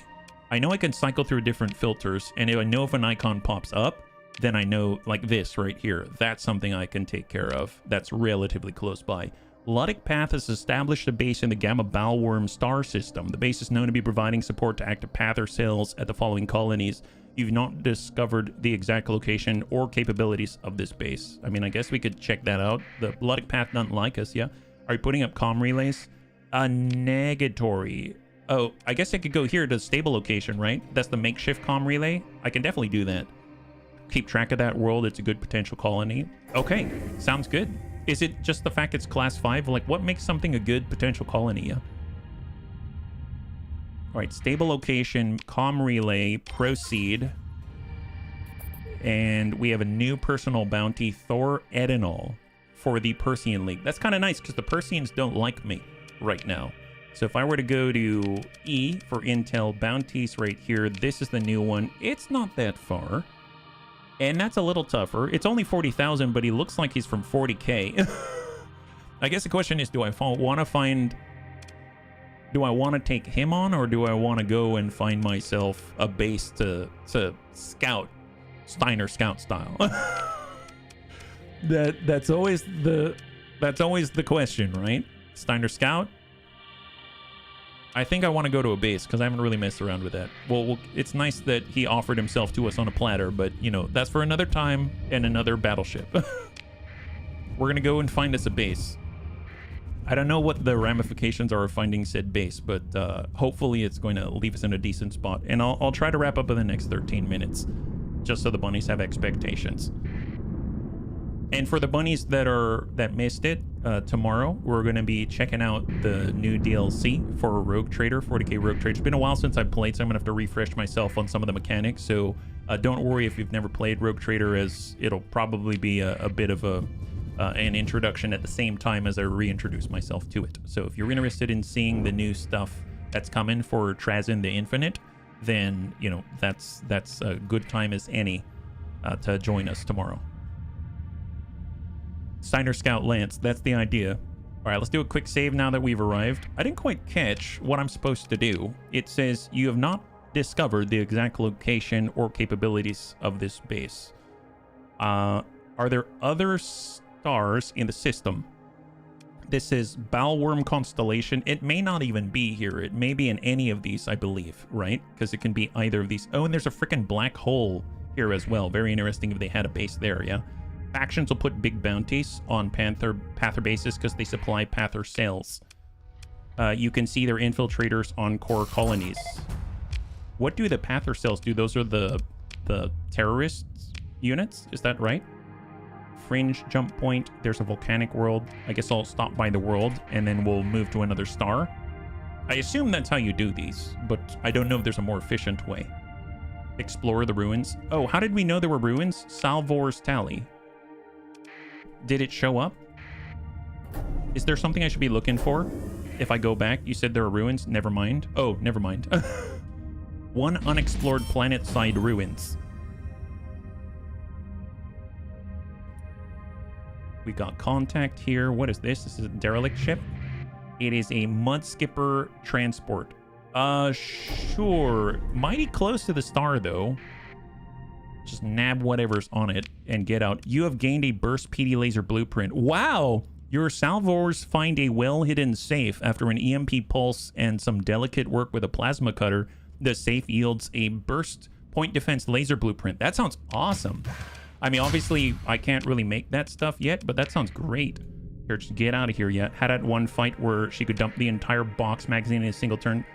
Oh, Argenta? Yes. She's pretty darn amazing. There's a new augmentation system, I think, that's coming up. That's in the DLC. All right, on the move. And, oh, debris field. And more contacts. A Condor class light carrier. Interesting. God, the salvage is all over the place. Salvage is amazing. It's all just there for the taking, which is kind of incredible.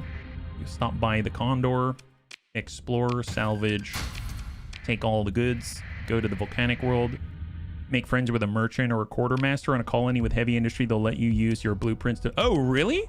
God, there's...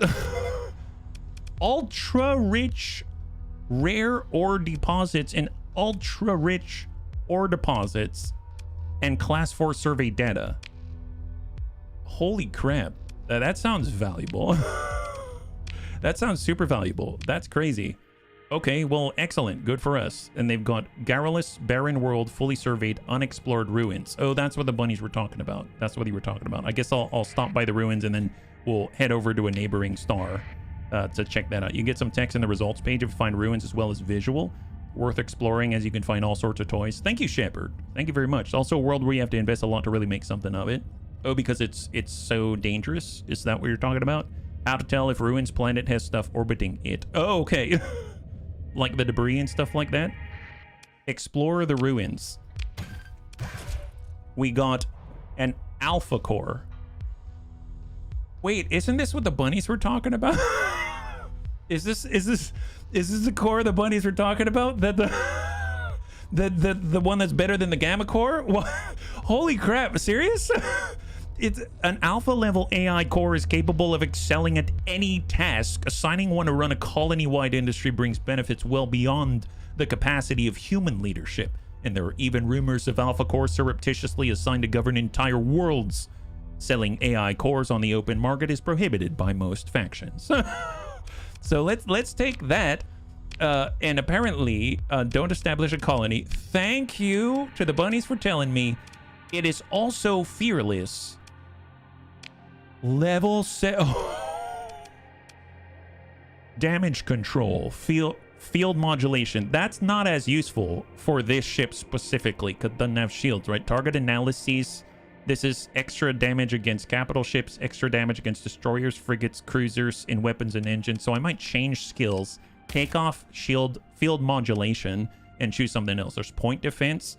I mean, extend the range of point defense weapons. Considering this has a lot of point defense as something. Energy weapon mastery, ordnance expertise, extra flux dissipation for every ordnance point spent on weapons. Got a lot of those. Polarized armor, maximum damage reduction by armor increased from 85% to 90%.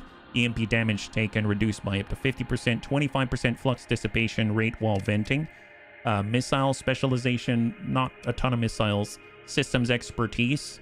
Ship system has charges, regenerate charges. System has range, cooldowns, minus 10% damage taken. And ballistic mastery. Let's take that because it has ballistics, right? Let me just double check that it does. If we take a look right now, this is considered ballistic. If we take a look, this is considered ballistic. These are all ballistic. These are all ballistic. And we're about to go ballistic. SysX, polarized armor is good. Oh, system. Well, I like the fact you can just change the skills on the fly. You don't need it for the ship. It has an ability you can toggle on and off without building up any charges. Systems expertise and polarized armor. That's what we're talking about. So right now we got helmsmanship. I think it could use the speed. Combat endurance definitely could use that. Impact mitigation, very helpful. And I like the 50% maneuverability for capital ships. It's got damage control, minus 25% hull damage, less crew loss, repairs of damage, but functional weapons and engines can continue while they're under fire. Target analysis, gunnery implants for auto-firing weapons, reduced weapon recoil, ECM rating for the whole fleet, ballistic mastery. I suppose I could take the damage control and we could do the polarized armor. That is something that we can do. Up to 50% armor for damage reduction calculation, only based on current hard flux level. That's not bad.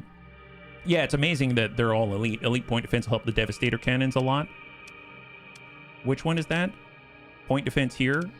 I could take...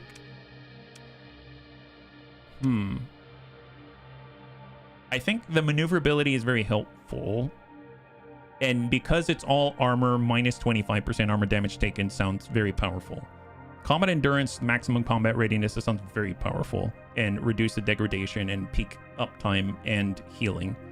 Helmsmanship definitely needed, because I think we need to move. We've got mostly ballistic weapons, so this seems to be very helpful. Extend the range, extend the damage, faster projectile speed. The gunnery implants, we get the ECM rating, reduce weapon recoil. I didn't really look at the ballistic weapons, but it also extends the ballistic weapon range further by 15% on top of 100% target leading accuracy for all auto-firing weapons, basically every weapon. And then the target analysis is extra damage. That seems helpful. And then it's really, I would basically say, I'd say damage control, and I'd swap it out for something else. Now, the point defense is against fighters and missiles, and extends the point defense range by 200, which is insane. But then again, I guess we're coming in between maximum damage reduction by armor, and I don't know if we really vent, though. EMP damage taken reduced by up to 50% based on current hard flux level, up to 50% armor for damage reduction calculation only based on current hard flux level. I don't fully understand it, and I don't know what is better. So I suppose in the meantime, I will... While under fire, you can still repair your functional weapons and your engines. I may stick with this and see how it performs, and then we can adjust things on the fly, but that sounds super cool. And was there a higher core than this? Like, is this one okay to integrate? I guess we don't have to rush to do it. If we integrate it, is there a benefit to doing that, though? Integrating the AI core increases this level by 1 and grants an additional skill. Oh, so we can make it an 8-skill thing? Wow, that's crazy. I'm replacing implants and helmsmanship against polarized armor and point defense.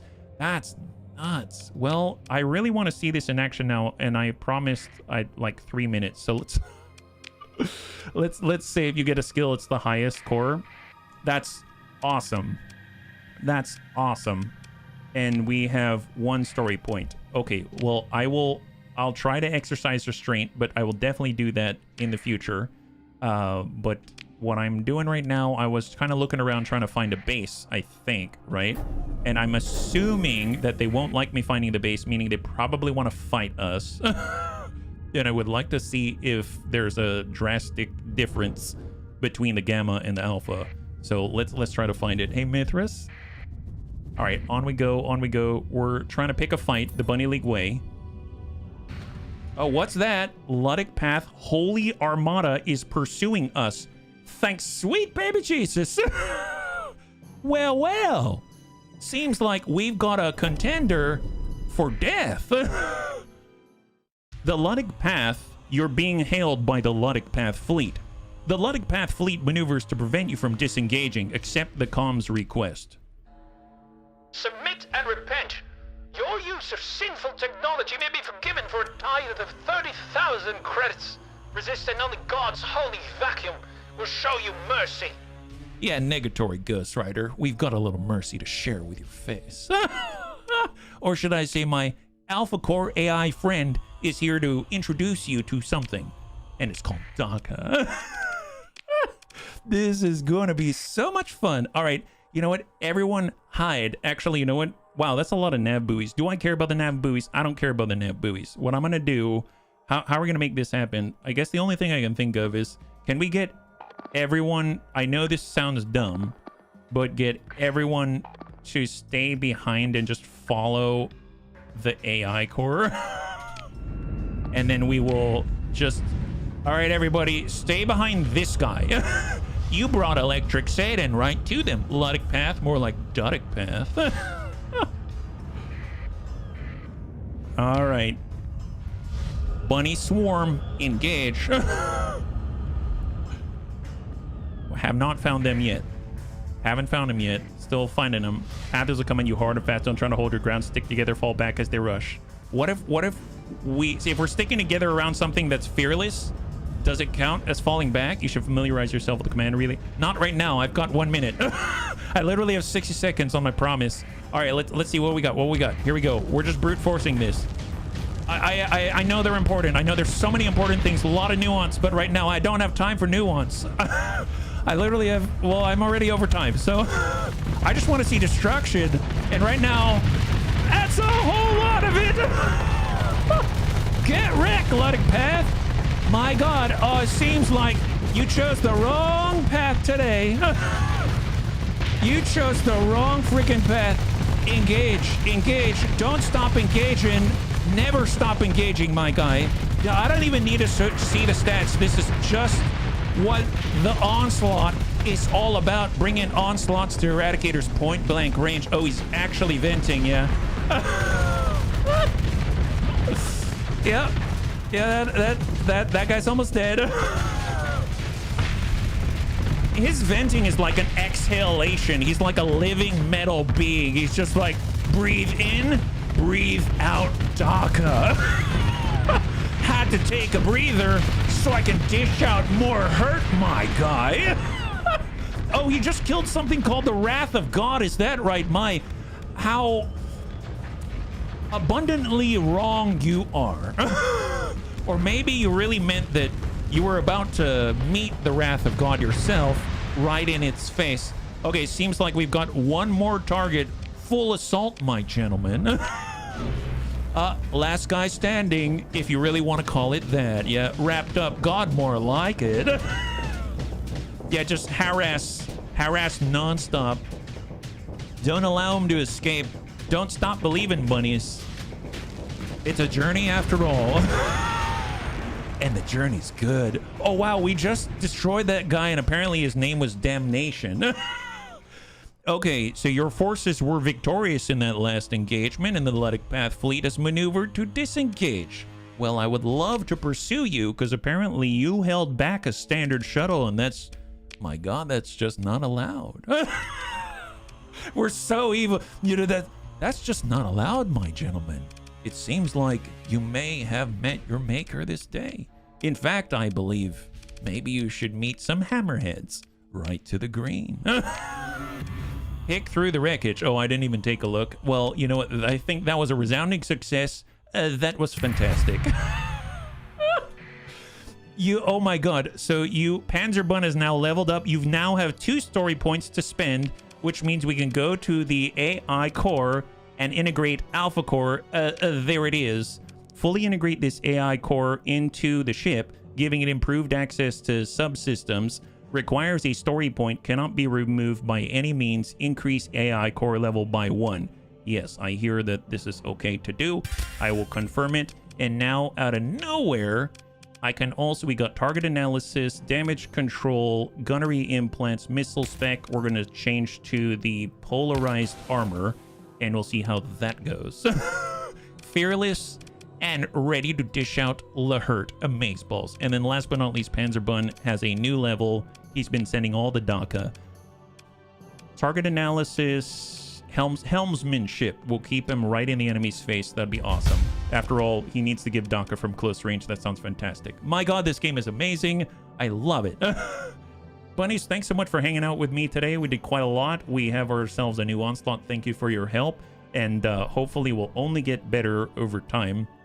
So, I want to keep playing. This is a very addicting game, I must say. It's such a fun loop. I feel like I haven't even really gone anywhere, and it's too good. It's too good.